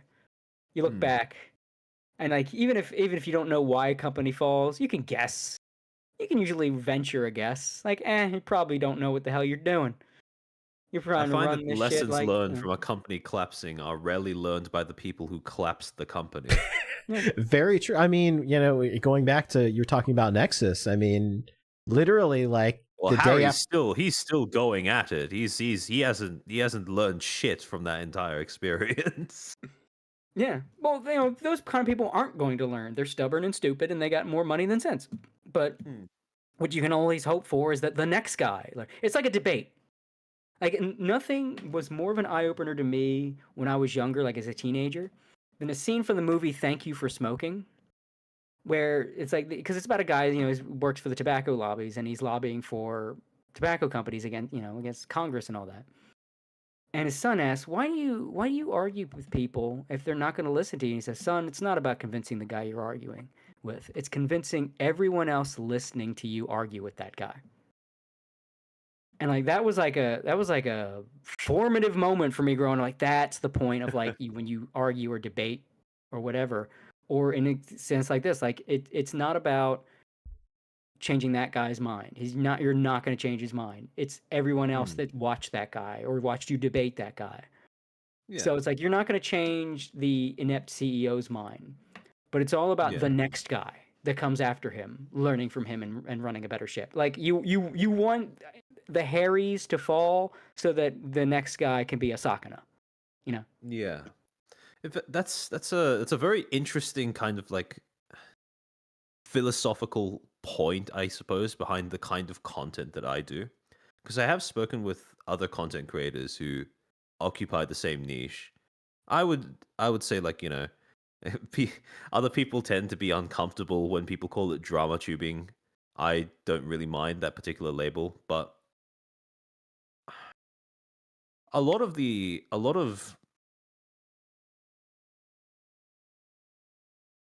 I suppose a bit of a philosophical hang up that quite a number of other content creators who occupy my niche seem to have is the whole issue of who are we doing this for, I suppose. And if you ask somebody who, if you ask somebody who's been burned by having a drama tuber misrepresent what's gone on in their company, or has had a drama tuber, do something that has fucked up their desire to have have a moment with their audience, or has made their life difficult in any way, or has shed light on something that was going on in their company which made it harder for them to operate on the day-to-day, they will usually say that the only people that drama tubers make content for is, only their audience, and like nobody else, for people who just want popcorn and to sit there and, tune into whatever dumpster fire is going on in whatever part of the industry. I mean, that's definitely like a thing. But when I've talked to a lot of the other content creators in this niche, some of them have expressed that they're not quite. It seems to be a kind of recurrent thing where they start off making the content in the hopes of bettering the space. I can only assume by having something that they do, serving some sort of function of justice for talents by exposing people who have fucked them over. But the problem with that is you can only ever occupy that role posthumously, like after everything's already fucked up and everything's like dead and gone and buried, and after that you just hope the talents are in a position where they can pick up the pieces on their own and they're in any sort of position to be avenged or anything like that. But what ends up happening is a lot of people who, or not a lot, I shouldn't say a lot, a number of people who have that motivation towards making this kind of content, they reach a point where I suppose it becomes, the industry keeps making so many of the same mistakes as have been made by other corporate actors and other, not even just corporate, individual actors as well beforehand, to the point where it doesn't even seem like the avenging like does anything really. And it doesn't feel like the content like does anything. I think that something I've learned about making content in this particular like content niche is if you don't have a target audience, a clear target audience, you are going to fall out of love with doing this really, really quickly. And for me, I've settled on a target audience who, to put it very like simplistically, share my appreciation for pattern recognition. It's just a bunch of autists who have come together and are capable of pointing out commonalities and patterns in terms of, what kind of practices create what kind of outcomes, how many times have we seen this happening in the past, what points of comparison are there between this company that collapsed and that company that, is in the process of collapsing or could potentially have some major problem or, collapse in the future, etc., etc., etc. And I suppose if you aim to save people, you are not going to last long in this kind of content niche. But if you aim to simply inform the uninformed and leave the stupid to their fate, I think that's the only way that you can continue to like the only way that you can save yourself from burning out on just how often the same mistakes get made over and over again in this industry by both individual content creators and companies that crop up and die within the span of less than 12 months as well. Yeah, you can't look. It's like the great Ron White said, you can't fix stupid. Yeah. Some people are just dumb, and you cannot save them. All men are not created equal. Some people just can't picture an apple in their head. They can't rotate the apple in their mind. They could not tell you what they would do if they didn't eat breakfast this morning. There's nothing you can do about that. So you can just let the idiots run into walls and just try to minimize their damage they can do. It's like, if I don't know, I had like 3 or 4 or 5 different sentences I wanted to branch out from there. Couldn't pick one. But the point is, like, trying to help people, you can only do so much. And anyone you could help probably wouldn't be dumb enough to make these mistakes anyway. So at that point, it's just, you just got to laugh at the stupid. Or if not laugh, at least identify and, okay, not stupids. What can we learn from the stupid? It's like Darwin Awards type shit. What did you learn? Would you like, don't put that in the microwave. The rest of us know not to do that. But now that this guy was dumb enough to, we can observe what happens when you do put that in the microwave. It's that kind of thing. And that's why you're not going to stop. And that's why I like observe.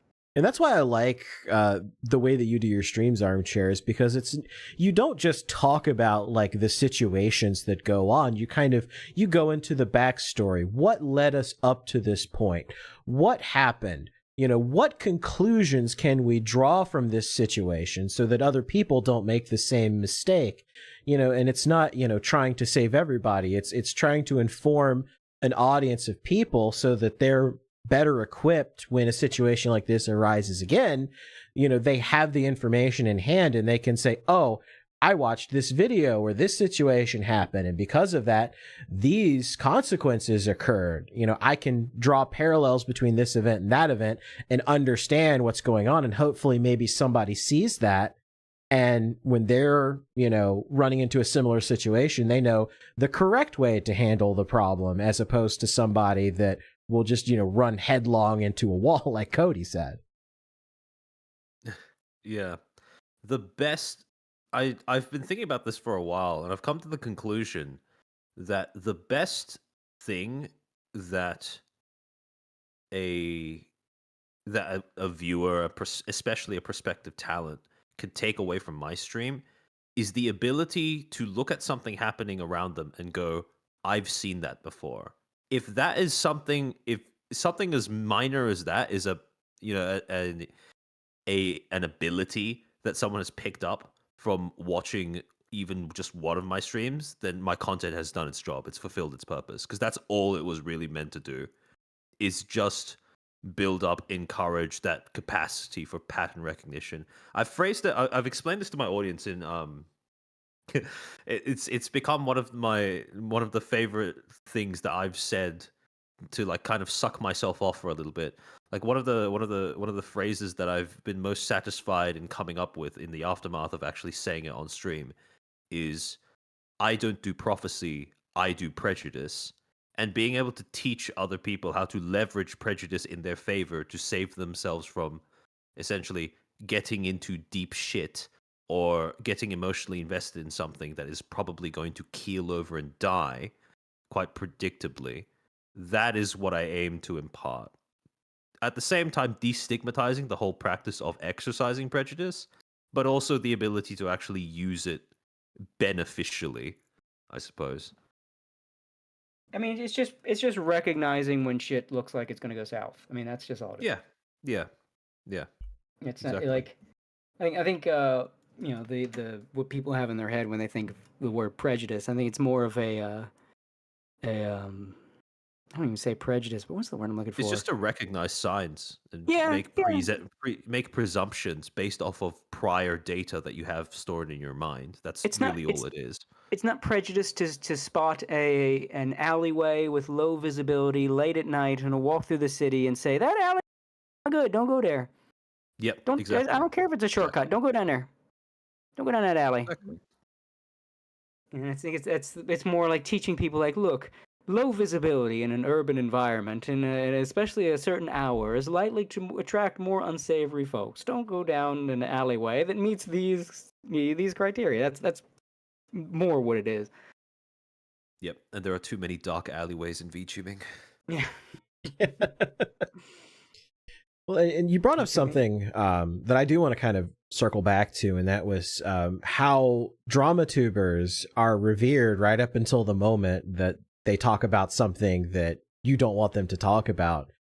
I wouldn't go that far. I wouldn't even say that they're revered in the first place. Yeah, well, you know what I mean. It's they're not really like people only really seem to have yeah, that's a good way to put it. Revered might be a little too strong of a word there, but it's kind of like people don't have an issue until they cover something that like they're deeply passionate about, and then all of a sudden it's like, fuck drama tubers, I hate drama tubers, no one likes drama tubers sort of deal.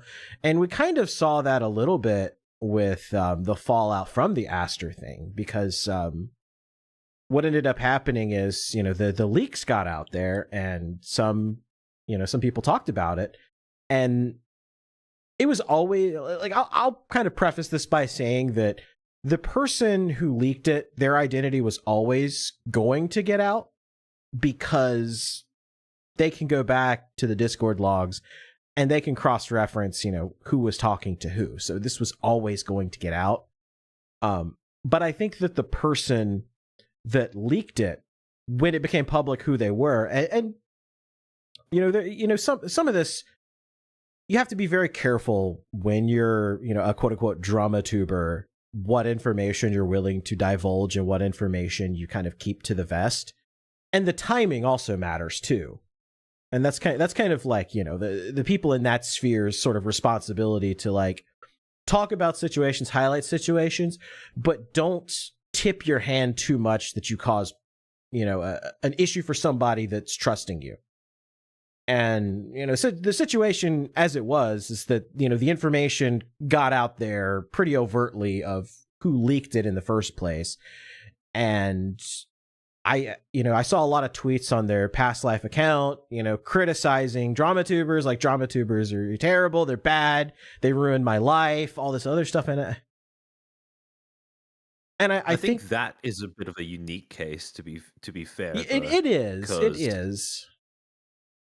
How do I say this?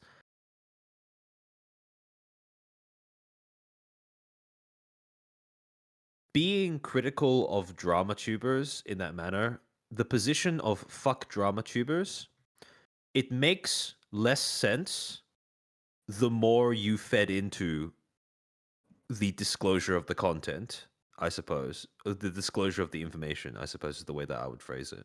Where in this particular case, what ended up happening was the talent in question leaked it to a whale that followed them over from their past life account. And then that whale took that information without their knowledge or consent and then leaked it to a drama tuber.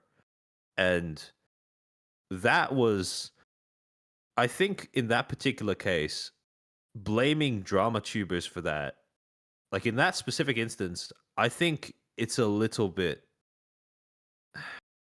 like, again, on one hand, I understand why, but on the other hand, I'm also thinking, well, one, if you're going to leak something yourself and you're gonna leak it to somebody who is as untrustworthy as just a random whale, that's kind of a skill issue.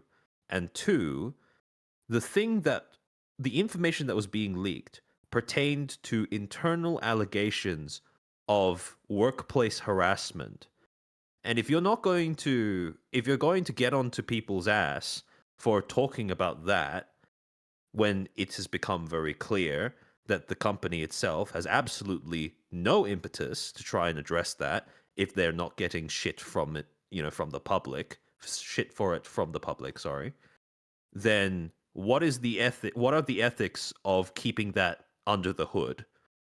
Because those are like the two things that make that particular case a bit of a perplexing example if people want to cite it as a reason to go fuck drama tubers. So I think there's just sort of a knee-jerk reaction against the idea of drama tubers, quote unquote. Well, it's the same. It's the same. It's the same sort of problem you fall into where you refer to it as the VTuber community, right? There's several thousands actually, individual communities in VTubing. It's really an industry. VTubing itself is not a monolith. There's many different kinds of VTubers in all different shapes, sizes, forms, ideologies, perspectives. It's a smorgasbord of all sorts of different groups. So it's more of an industry. Drama tubers aren't a monolith. There's people that focus on certain topics or focus on certain companies, and trying to just say drama tubers in general, I think just kind of, it's almost like chasing a windmill in a way. Yeah. No, I very much agree. One of the biggest problems that I have with the fuck drama tubers thing is, like, again, I understand that there are very reasonable motivations for criticizing this niche. There are a lot of things you could criticize, quote unquote, drama tubing for as a content genre, and even the creators who are a part of it. But at the same time, none of the critiques that get commonly labeled when people get into that fuck drama tubers purity spiral are ever specific. It's mostly just an emotional outburst for the sake of catharsis, and nothing that is more specific than that. Like, actually, pretty recent example that I can give about a pretty recent example of that exact kind of thing playing out. When the whole V&U thing happened, right? And when it started off with Legal Mindset sharing a leak that he had received from a source within V&U of the upcoming graduation schedule, people ended up reacting to that entire situation down the line. And I'm cutting a lot of the story for the sake of brevity. People ended up reacting very much along the lines of just saying fuck drama tubers over and over and over, right? But there was never anything as specific as saying, for example, that Legal Mindset, the people didn't really discuss, for example, the ethics of Legal Mindset leaking the graduation schedule in the manner that he did, what information he did or didn't fail to censor, etc., etc., etc. People just focused on the fact that the news had broken in a way that was something that offended the talents, and it was a drama tuber doing it, therefore fuck all drama tubers. And one of the biggest, I suppose, one of the main criticisms, I suppose, that I had of the way that the talents from V&U handled the situation was they very much leaned into that the fuck drama tubers thing rather than any sort of specific critique or expression of grievance as to what the various people that they were mad with had done, I suppose. Well, that's easy. As I say, it's easy. It's an emotional response, and you're mad because someone's essentially spread your dirty laundry, and they showed your nasty shorts in front of everybody, and you're not going to be able to articulate the logical reasons why the logical reason you have to be pissed. You're just pissed, and you're like, fuck those guys in particular. I suppose the main thing is, I mean, again, no, I absolutely agree with that. Like, I can understand that it's it is an emotional thing, etc., etc., etc. But I suppose it is partially exasperation, not specifically because of V&U or because of V&U's talents or anything like that. It's not specific to them. But an overall trend that I've observed in the industry is that people are very quick to jump on companies for being unprofessional in how they conduct themselves towards their talents. But very few people seem to realize that professionalism is a two-way street, right? If you are going to expect the industry standard for company conduct to go up, you're also probably going to have to, at some point, acknowledge that that's going to require the industry standard for professionalism from individual talents to go up as well. Well, you're asking for accountability toward people. Now I can make the women joke, right? But you're asking for accountability in an industry built around parasociality. It's not going to happen. That's true. Yeah, like people are parasocial toward VTubers they don't even watch just because like they've like, oh, the poor anime girl, she's going through it. And I think it's very interesting to juxtapose this. Though. Mm-hmm. Yeah, go ahead. Go ahead, Armchair. Oh no, I was just going to say that there have been at the same time.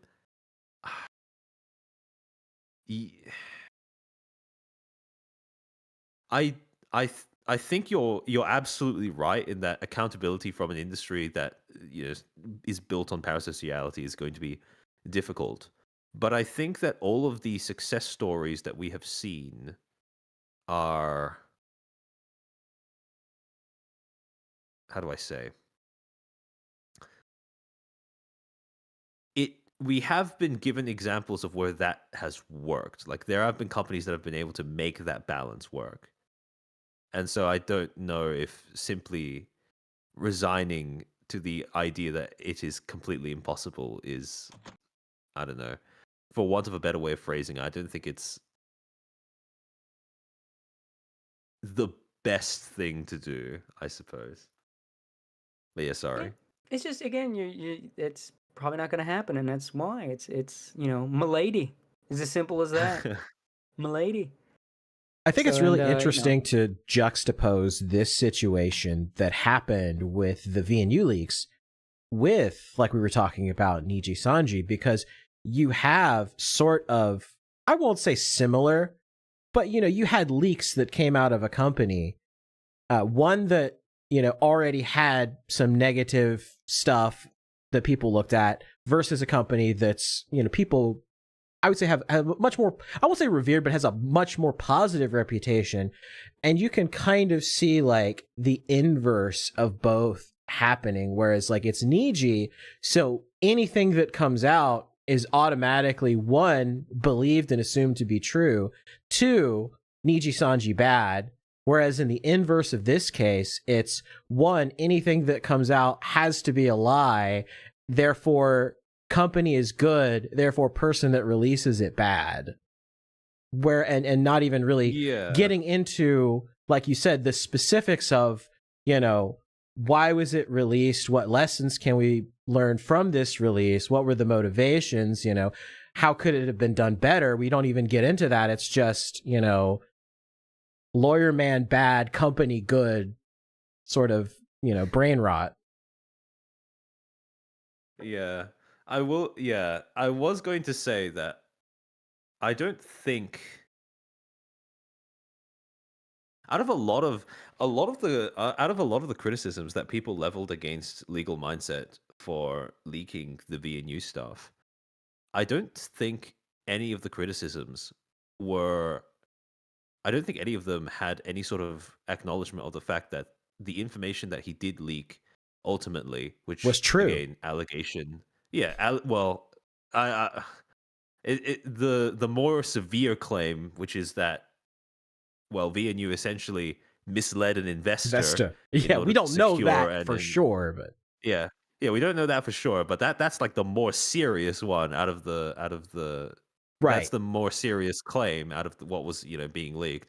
And I don't think any of the criticisms of Legal Mindset bothered to acknowledge the fact that, again, this is information the public would not know without those leaks, and is something that I think is pretty important context in judging how trustworthy VNU is as a company, both when it comes to prioritizing talent well-being and two, just being honest with the public, or not honest, but at least not misleading the public in order to gain unwarranted support, I suppose is the way that I would phrase it. Right, because they don't necessarily have to be transparent. And this is something we're going to talk a lot about with Zan VT next week on the difference between honesty and transparency.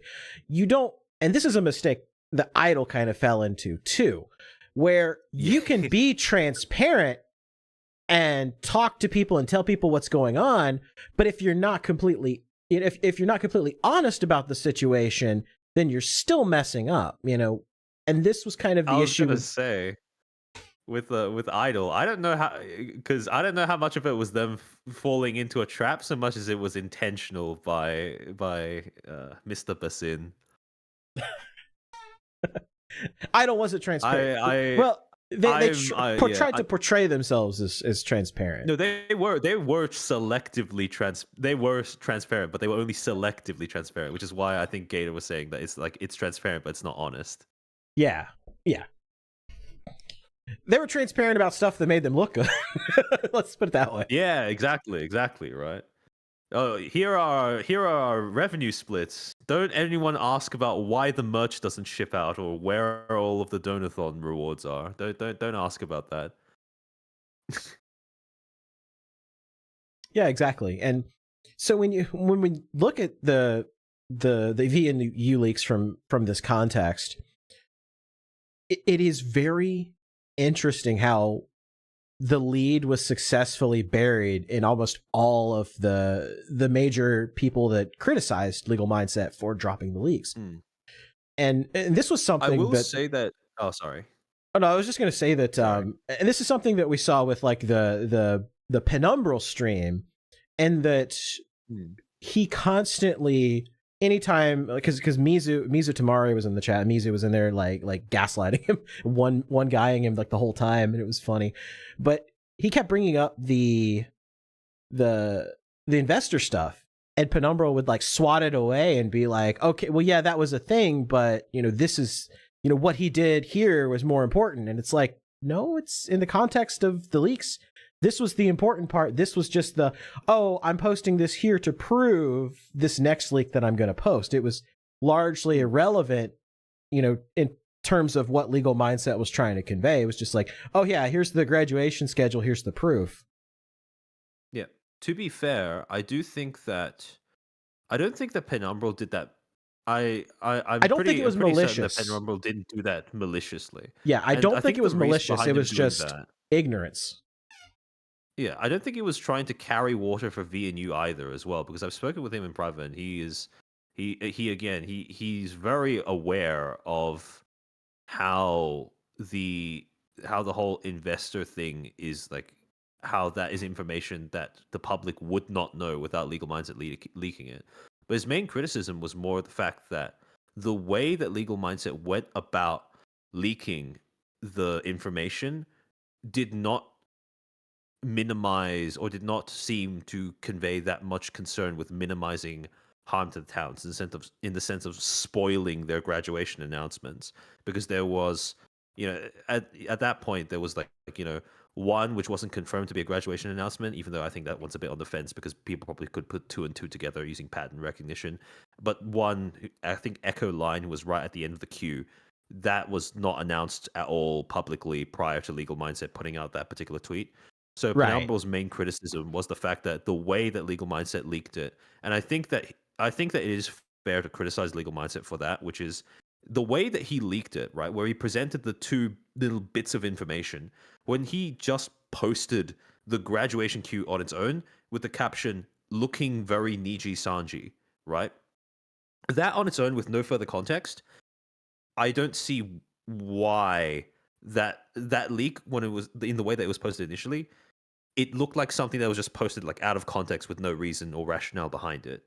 And because of the fact that it did end up spoiling a talent's graduation, what that comes across as like negligent, careless, possibly even like, you know, like callous disregard for the talents of their audience. Yeah, exactly.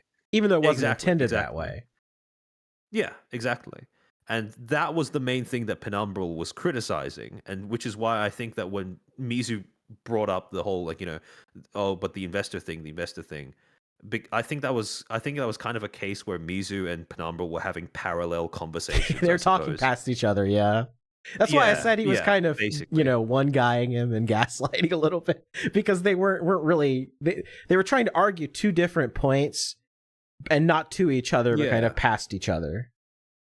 Yeah, it's not like Penumbral it's not like Penumbra was trying to downplay the fact that VNU was alleged to have, misled their investors in any way. It's just that Penumbra was trying to articulate exactly how, I suppose, how clumsily, I suppose, the leaks were handled initially. Because I do share a very similar sentiment in that the way that Legal Mindset leaked that, assuming that he had access to both bits of information at the same time, which could very well not be the case, but I think if he did have access to both bits of information at the same time, it probably would have been better to well, there were two main things that I would have changed if I was given the opportunity to influence how those leaks were shared with the public. But first thing is, if he did have access to both bits of information at the time that he leaked the initial, the graduation schedule, I would have posted those two bits of information alongside one another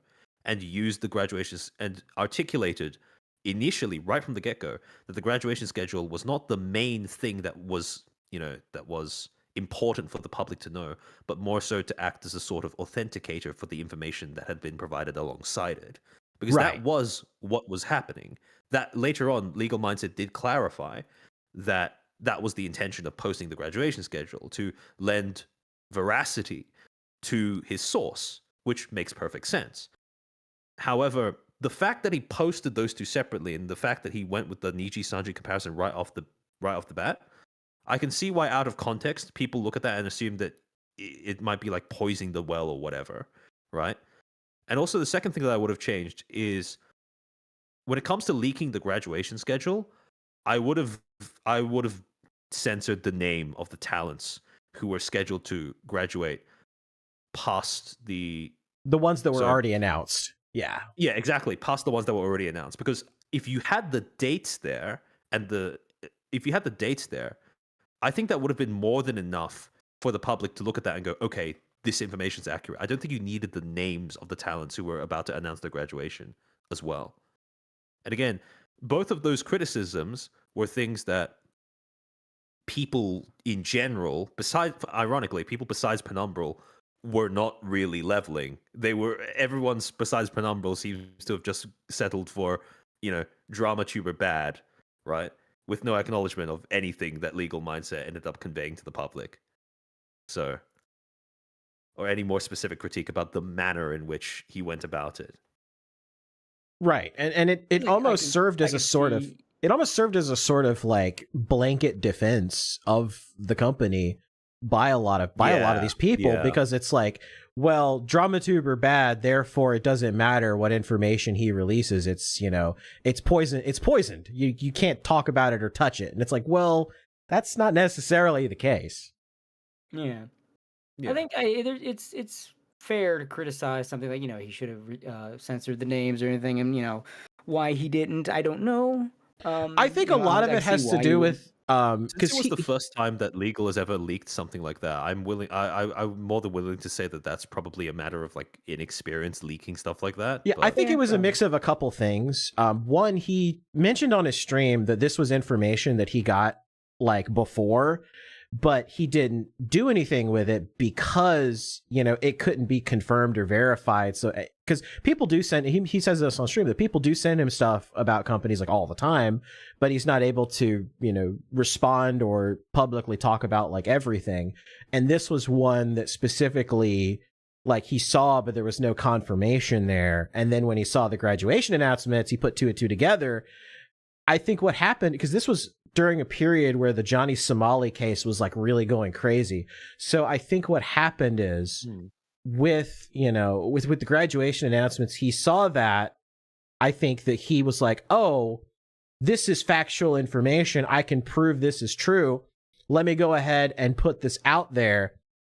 And in the rush to get it out there, he didn't like double check and like clear it with someone else or be like, hey, should I, how should I approach putting this information out there? Because like you said, this isn't really his forte. He really doesn't like put that kind of stuff out there. Yeah. Yeah, so, it makes sense. Yeah. I just think with the whole DramaTuber thing, I think it's just, at this point now, the word is starting to lose meaning a little bit. Like, it's just, anyone that talks about what's happening. Yeah, there's some people that are obviously drama tubers. I mean, there's some people that just, I guess I joked before that they exist just to provide Asmongold with content. But they're like, you're not a drama tuber just because. I want to provide Asmongold with content, damn it. Like, you're not like a drama tuber just because you outed something that's going on. Like, so then, like, how are we supposed to get information if it is somehow some kind of sin to have somebody provide that information to us? Like, at what point are people allowed to talk about this shit? Like, is it one and done? Like, can you only get one drama to talk about? You can never bring it up again, or otherwise you're a drama tuber. Like, what's the line? Like, this crap's stupid. The drama tuber thing is stupid. Like, you're just mad that they're talking about you or something relevant to you. You'd be watching them munching on popcorn otherwise.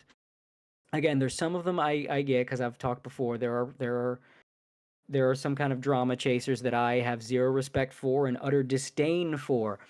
But the act in and of itself of reporting goings on in a space is not some kind of grave sin that we should, exile the person for doing and disregard anything they talk about, because just because they share information doesn't mean, oh, well, all the information they share now is tainted and we should disregard anything and nothing is happening, just tra-la-la, go about your day.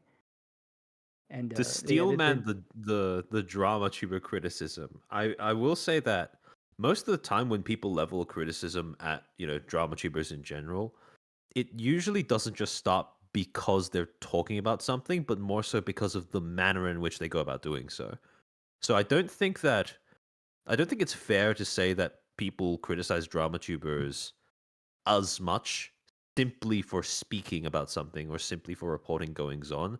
It is usually linked to some specific gripe that they have about the drama tuber's conduct, their way of presenting the information, or their way of trying to draw eyes to situations, sometimes to the detriment of the people involved in the situation itself. Well, for instance, False ID is considered a drama tuber, but you look at his content, it's just a straight news recap of this week. It's news.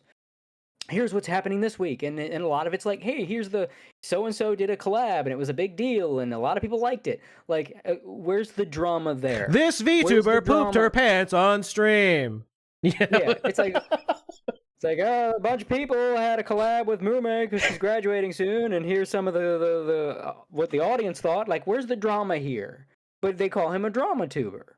So, like, what is a drama tuber, and why is it a bad thing? Like, yes, there are absolutely grifters. I'm not naming names, but as the guy that helped kick off Weeb Wars, you know what I'm referring to. Yeah. Yeah, but there is a difference between, did you hear what this SJW said on Twitter today? And, like, and telling people what's going on. What's the haps? Because how the hell else am I, Joe Average, supposed to know what's happening with these companies and these talents and if some shit is going down? Like, this is relevant to my interests, but I'm not going to research things on my own just because otherwise I wouldn't want to get involved with any drama tubers. I think it's a combination of two things. I think it's partially what I mentioned before, right? Where it's usually a criticism of specific practices, but it's just that by the time that discussion happens, people are usually too emotional to articulate what those criticisms actually are, or what practices should be changed, or whatever. But the second thing is also, I think it's understandable, even if I don't agree with it personally, that the fan bases of the talents who may be involved in the drama may resent to some degree the fact that the eyes of people who are not part of their little community might be on them for whatever, because of whatever's going on. It could be partially due to the whole, well, if you aren't willing to do the reps on your own, then I resent the fact that there is someone here to condense it all into a form that literally every dribbling moron could understand, because that generates attention without guaranteeing goodwill and investment, and that is a big factor in what makes increased scrutiny from just the internet in general more intimidating to creators. Where when a drama tuber reports on something, yes, more people know about it, but you can't guarantee that the people who now know about it have the same level of investment in the people involved as those who are simply naturally aware of it because they were part of the community that's been directly affected by whatever's going on. Yeah, I think the whole drama tuber thing is stupid. Like, think the whole, so and so is a drama tuber. Oh, you can't talk about it. You're a drama tuber. Oh, drama tubers talked about it, so it's bad. No, people are going to report on shit. Yes, there are grifters. But the idea, I think even the moniker drama tuber is stupid because I think it's more of you have grifters and then reporters.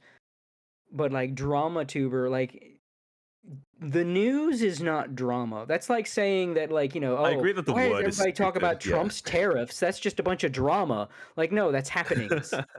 Like that's the news. That's what's going on. My today. Sheena doll is Tell me probably what's going to be on. more expensive because of it. But crab lady's worth it. It's like what's the drama going on with like those murders that happened the other day? Like, all that drama. That's not drama. Like the bar Actually, for what is drama and the funnily what is a enough, drama tumor is just it's non-existent now. yeah, the same reason as to why we all seem to agree that using drama tuber as an insult is kind of silly.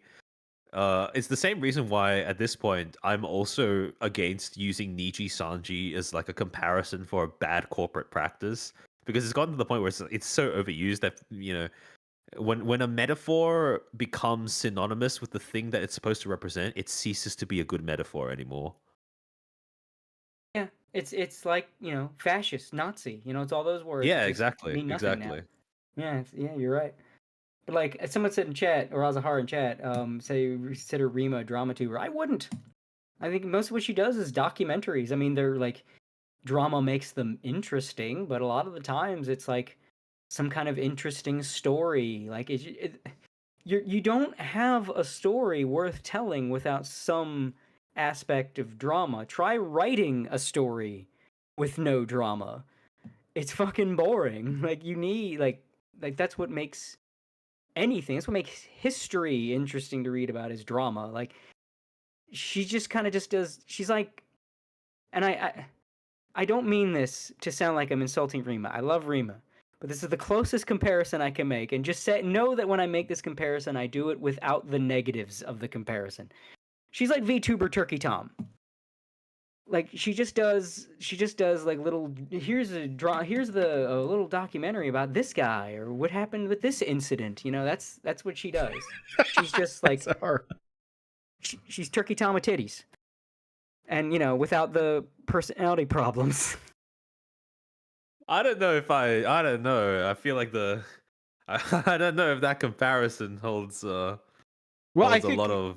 I think the other comparison you could possibly make, the other person you could possibly compare like the vibe to is Frederick Knudsen, and I don't know if you want to make that comparison either.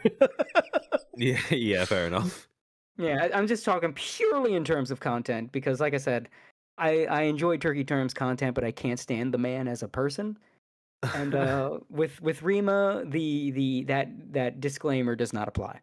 Like, I have no issue with her at all. I love her content. She seems like a great person. But in terms of content, she would be more akin to Turkey Tom. She, like, when you say drama tuber, you're trying to lump them in with like Keemstar. Like, that's I think that's part of the reason as unwritten. to why the term has become so useless, because it's kind of impossible to tell exactly what they're going for. Because when people call, for example, like false, like VTuber Keemstar, right? And the problem is, like, when it comes to drama tuber, everyone has a different idea in their head of what the worst kind of drama tuber is, right? Some people think Keemstar. The comparison with false, like Tuggy Tom, I think, comes a lot from, he says, talks about getting to the news and his voice.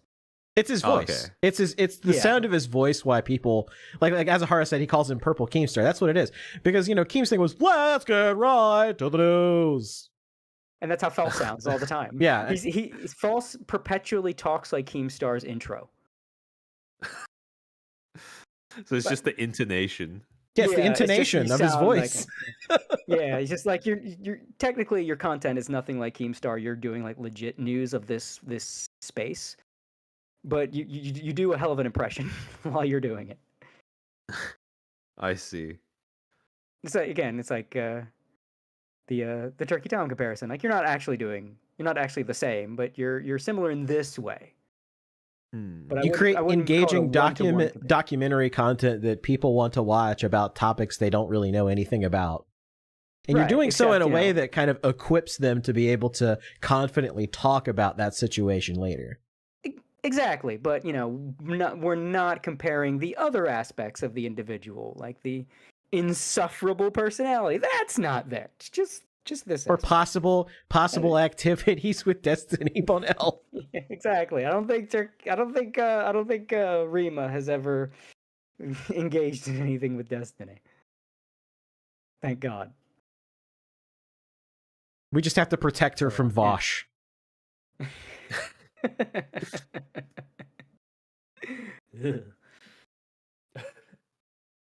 I always wondered if False ID, if that's like, because even when I see him appear on other streams, he still kind of sounds like that. It's like, is that just him? Did he just happen to have like a newsman voice? I mean, he And for he sure finally found amps his it up niche. when he's recording a video, but I think naturally he just has that kind of intonation to his voice a little bit. Well, it's like how Yeah, people it's like, told is me it- for years. It's like, Gator, you've got a really good radio voice, and it's like, well, yeah, I was a theater kid, so it kind of came naturally. Which is funny because of the two of us, Gator, most people I think would guess that I'm the theater kid. Right, exactly. If you put both of us and you're just like, okay, which one's the theater kid? It's like, well, it's obviously Cody. No, it was Gator. No. It's like, wait, really? Yeah. But yeah, False is funny to me because it feels like, like, I wonder what he's going to be when he grows up, and you turn to the kid and it's like, hello, everybody! I would like some cereal for breakfast before school. What is that kid's going to do? Going to grow up to do?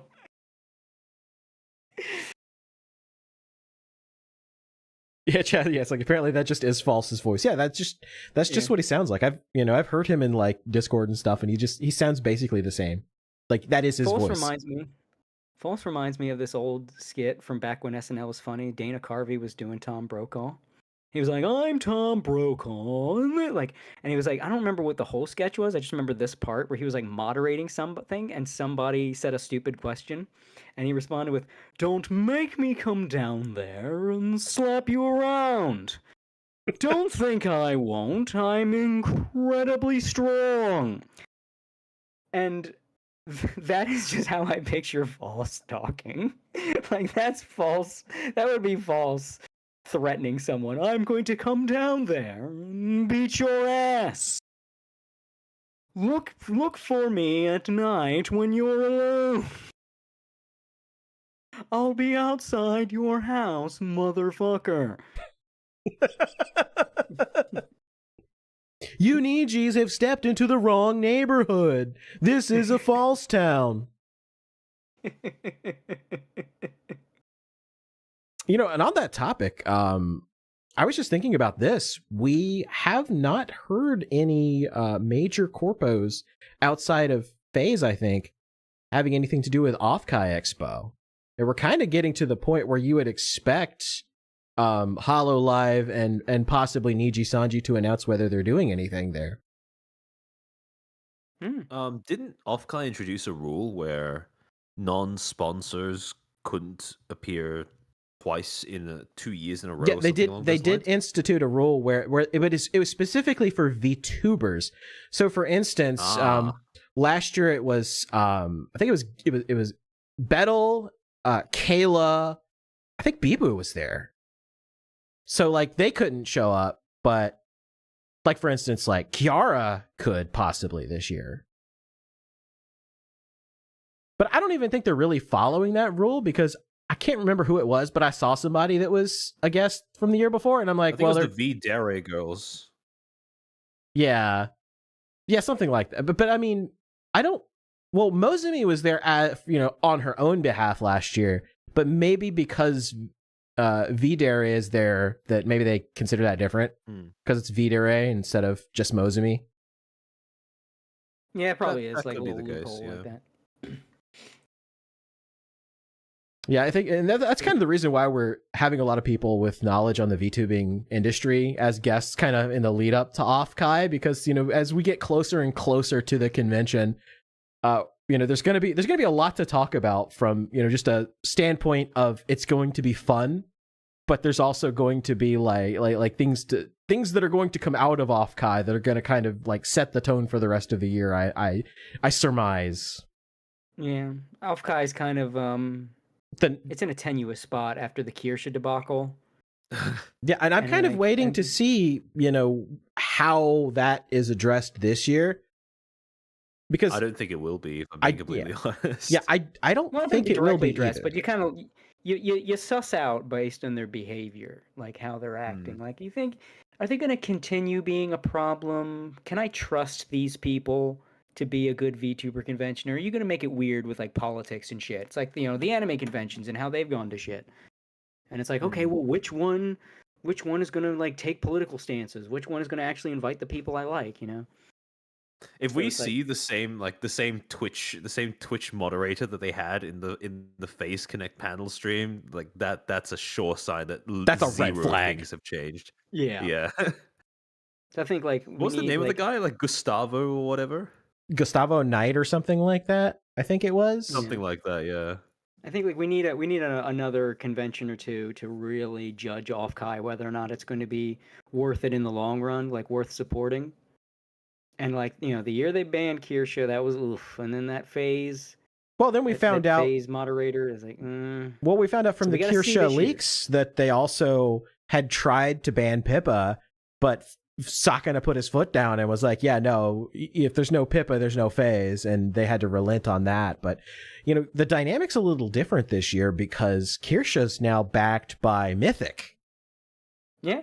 So, you know, I wonder how much that will affect things, if it won't at all, or, you know, if I were Kirsche, I would absolutely use Mythic to get in. I was like, haha, now what?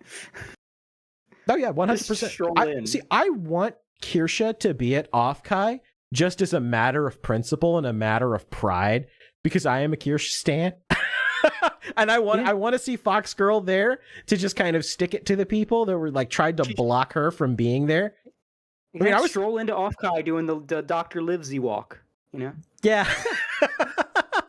Hey, don't threaten Moonshine with a good time. He'll totally do it.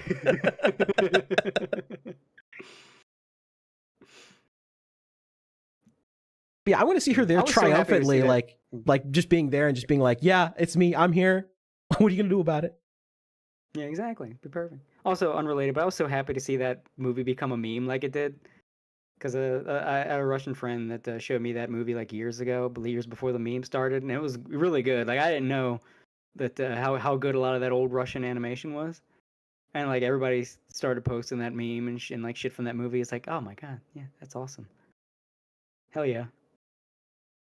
Because I think, like, you know, people talk about Western animation, Japanese animation, but there's like European Russian animation that just gets completely overlooked, and it's got its own thing that I think more people should appreciate. But anyway, that's my little tangent. Yeah, and I've got two, you know, segueing away from, you know, talking about Off-Kai in general. There's two final topics I do want to hit on.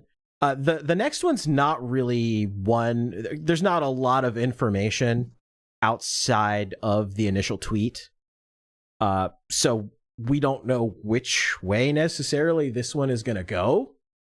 But it's the situation with Brave Group and Lonnie. So to kind of set the table for this one, Lonnie was a longtime talent manager at Idol and came along with the company when they were acquired by Brave Group, and literally everybody loved her. I mean, anything I've ever heard from anyone that's ever worked with her was like, yeah, she's awesome, we love her. Like, and criticism of the company for like even considering getting rid of her. So it's not like, you know, it was somebody that that wasn't influential and this doesn't matter. It's like it's a big deal. So she posted this on Twitter the other day on Friday, I think it was. Maybe it was no, it was Friday. Friday night, she posted this regarding my termination from Brave Group US. He said, "Hello everyone, this is Lonnie. You may have noticed that I am no longer with Brave Group US. Internally, it was presented as a resignation. I want to be clear, this was not voluntary. I was terminated without warning, without performance concerns, and without cause.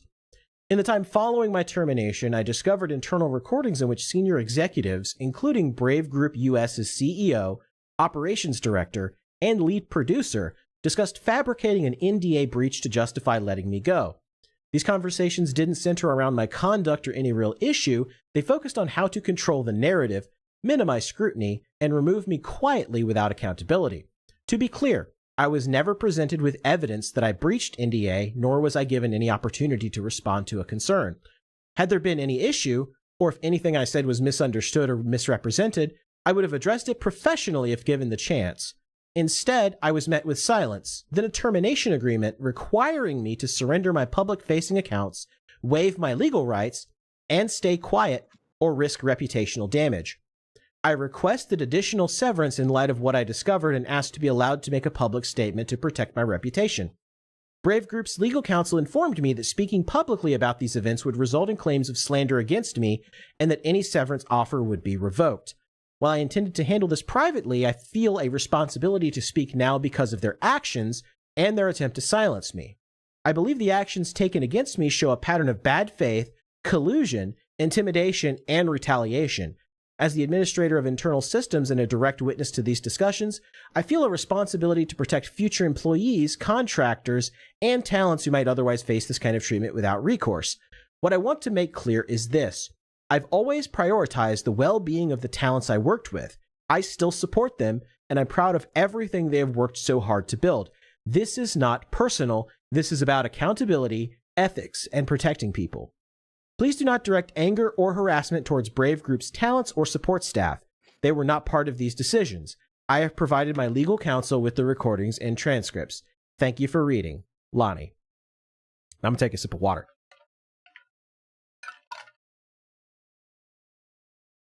So there's that. This is weird.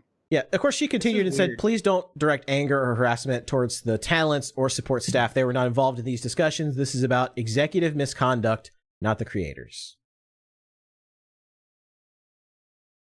What I've been curious to see after this particular post has dropped is whether people start drawing connections between this and what happened with Globy. Because yes, those are two different branches of Brave Group Europe and Brave Group US respectively. But what this suggests is that the problem that Brave Group currently has in terms of its management comes from all the way from the top down. And this is a problem that is likely not confined to any one branch because of that top-down nature. These are the people who operate, presumably, out of Japan, who don't seem to get how to cater to Western audiences or support Western talents. And if you guys, how much do you recall from the whole Globy terminations thing? I don't recall much from Globy.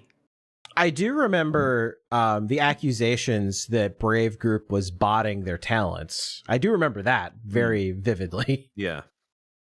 Yeah. And on top of that, a lot of what happened, a lot of the accusations that were leveled against Brave Group were mostly hearsay. But the one that had the most, the one that had the most evidence behind it, or the one that was backed up by some sort of concrete evidence, was the allegation. It was the allegation that prior to those two talents being let go, they were presented with the only way to describe it is a sort of silencing contract. And it is unclear whether the people who presented them with that contract were, Brave Group executives or people who are endemic, let's say, to Brave Group Europe.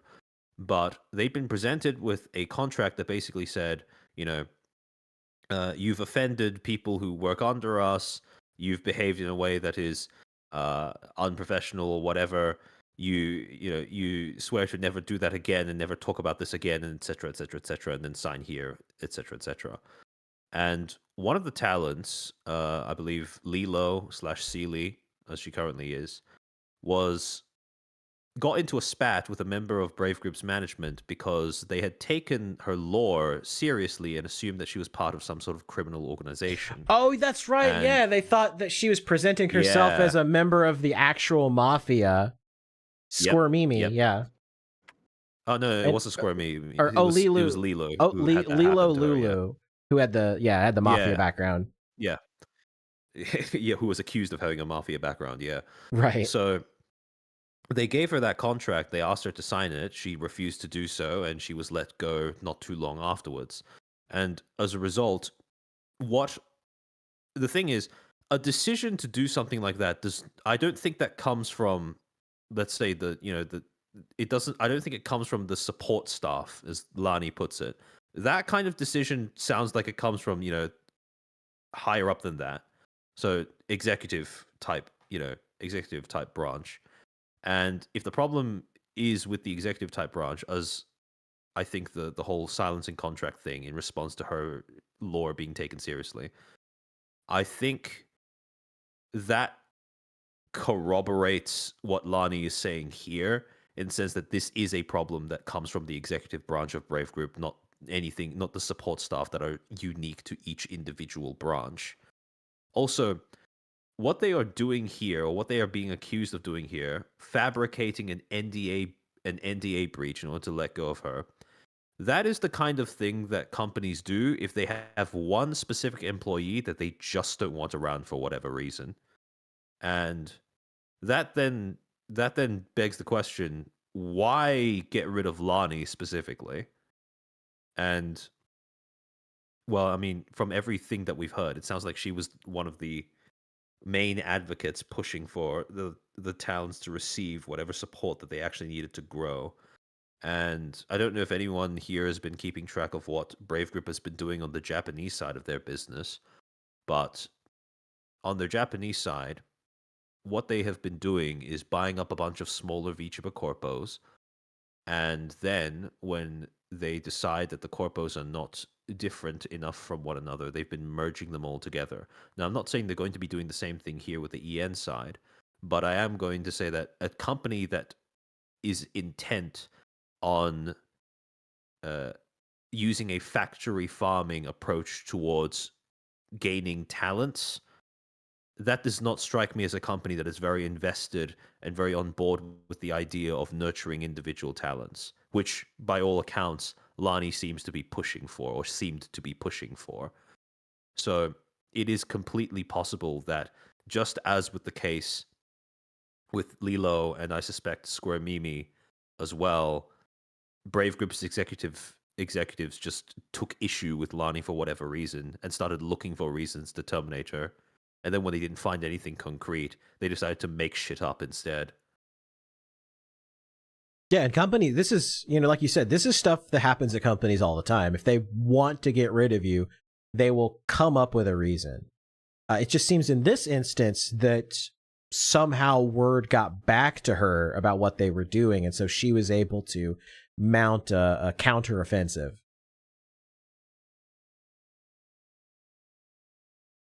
I wouldn't even say that she was mounting a counteroffensive in that sense, because from all outward accounts, it sounds like she was just doing her job and not really pushing the envelope on anything.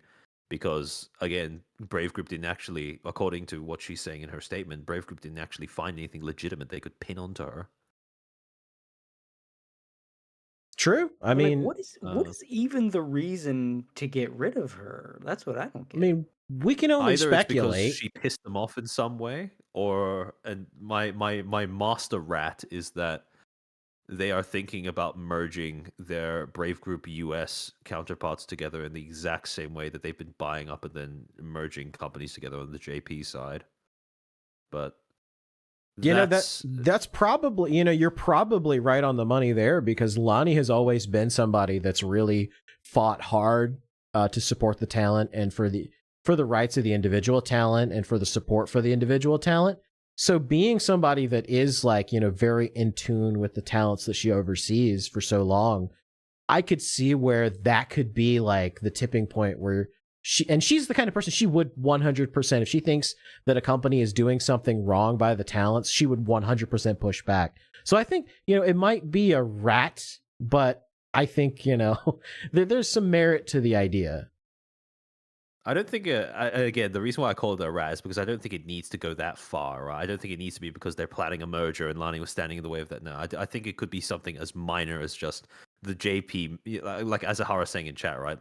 She just said something, not even anything that was like bad or anything. She just maybe rubbed the JP executives the wrong way, or maybe they thought, okay, well, this EN talent manager is pushing for us to give too much support. We don't want to sink that much money into one of the companies that we just bought for whatever reason just yet. So let's get rid of the manager instead. I can very easily imagine that. Yeah. I can very easily imagine that being the common thread between what's currently going on with Lani and what ended up happening with Globy on the Brave Group EU side. Yeah. I mean, it's probably something like that. It just seems strange, very strange. I feel like there's more to this. I'm not like doubting her or anything, but like, I don't know. You never know what happens. I have seen too many things go tits up and upend in ways that no one could have expected, that at this point now is like, man, anything could happen. Anything could be real. So who knows what's going on. I'm not coming to any conclusions until I see more than just this statement. Because I mean, who would have thought that Carl Jobs would lose to Billy Mitchell and that Billy Mitchell his lawyers would actually be in the right? Like, yeah, if you watched Carl's coverage, you would just assume that Billy was, you know, salty about the allegations, you know, that he cheated in Donkey Kong, and that Carl was, you know, the truth seller. He's the freedom fighter. He's fighting for free speech. And it turns out, no, actually, you accused him of causing another man to, you know, end his own life. Take his own life, yeah. It's like, yeah, that is like per se defamation. Like, you can't do that. Yeah, I guess so. Like, I see this and I'm like, I mean, as a horror talking about the JP corporate bullshit where it's like, don't ever speak, don't ever be insubordinate. But and that is true, and that's like one of the worst aspects of Japan, to be honest, one of them. But I don't know. I don't know. I don't want to. I don't want to jump to judgment like, oh well, they're a beloved and nice person, so they must be in the right. Like, possible, but fair enough. Can't really bank on that anymore. Like, I've seen too many curveballs. I've seen too many plot twists to just. I was going to say as well that with Brave there is an overarching pattern when you look at what they've been doing on the JP side of, how do I put it, removing forms of support that they deem to be redundant upon acquiring a company. Where one of the people to reply to Lani's statement was I forget the exact name of the user, but somebody who was saying that Lani was one of the last people keeping idols clipping their whole clipping program online. And if Brave Group has bought out Idol as of last year, and now thinks that the whole clipping program or whatever other forms of support that Idol had going on while they were still under AVL, if they deem that those programs are now no longer, you know, useful, I could see them deciding to cut out those programs and anyone who may be advocating for them or may have advocated for them, which I do think that Lani would fall under the category of. Yeah, it's also possible. And since she's not public facing, they probably thought it would be a lot easier to just get rid of her discreetly. Yeah, and then it turned out it wasn't. I mean, that's also possible and likely. I'll wait and see on this one. It's just so strange. It's just so strange that, like, there's something going on, and I guess I'll just play and wait and see. Yeah, I mean, that's all we really can do at this point until we get more information. I will say that probably the smartest thing that Brave could do is just do nothing. You know, it's like with going back to something we've kind of talked about on the show, even tonight a lot, is that sometimes the best move to make when you're in a controversy is just shut up, just be quiet, Do nothing. Yeah. Well, I'd make the argument that's the second best thing you can do. Yeah. The first thing you could do is not get into it and fix it. Yeah. Shut up. I don't know if right. Brave is going to do that. Well, at this point, I think it's kind of weird. Goes without saying she's probably going to get fired. Well, I think she already has been. She's just clarifying, the fact that she was done so without cause. Well, yeah, she did say regarding my termination. So yeah. Yeah. But yeah, I don't know. At this point, we've had people from two groups of people from completely different branches of Brave Group, US and EU. Two of them being talents, one of them a lead manager, now coming out and giving some form of evidence or testimony that the executive, management at Brave has something fucky going on in there. Who's the talent? Square Mimi and Lilo. Oh, right. Totally forgot Globey's Brave. I'm dumb. I think a lot of people focus more on Brave US than compared to Brave EU. Yeah. Yeah, and it's a problem when you have like multiple international branches. You don't know how much what's the word I'm looking for? Like how in sync they are. There's a single word for that, and it left my brain. But like you don't know who's talking to who. Is Brave JP calling the shots for Brave EN in Europe, or are they acting as franchises effectively? Brave for sure operates out of Japan. There's they do have people stationed at, presumably they have people stationed at each of their their regions, so to speak. But the main decision makers are definitely in Japan from what we've seen. Be interesting to see how this pans out and where this Brave shit goes, because and a Brave was you saw that depressed Nosagi video he did not too long ago, kind of ended on an optimistic note with Brave. And when they bought Idol, a lot of the people at Idol, for the most part, aside from this chick getting fired, seemed to be fine with Brave. Brave had a cakewalk of a PR tour because all they needed to do was wave around their wallet, and they had instant goodwill from the fact that a lot of the people who were the fan bases of the companies they ended up buying out probably came to the conclusion that without Brave's intervention, the company would have collapsed. And that is the easiest goodwill you will ever buy in your life.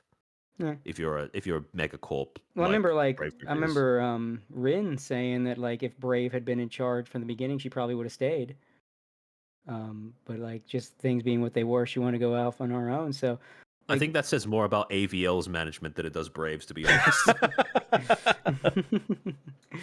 So the fact of the matter is, Brave is, barring these two, had a pretty decent reputation. So I'm wondering what the hell's going on over there between this and then that.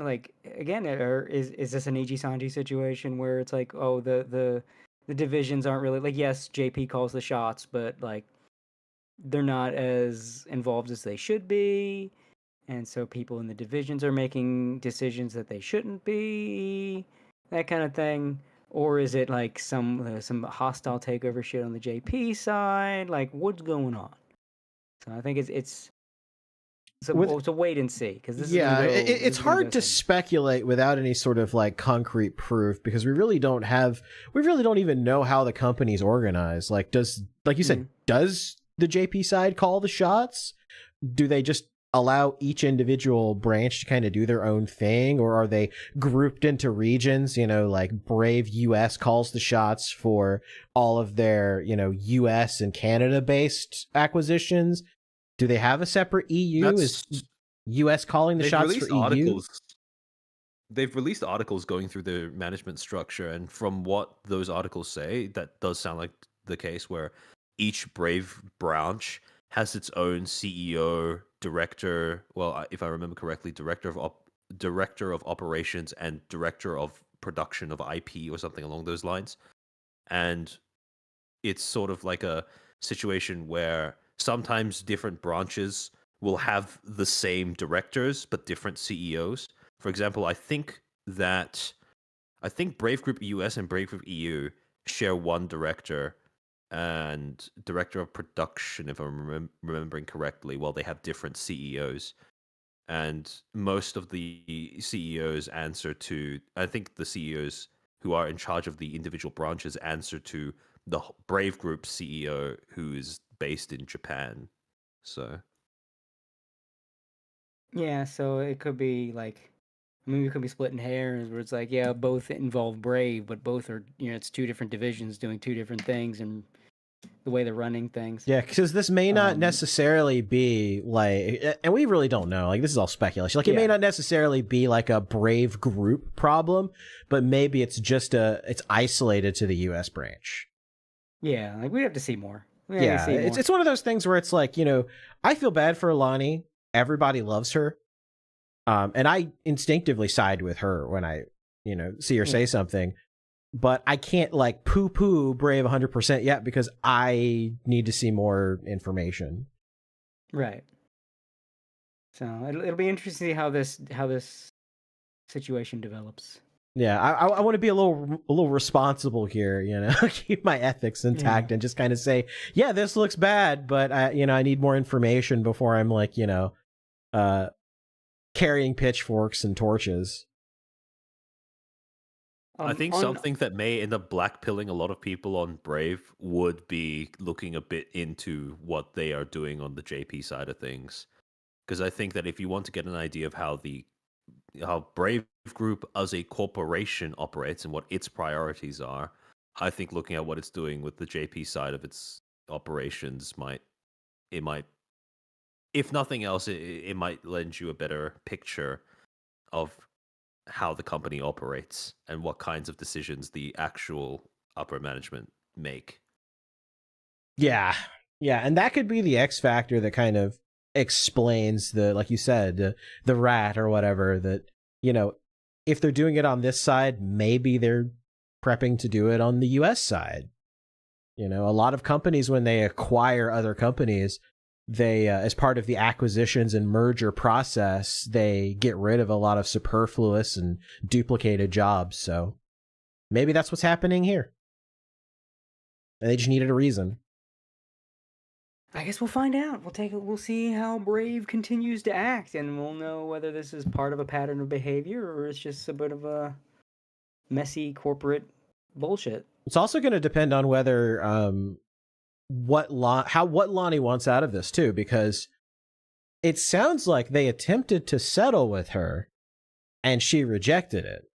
Is she going to continue to reject it and kind of act as a whistleblower, or is this the only thing we're going to hear and then everything, like, we're not going to hear anything after this? It's all going to be handled behind the closed doors.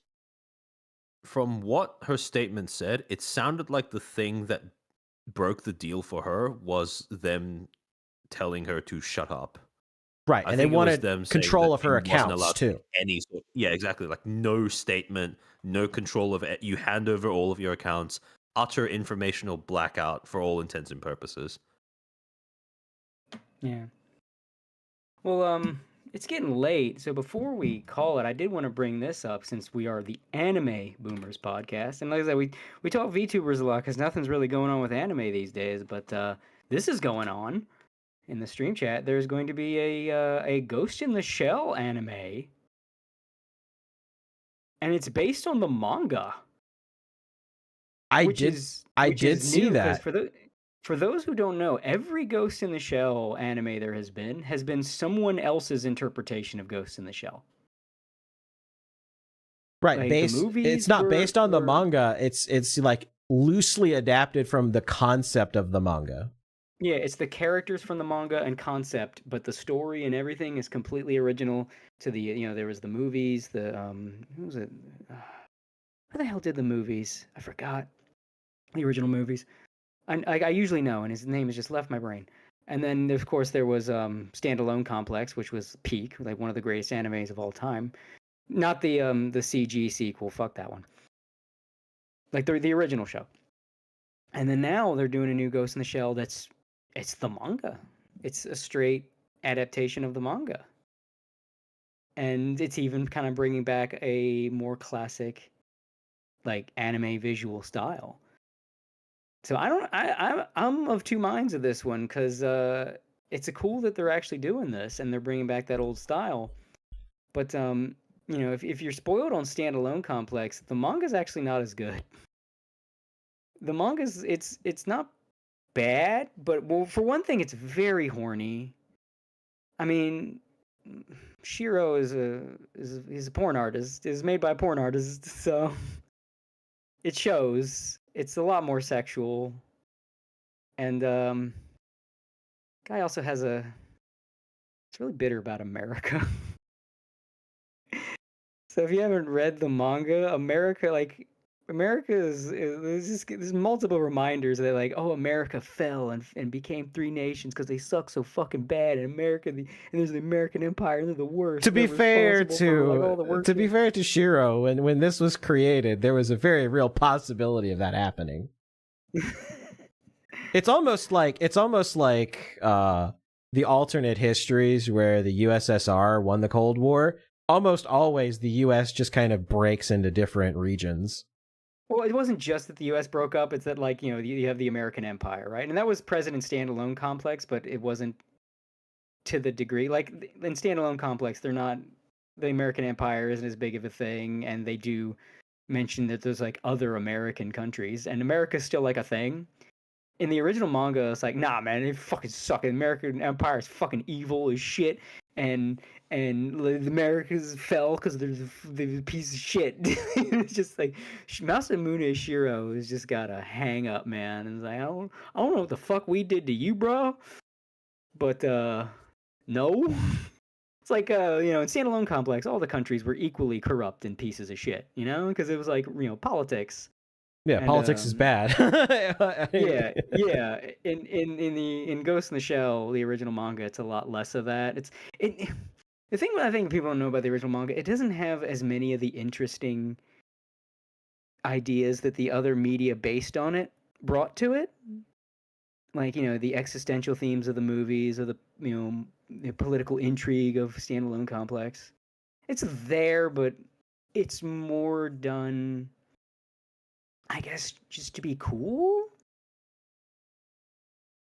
But, like, it's still framed in a very dramatic way. It's not shonen. Of course not. It's made by a fucking porn artist, and you could tell. And the Major is a bigger slut. There's so much focus given to all the fucking sexual shit the Major gets up to. But it's like, it's cool that they're like, oh, we're getting an adaptation of the manga, but at the same time, it's like, I mean, you can even see how horny it is if you look at the production art that goes by really fast in the trailer, the teaser that's been posted. It's like a lot of shots of, like, naked Major. So it's like, it's cool that they're doing this because of the history of Ghost in the Shell adaptations, but at the same time, the adaptation we did get kind of spoiled us.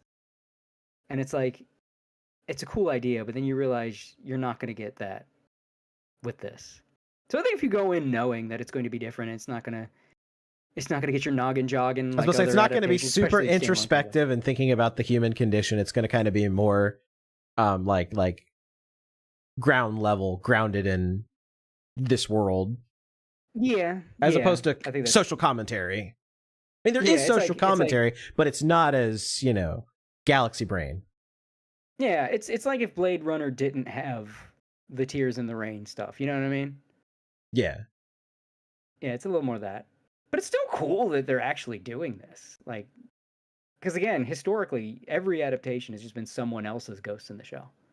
And this is the first time people are really going to get to see, like, the real Shiro's Ghost in the Shell. The real Ghost in the Shell. Yeah, quote unquote. For me, the real one's always going to be Standalone Complex. If you haven't seen it, I'm not kidding. I'm not being flippant when I say it's one of the greatest anime ever made, especially season 2. Azahara in chat left a little gift in the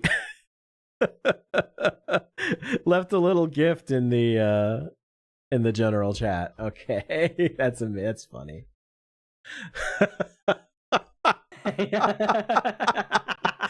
Here's your pumped up pips. Again, that's why they had to not include her in FaZe Academy. Otherwise. I think alarm bells went off in Sakana's brain when he was conceptualizing this idea. He's like, "Yeah, we'll get all the we'll get all the FaZe Connect VTubers and pretend they're in a fictional school." And I just imagine like Dizzy just kind of sitting there with a blank expression on her face. You just hear the dial-up modem noises, and she's just like, "Sakana, is Pippa going to be involved with this collab?" And Sakana's just like, "Well, yeah, of course, all of FaZe Connect's going to be involved." And you just hear the slowly but surely pumped up kicks just starts playing louder and louder and louder, and then it hits Sakana, and his eyes dilate, and he's just like, "Oh shit." If you want a more blatant song to be playing, the Mighty Mighty Boss Tones did a school shooter song, and it's a lot more direct than pumped up kicks. It's called High School Dance. I think the subtlety of pumped up kicks is part of the appeal. Yeah, yeah, exactly. I would recommend it though if you're like familiar with the Mighty Mighty Boss Tones from like their like old school like back in the day like ska punk.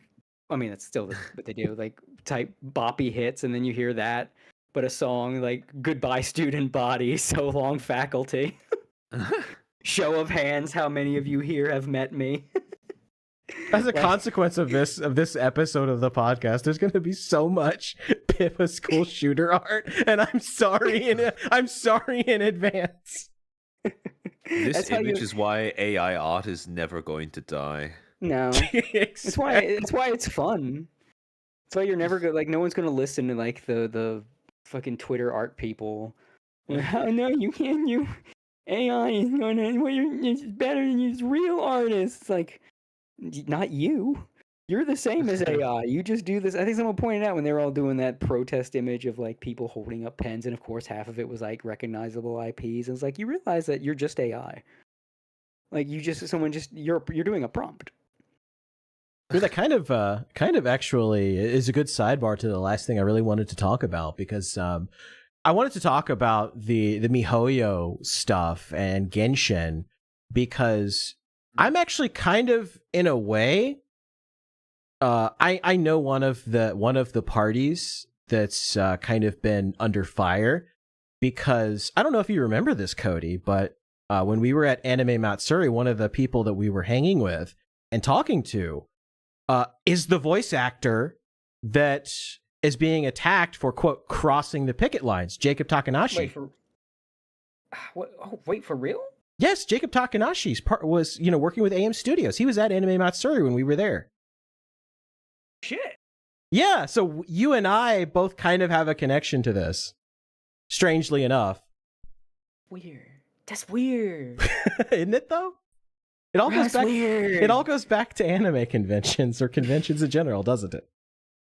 Stuff like that's you're not supposed to like encounter it in real life. That's internet stuff. It's weird. It's weird. Yeah, isn't that strange? Yeah, Jacob Takanashi, who is taking over for another voice actor that refused to work. Yeah, he was, he did stuff for AM Studios, was influential in helping them acquire some of the licenses for the work that they got to dub. Yeah, and guest at Anime Matsuri. How much you want to bet him not being part of the clique, the club, is part of the reason they're going after him? Because that chick. All of my life savings. Yeah. All of my life. 100%. Yeah. I'm going all in. Yeah. All my chips on the table. Yeah, like the chick that voiced Paimon crossed the picket line, and she's out here like being a scab while advocating for the union. I guess she's paying her little lip service so she can continue to work. Yeah, and it's crazy because the thing is with Corinna, she's technically not like SAG proper. She's part of like Pakora apparently, which is like this little the spat upon sub branch of union actors who don't have who the strike technically doesn't apply to, but still gets frowned upon if they don't participate usually. As a heart in the chat, the short bus of V8s. And here's the thing that annoys me. Like, look, I'm not one of these people that gets hopped up on the personal views of an actor. You know, a lot of people are like, oh, yeah, down with dubs because voice actors hate you. Like, man, actors hate you. You ever seen Hollywood? Guess you ain't watching movies. But like, this is getting to the point where even me, as someone that completely separates the actor from the performance, even I'm like, nah, man, this is too much. Like, you're now making your bullshit affect the product. Like, I don't even like Genshin Impact. I think it sucks ass and I hate it. But like, this isn't like even as someone that thinks Genshin Impact sucks ass and hates it, I'm mad at what they're doing to Genshin Impact. Again, it's one thing to just have stupid retard opinions and make a fool of yourself on social media. But now your behavior and your ridiculous worldview and just your personality disorder is now affecting the work you're involved in. You are now poison. Like, Monica Rial has never been this bad of poison to the work she's been a part of. Like, that's where we're at. You are poisoning the work you're hired for. We're past, like, insulting the fans. We're past that. Yep. You are now, as a result of you being hired and working on this game, the game itself is suffering, and not just in the audience is mad because you called them losers way. The work is suffering by way of your involvement. And at that point, fuck all y'all. Just remove the English dub. I think at that point, just remove the fucking English dub. Like make that your message. Like, oh, you want to play stupid games? You win stupid prizes. Now none of you are in the fucking game. You've been removed. I think at this point, if MiHoYo decided to remove every single SAG-AFTRA actor who has voice acted in their games and replace them with other people, I think the public at this point, their consumer base, would be completely in support of that. Yeah, I'm sure, like, oh, the first English dub I'll ever put on, you know, some of these people. But, like, that, like, at this point, you know, now you're a detriment. And, like, it's one thing to say they're a detriment, again, when they're just being stupid and pissing people off, but now you're affecting the product. Like, it should be with dubs, it should be you cease to exist when I watch the show. Right. Or I play the game. Right? Like, you're no longer an entity. You, the actor, are no longer an entity when I'm invested in the media. You have gotten in the way of that. And that is the cardinal sin. Because, again, I know there are people that get hang-ups about actors, voice actors, and their opinions on social media. It's like, who fucking cares? They're actors. But there are people that do. But we have passed the who fucking cares point. Even someone, again, like me, completely separated from all that. I think, like, once you've convinced people like me to say, hey, yeah, just delete the English dub, you're lost. And I don't think they're going to get what they want. And I think MiHoYo will just fucking delete the English dub. I mean, we keep saying AI, but AI's not really there yet. And even then, with AI, you still need an actor. You just use AI to change their voice. Like, you can't really have the AI act it. I know people think that it will because, oh, well, I had the AI with Morgan Freeman's voice. Does he do that? Well, you have to feed that. And even then, he still says things weird. It's always going to do that. AI is never going to be that perfect until we have AI that is sapient. Then AI will be able to act. Until then, you're still going to need an actor. And then you just, like, you could probably get, like, 3 actors that are really good and then just feed them through different AI's filters to change them for each character. And that's really what's going to hurt a lot of these people, because a lot of these people just have a career because of what their voice sounds like. Like, there are voice actors that are great, fantastic. And there are voice actors that just, they get the job done, but they fit a niche. Those voice actors are fucked. Because AI is going to make it so those really good voice actors can just play your character too.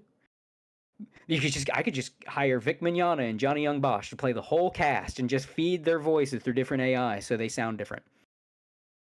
I don't need you anymore because you can do a squeaky voice. The AI can make fucking the deepest dude sound squeaky now. So what the hell do I need you for? Yeah, it's like I pull out the because I've got the AI voice changer in a computer good enough to use it almost in real time.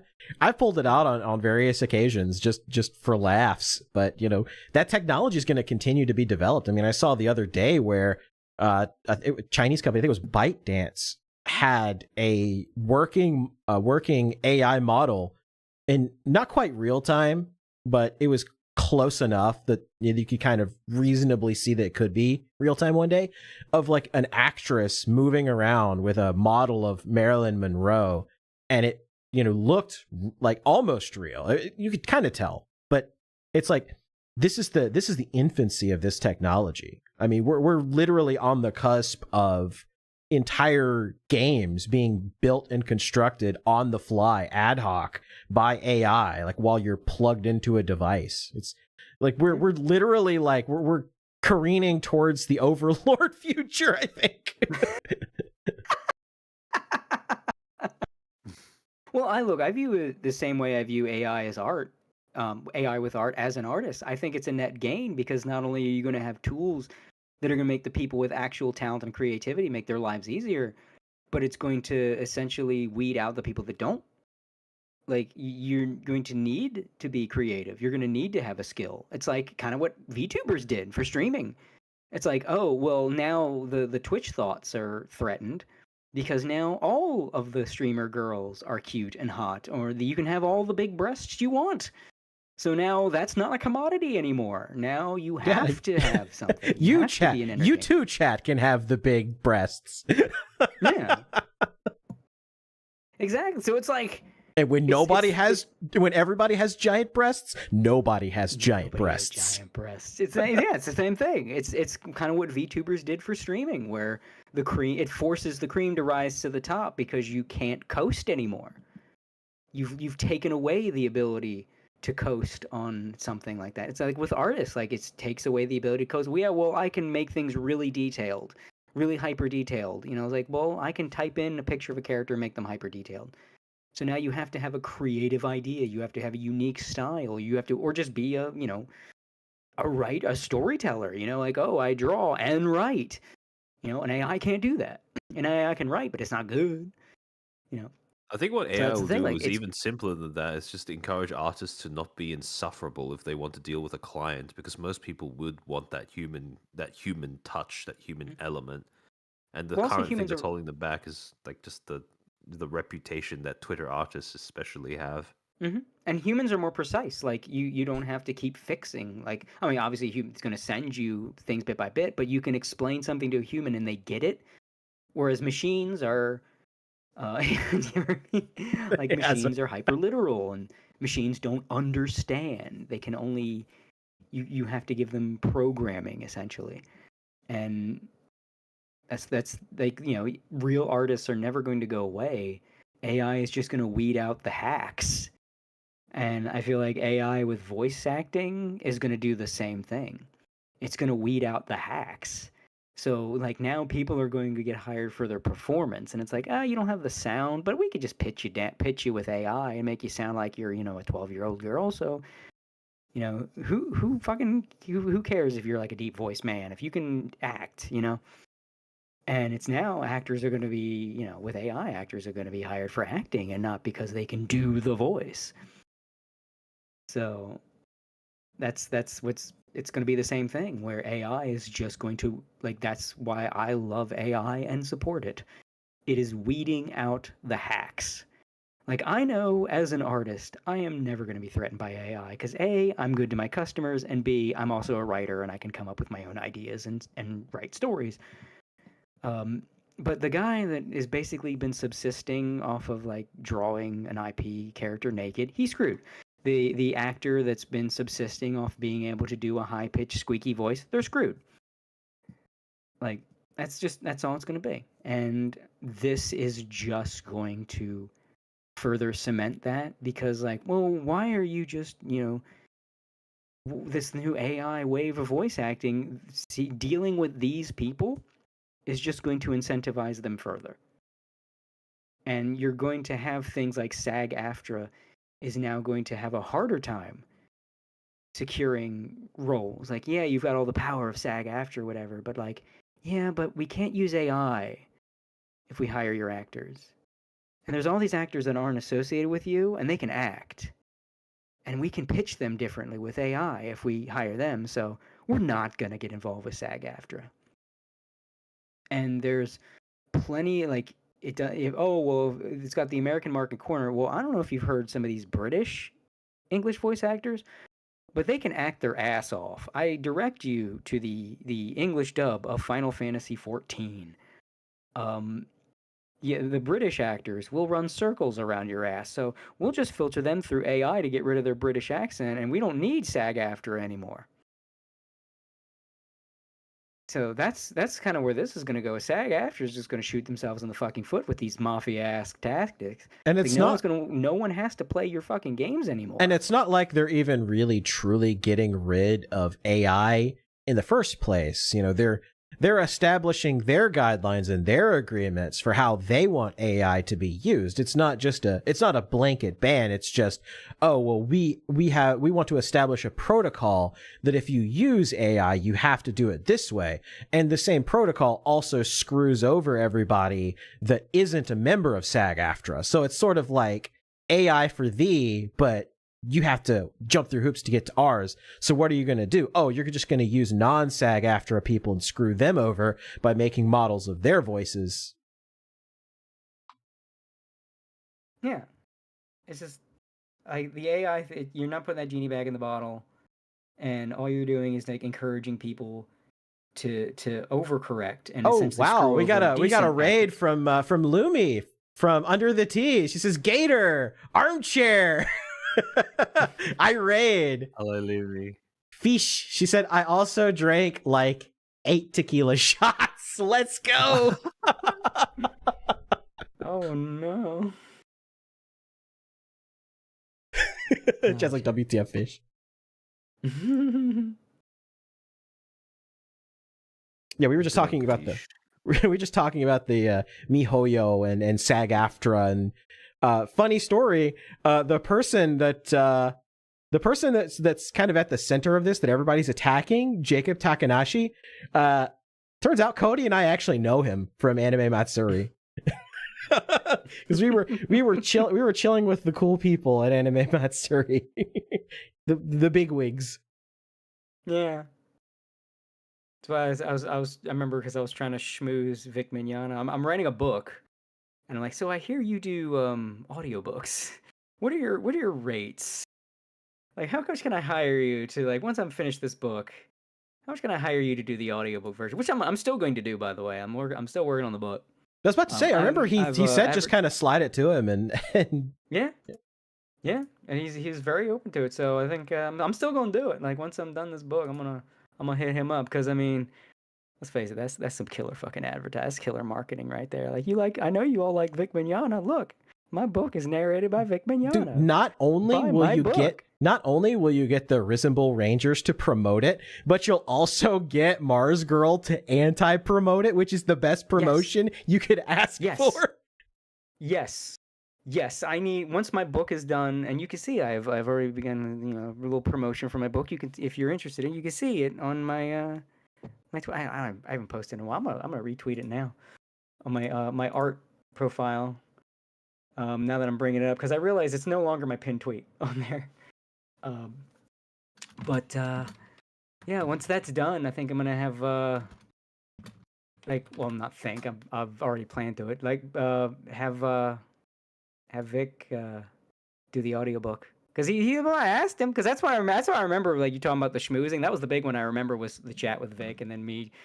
Because I've said before, I'm a businessman. Oh, I get an opportunity to talk to Vic Mignogna. So anyway, you want to do some business? Have some business. You want some business? And Mega J brings up something in the chat that I was about to talk about. He said, Jacob did voice work with Vic on an AM dub, and the usual hate group are using that to go after him. Yeah, because a couple weeks ago, Mars Girl was like the first person to go after Jacob, specifically because he worked with Vic Mignogna. And so I do feel like maybe just like, Mars Girl was like the first person that tried to like get the ball rolling. I feel like she probably got the ball rolling on this one too, even though like she has no clout. It's just her ties with her friends that have clout that causes problems.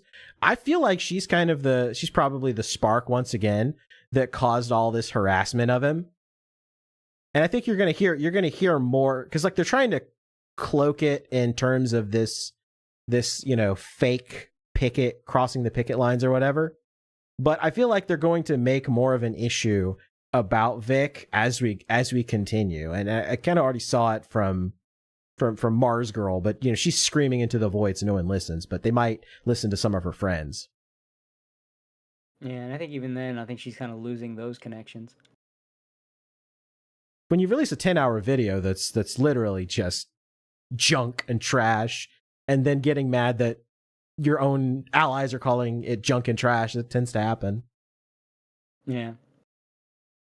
I mean, Mars Girl, I feel like picking on her anymore. I mean, she deserves it. She's a piece of shit, but it's like kicking her when she's down at this point. That's like, yeah, it's like she's ultimately irrelevant in the grand scheme of things at this point. She's lost everything. Like, she's just, what do you even do anymore? Was she like DoorDash or some shit now? Like, what even career does she even have maybe now? she got, you know, bringing up people that are irrelevant. Maybe she got a Uber Eats code from Mundane Mad. Maybe that's what happened.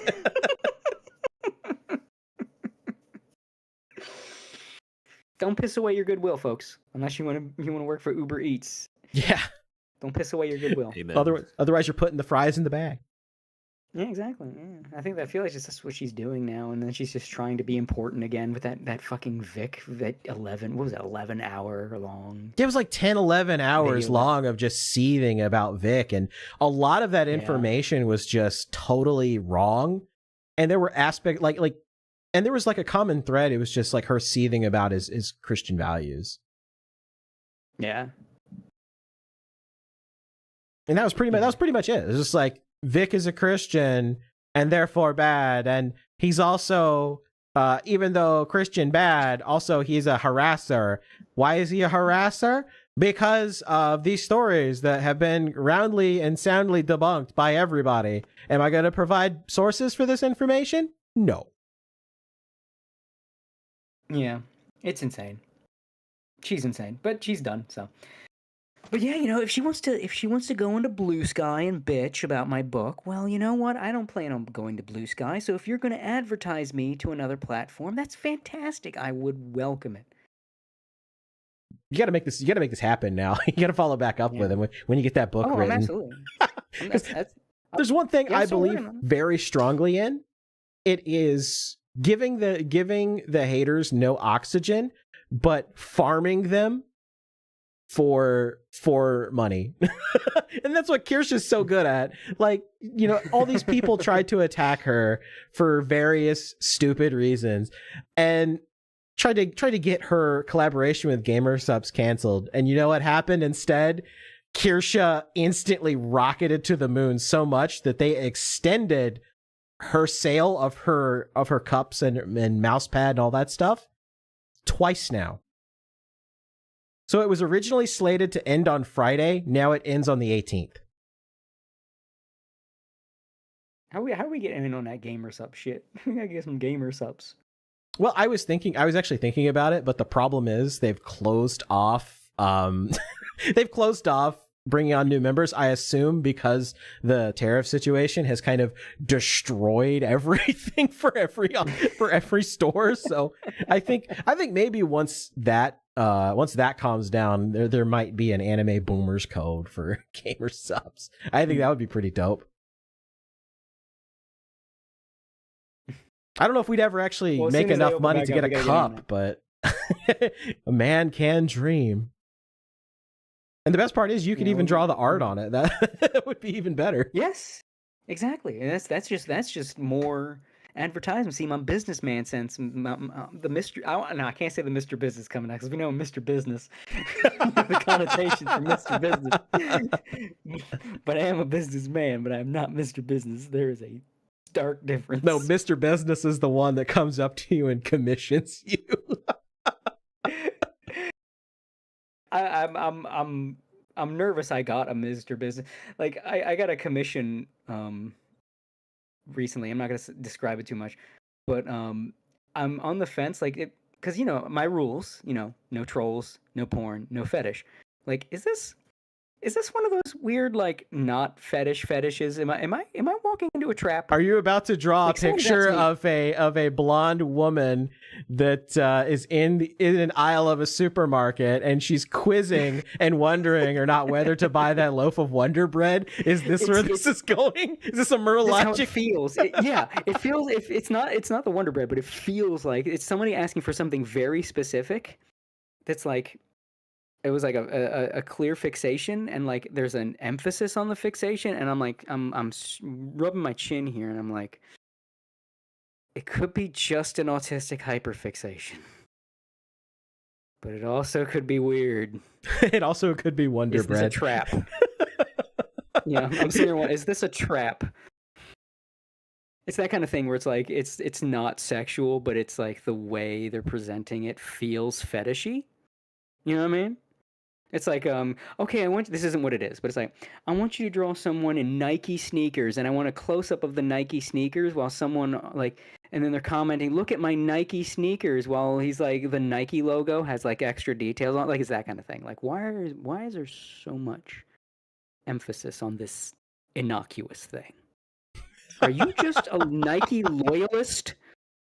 Or do you have untoward desires toward Nike sneakers? So I want to ask you, Gator, because your experience with weirdos and degenerates. I like how that's the first thing you do. Gator, you know about weirdos and fucked up people on the internet. Am I walking into something? I will answer your question with a question. How much are they willing to pay? Because there is a limit. It's a small commission. It's one that it's not a lot, but it's also some, like, they ordered like an easy one, something I could do within an hour, you know. So it's like, it wouldn't be a lot of effort, but it feels like a trap. But it's not sexual, but it's not sexual to you and me. You know what I'm saying? Right. It's like, I'm hesitant. I have another one like before them on queue that's a lot more involved, and it's one like this one I probably still wouldn't. The one I'm talking about, I still probably wouldn't post it to the public, even like just in case it's a trap. But the one I'm working on will be posted to the public, and like I'll have time to think about it. But I'm cautious. I'm wary. You know what I mean? I'm of two minds about this. I'm of two minds about this because on one hand, I'm like, yeah, this definitely does kind of sound like it's some sort of fetish. But the morbid curiosity has me wondering, if you do draw this art for this guy, is he going to post it publicly? Am I going to find out what he's potentially fetishizing so I can have a good chuckle? Like, is this going to start something funny? it's like I'm morbidly curious about what rabbit holes you're going to uncover with this. Yeah, like it could be it could be a hyperfixation.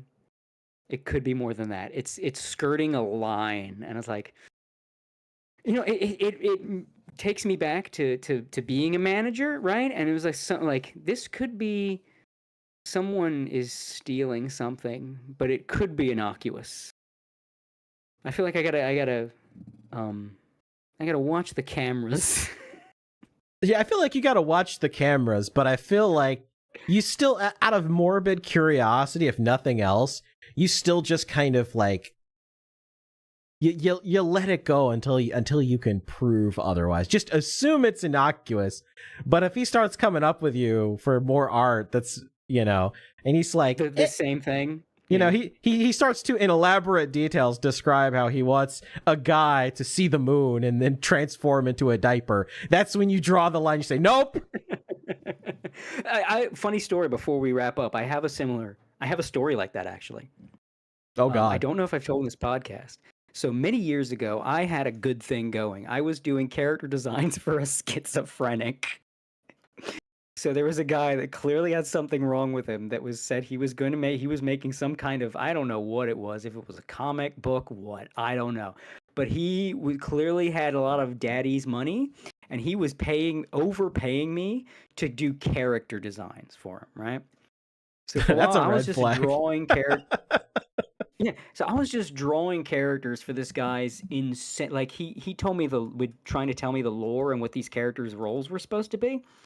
And bro, I couldn't even tell you what they were. I couldn't even relay it to you. It was look at any like body cam true crime thing where they catch a schizophrenic and just take their ramblings and just assume that's what I was being fed. But I drew the guy's characters, and it was a good thing because like these were not hard. They were just pencil drawings. I didn't even have to fucking ink them, color them, anything like that. It's just pencil drawings.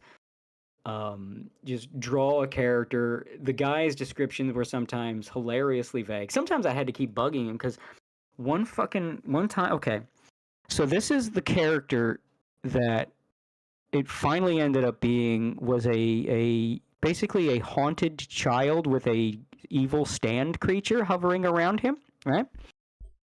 And this isn't the fetish part. I haven't gotten there yet.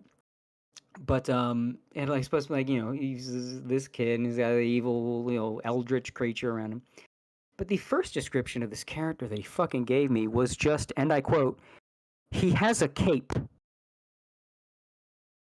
Now imagine you're an artist. I want you to draw a character for me. Okay. What character would you like? He has a cape. And that's the one line in the description. Well, more needs to be said. So I had to shake more information out of this guy. But then he started saying like, "Oh, I want you to draw this character, and this character, she's supposed to be like the sex pot that all the guys want to get with and whatever." And think, okay, well, I mean more than that. And then he hits me with, "She's 14 years old." I'm like, "Excuse me? Uh-oh. Come again?" No. So like the first one, we hadn't got to the sex pot yet. The first one, he wanted me to do a 12-year-old character in some revealing outfit, and I said I'm not doing that. I had to negotiate him down to a normal, regular shirt and shorts and like a jacket. And then he hit me again. It's like, I will not do that. Do not ask me to do something like that again. But he's clearly crazy enough. He will clearly not do anything with these artwork I'm giving him, so I'll take more of his daddy's money. So I took a couple more commissions from him. So he sends me another one, and that was the sex pot. And I was like, okay, I need more information. And the sex pot wasn't even the only one. He was a list of characters, and you had the sex pot, and you had another sexy character, and the sex pot was like 13, 14, and the other one that was supposed to be scantily clad was again 12. And I said, I told you I'm not doing this anymore. What, did you just not listen the first time? I had to spend 5-6 emails negotiating you down from having me draw a half-naked 12-year-old. So that's when I cut him off, and it was I had to put my morals before the money, because this man was paying me like upwards of $80 to $120 for fucking pencil sketches that took me like 2 hours, and that's 2 hours if I gave a damn. And I was getting paid $80 to $100. Yeah, that's definitely one of those points where you draw a line in the sand and you say, "Yeah, no, I'm not crossing this line." And no matter how much you pay me, because you know that if you had acquiesced to that like one demand, he was going to get weirder with it.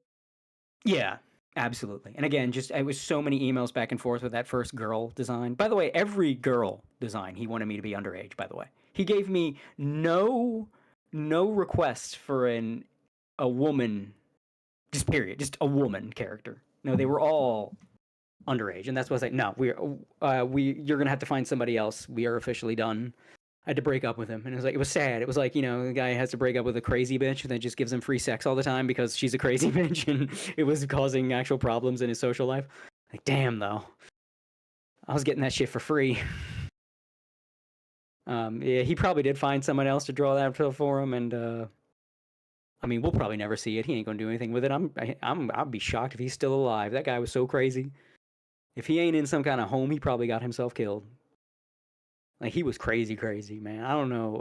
It was like I got connected to him through like somebody who knew somebody who knew somebody, and it was like, well, that's a lot of fucking money for low effort art.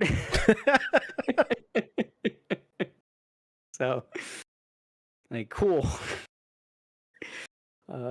I miss it. I do miss it, but It wasn't even furry. That's the thing.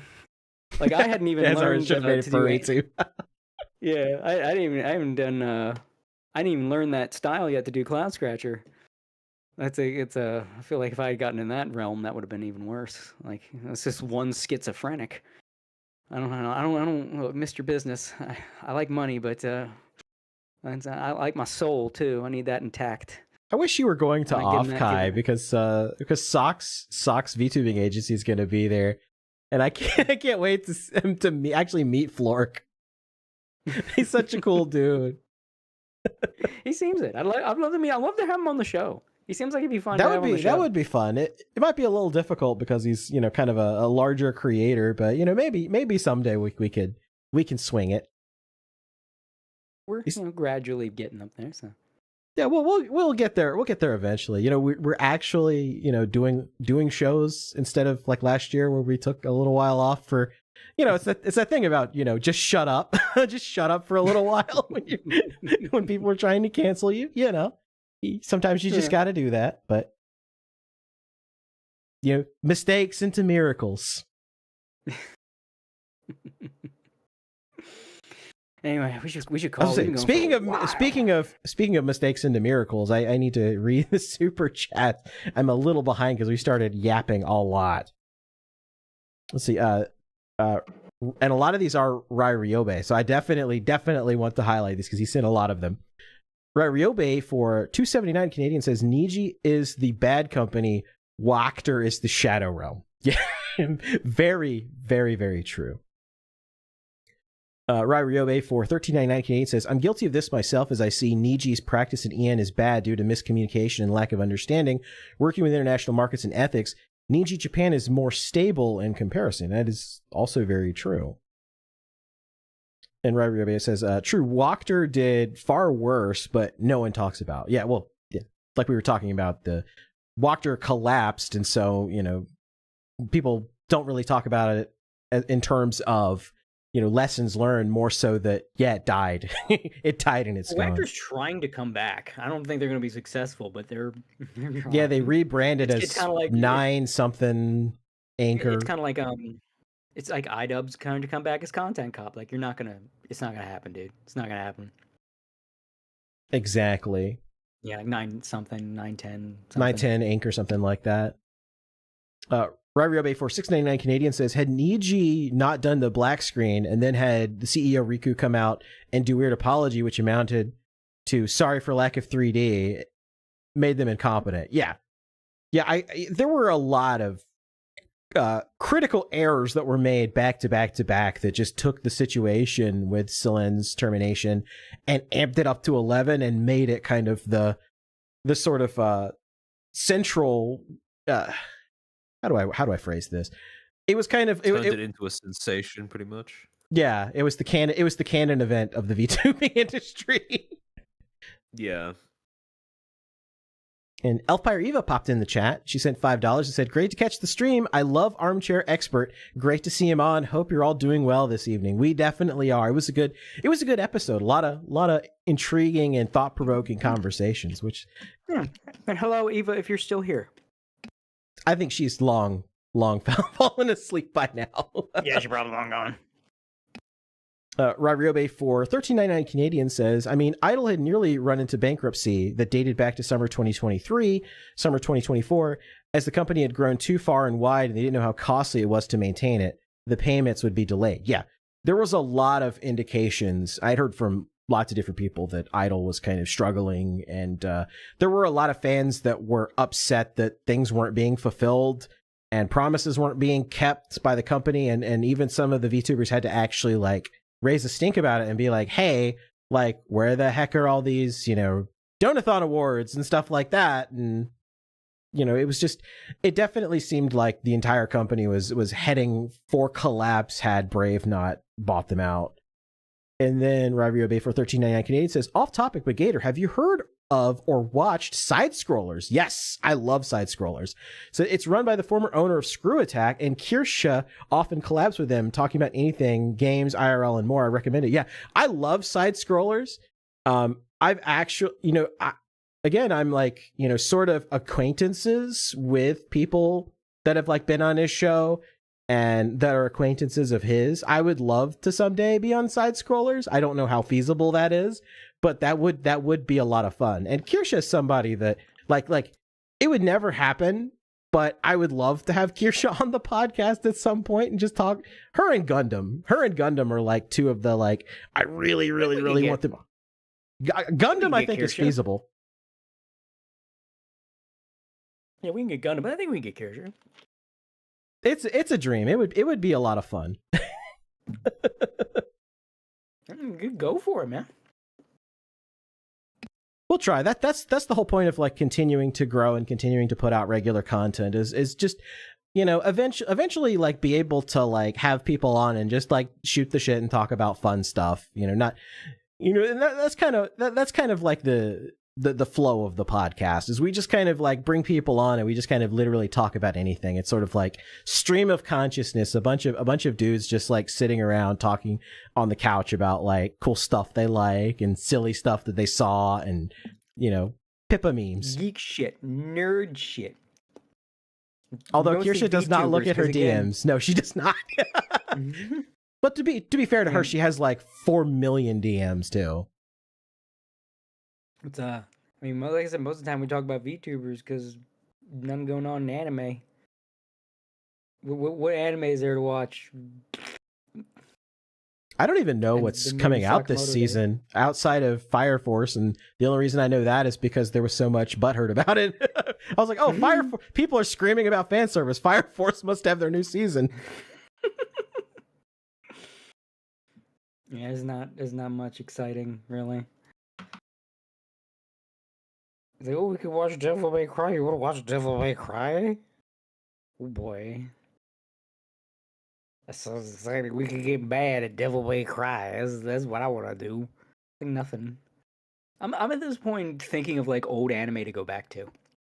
It's like there ain't nothing new that's really exciting. Like I said, except for Sakamoto Days, it's like the newest thing that I've been interested in. It's like, wonder what's old that I haven't watched before or in a long time. I'm just going through like a mental Rolodex. Oh wow, Grungy. I'm sorry, I'm gonna mispronounce your name. Grungy Sprosse gifted 5 Anime Boomers podcast memberships. Thank you for that. I am sorry I butchered your name. It's Grungy, right? Grungy Sprosse. I hope I got that correct.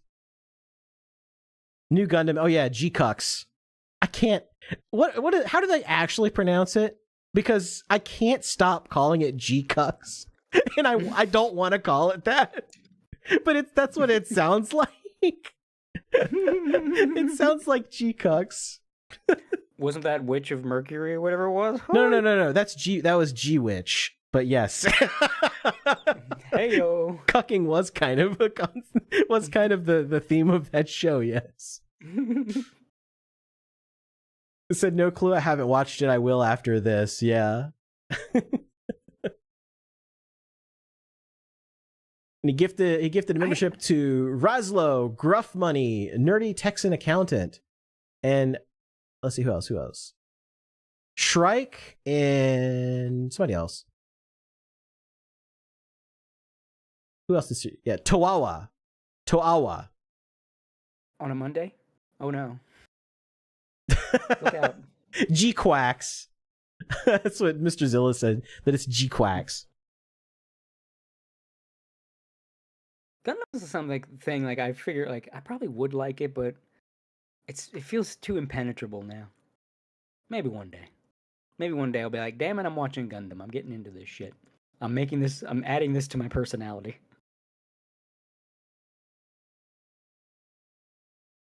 Yeah, I love Gundam. Gundam, I mean, that's why I love giant robots. Gundam has a special place in my heart, but man, G-Witch just wasn't it. But I'm not going to rehash I'm not going to rehash the Witch from Mercury argument, though. I made that on a previous episode. If you want to go back and watch it, I literally outlined like how they could have made it good and how they just left so many good potential plot points just there for the taking and didn't do anything with them. Yeah. All right, well, Gotta wrap this up. Yep, man. it's a perfect time to wrap it up. I know that we've kind of kept Armchair a little longer than outside of that, like, what was it, 24-hour stream or whatever that you did. We kept him a little late. Nah, that's fine. I'm perfectly all right. But yeah.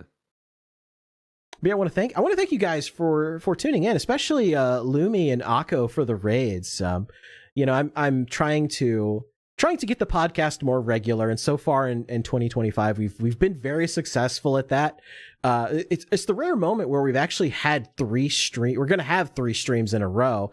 Last week we had Akko and Eva on. This week we had Armchair Expert on, and next week we're going to have Zan VT on, talking about VTuber PR, public relations, and how not to handle controversy. So it's gonna be a fun episode. I've already kind of talked to them a little bit about some of the stuff that I really wanted to bring up, especially like people's perspectives on cover versus Niji Sanji, and how to navigate yourself through a potential controversy the right way. Someone just said 14 hours and 25 minutes. Was that how long? Was that your record for stream? Yep, that was how much time it took. God damn. Wow. You got a little of that Corona in you, Jesus Christ. Rocket launcher, whoa. Mission, yay. Yeah. I can only hope. I can aspire. Yeah, I want to thank Lumi and Akko for the raids. I want to thank everybody for the support today. If you got gifted a membership, definitely thank. Let me try to pronounce it again. Grungy Sprosi for the gifted members. We're trying to build the membership up. We want to get to at least 25 members, and once we do, we're going to start scheduling monthly, like members only streams where we can just literally talk about anything, whether it's anime that you're into, thoughts about like current topics and stuff that we may have missed on the podcast. As it is, because we talk about a lot of different stuff, but there's some things that end up getting left on the cutting room floor, unfortunately. Also, the puppet stream is, that's right, the Corona puppet stream is soon. I wish I could raid into it, Yes. but I'm not staying up that late to raid into it. Corona puppet stream starts in 2 hours. That will be majestic. Yes, it will. I'm gonna have to catch it the VOD though, because I'm gonna be asleep when it airs. Very, very asleep. But again, I want to thank everybody for the awesome support today, and I definitely want you guys to kind of keep tuned to my regular channel, because I've taken a little bit of time off because work has been grueling and soul crushing lately. But I am still trying to push to get my old personal channel remonetized. For those of you who don't know, my personal channel lost its monetization because that's kind of apparently what YouTube does now if you don't stream on there for a year. So I'm trying to work my way back to 3,000 watch hours. And you can find that channel. I'm going to put it in the chat here. It's youtube.com/@thegatorgamer. That's where you can find my personal channel. I'm playing through Final Fantasy VII Rebirth. I'm about roughly halfway through the game. I might try to stream some tomorrow and just kind of play through that. And of course, I want to thank Armchair Expert for coming on the show. This I guess you're kind of used to the marathon streams now. Normally for most yes. Guests, I'm like, oh, I'm so sorry, I didn't mean to keep you for 5 hours in the middle of the night or early morning. But this is actually what you do. Nah, there's no problem. I'm perfectly at home here. Thanks for having me on again. Absolutely. Thanks for coming on. And of course, I definitely want to thank my longtime co-host, Cody, the artiste.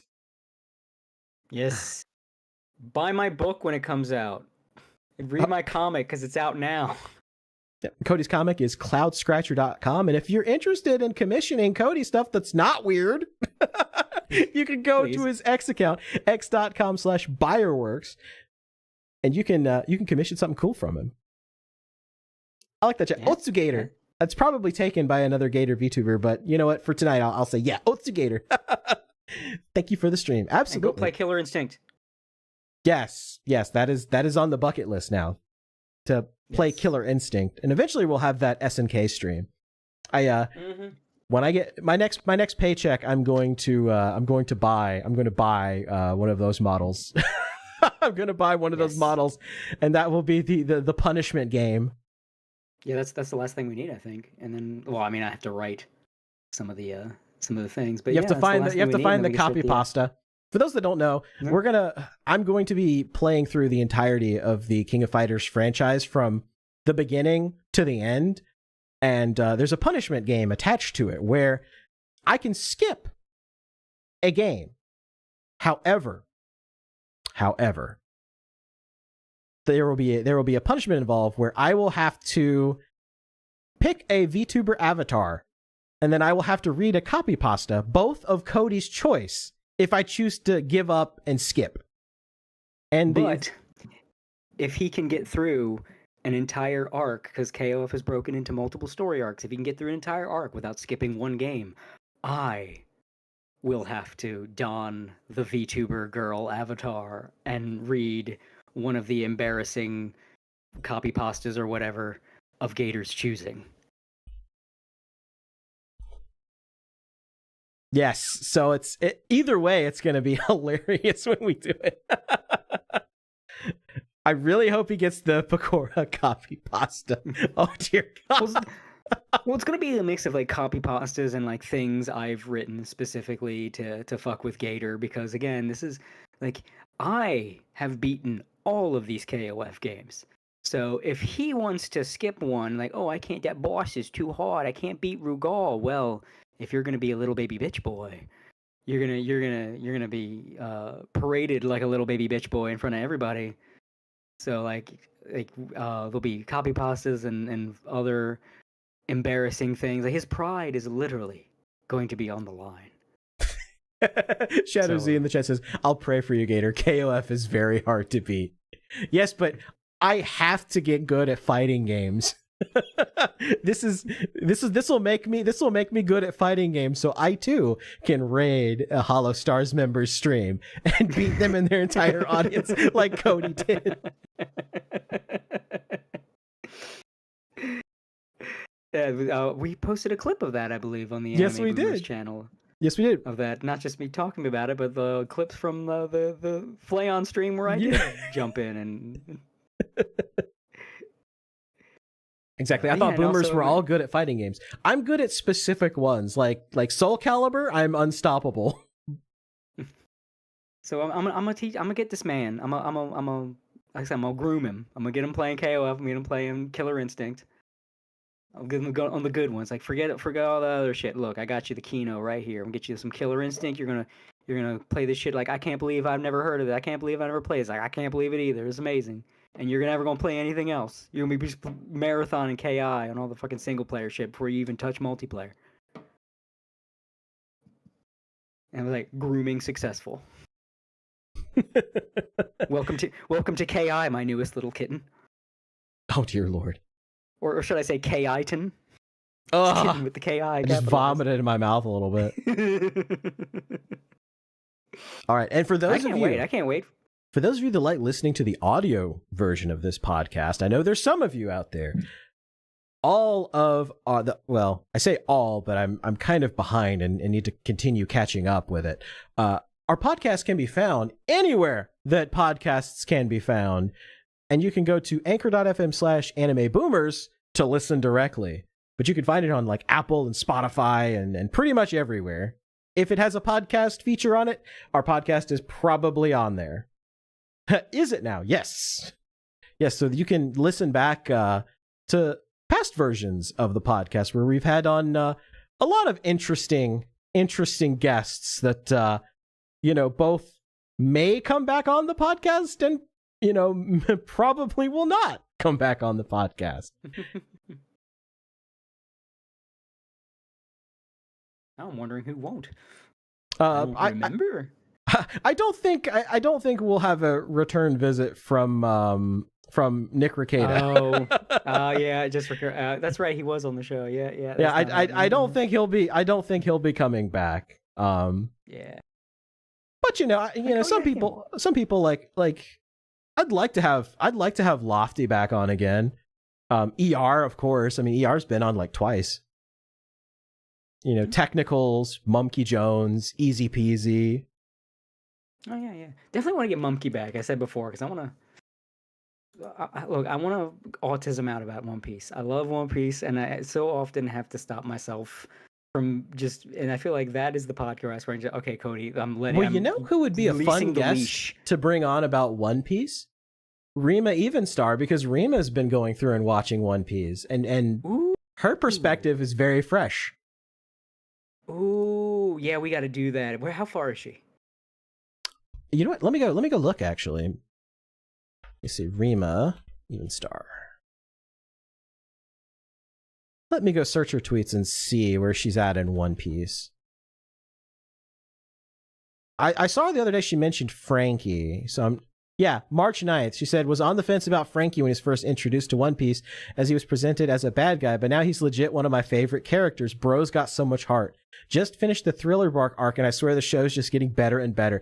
Dude, what I would give to like be able to like watch all of that again with like no foreknowledge. Like honestly, I'm jealous of Rima. She is getting to live like her best life. See, personally, for me, I like going back to that kind of stuff with foreknowledge. I feel like if the writing is good enough, and Oda's been pretty good at it, even though he's going by a little more of the seat of his pants than he lets on, to go back through that shit and it's like, oh, I see what you were setting up. This hits different now that I know about X, Y, and Z, like that kind of thing. I love that shit. I love anything that's like good on a rewatch. It's one of the bajillion reasons I love Overlord so much. You go back and see some of that shit, knowing what happens later, knowing like what's really going on. It's like, oh shit, it hits different. It's like it hits different. It's like getting it fresh, but in like a whole new way. That's good shit. So yeah, we gotta get her on and just like talk about One Piece. Like, hey, we hear you're going through One Piece. Well, we just happen to be a couple of big One Piece nerds. Let's geek out. Wait till you meet Brooke. Oh, I want to see her reaction. I want to see her reaction to Brooke. I think Brooke was Thriller Bark, wasn't he? He is. Yeah, he is. Thriller Bark. Yeah, she's a Thriller Bark. She's met Brooke. Yeah, I gotta get her reaction. What do you think? One of the things you always get when you meet a new One Piece fan, like, all right, which backstory had you catching the most feelings? Which one? Which one hit you a certain way? You know what? After, because my focus the next like couple months is leading up to Offkai is to bring on as many VTubers and VTuber industry people as possible. I'm gonna reach out to Rima and see. Well, I don't know if I want to wait. If I want to wait for her to catch up, but if I wait for her to catch up, it's going to be like 2 years. Yeah. You know what we should do? We should do one now, and then have her back on when she catches up. Yeah, there you go. That's perfect right there. That I like that. Let's do that. Let's get her on, talk about VTubers and One Piece. And just kind of like, because it's so cool. I love hearing like perspectives on fans that are like just getting into the series and just in like what they think about it. And we get the foreknowledge, we know where the threads are going, but she doesn't yet. And just kind of hear her speculate on stuff. That would be a fun episode. Yeah. Like, there's a couple of, where do you think this is going? Where do you think this is going? What do you think this is? And then just like see how well she guesses it. If she's like totally off, or if it's like, oh my god, did you read ahead? Yeah, right. All right. Well, we've had a couple of false endings, but definitely going to this is the real one though. So I want to thank everybody for tuning in. Again, you can find the podcast anywhere podcasts can be found, on Spotify, Apple Podcasts, Castbox, I think. I don't remember all of them, but there's a bunch of them. But we will see you again next week on Saturday night, 11 p.m. Eastern Daylight Time, where we will have Zan VT on to talk about VTuber PR and the do's and the don'ts of navigating a controversy. We're going to send you guys on over. Speaking of, FaZe Academy, we're going to be sending you over to Utatane NASA Cute. Oh, NASA. NASA Cute. We love cute sleepy dragon. She is playing a high school horror game. It looks like with Michiru and Loki, and who else is with her there?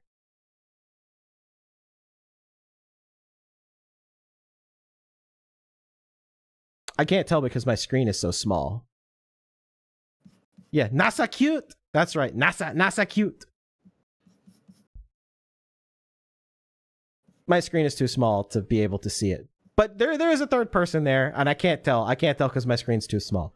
But yeah, go send all of our love and support to Nasa, and we will see you guys next week. And you'll see me tomorrow because I'm probably going to be streaming Final Fantasy VII Rebirth. And I'll just look at my Twitter. Look at my Twitter, and I'll post when I go live.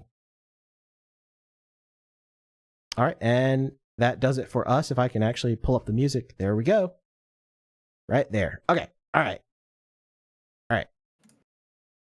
Peace. Peace.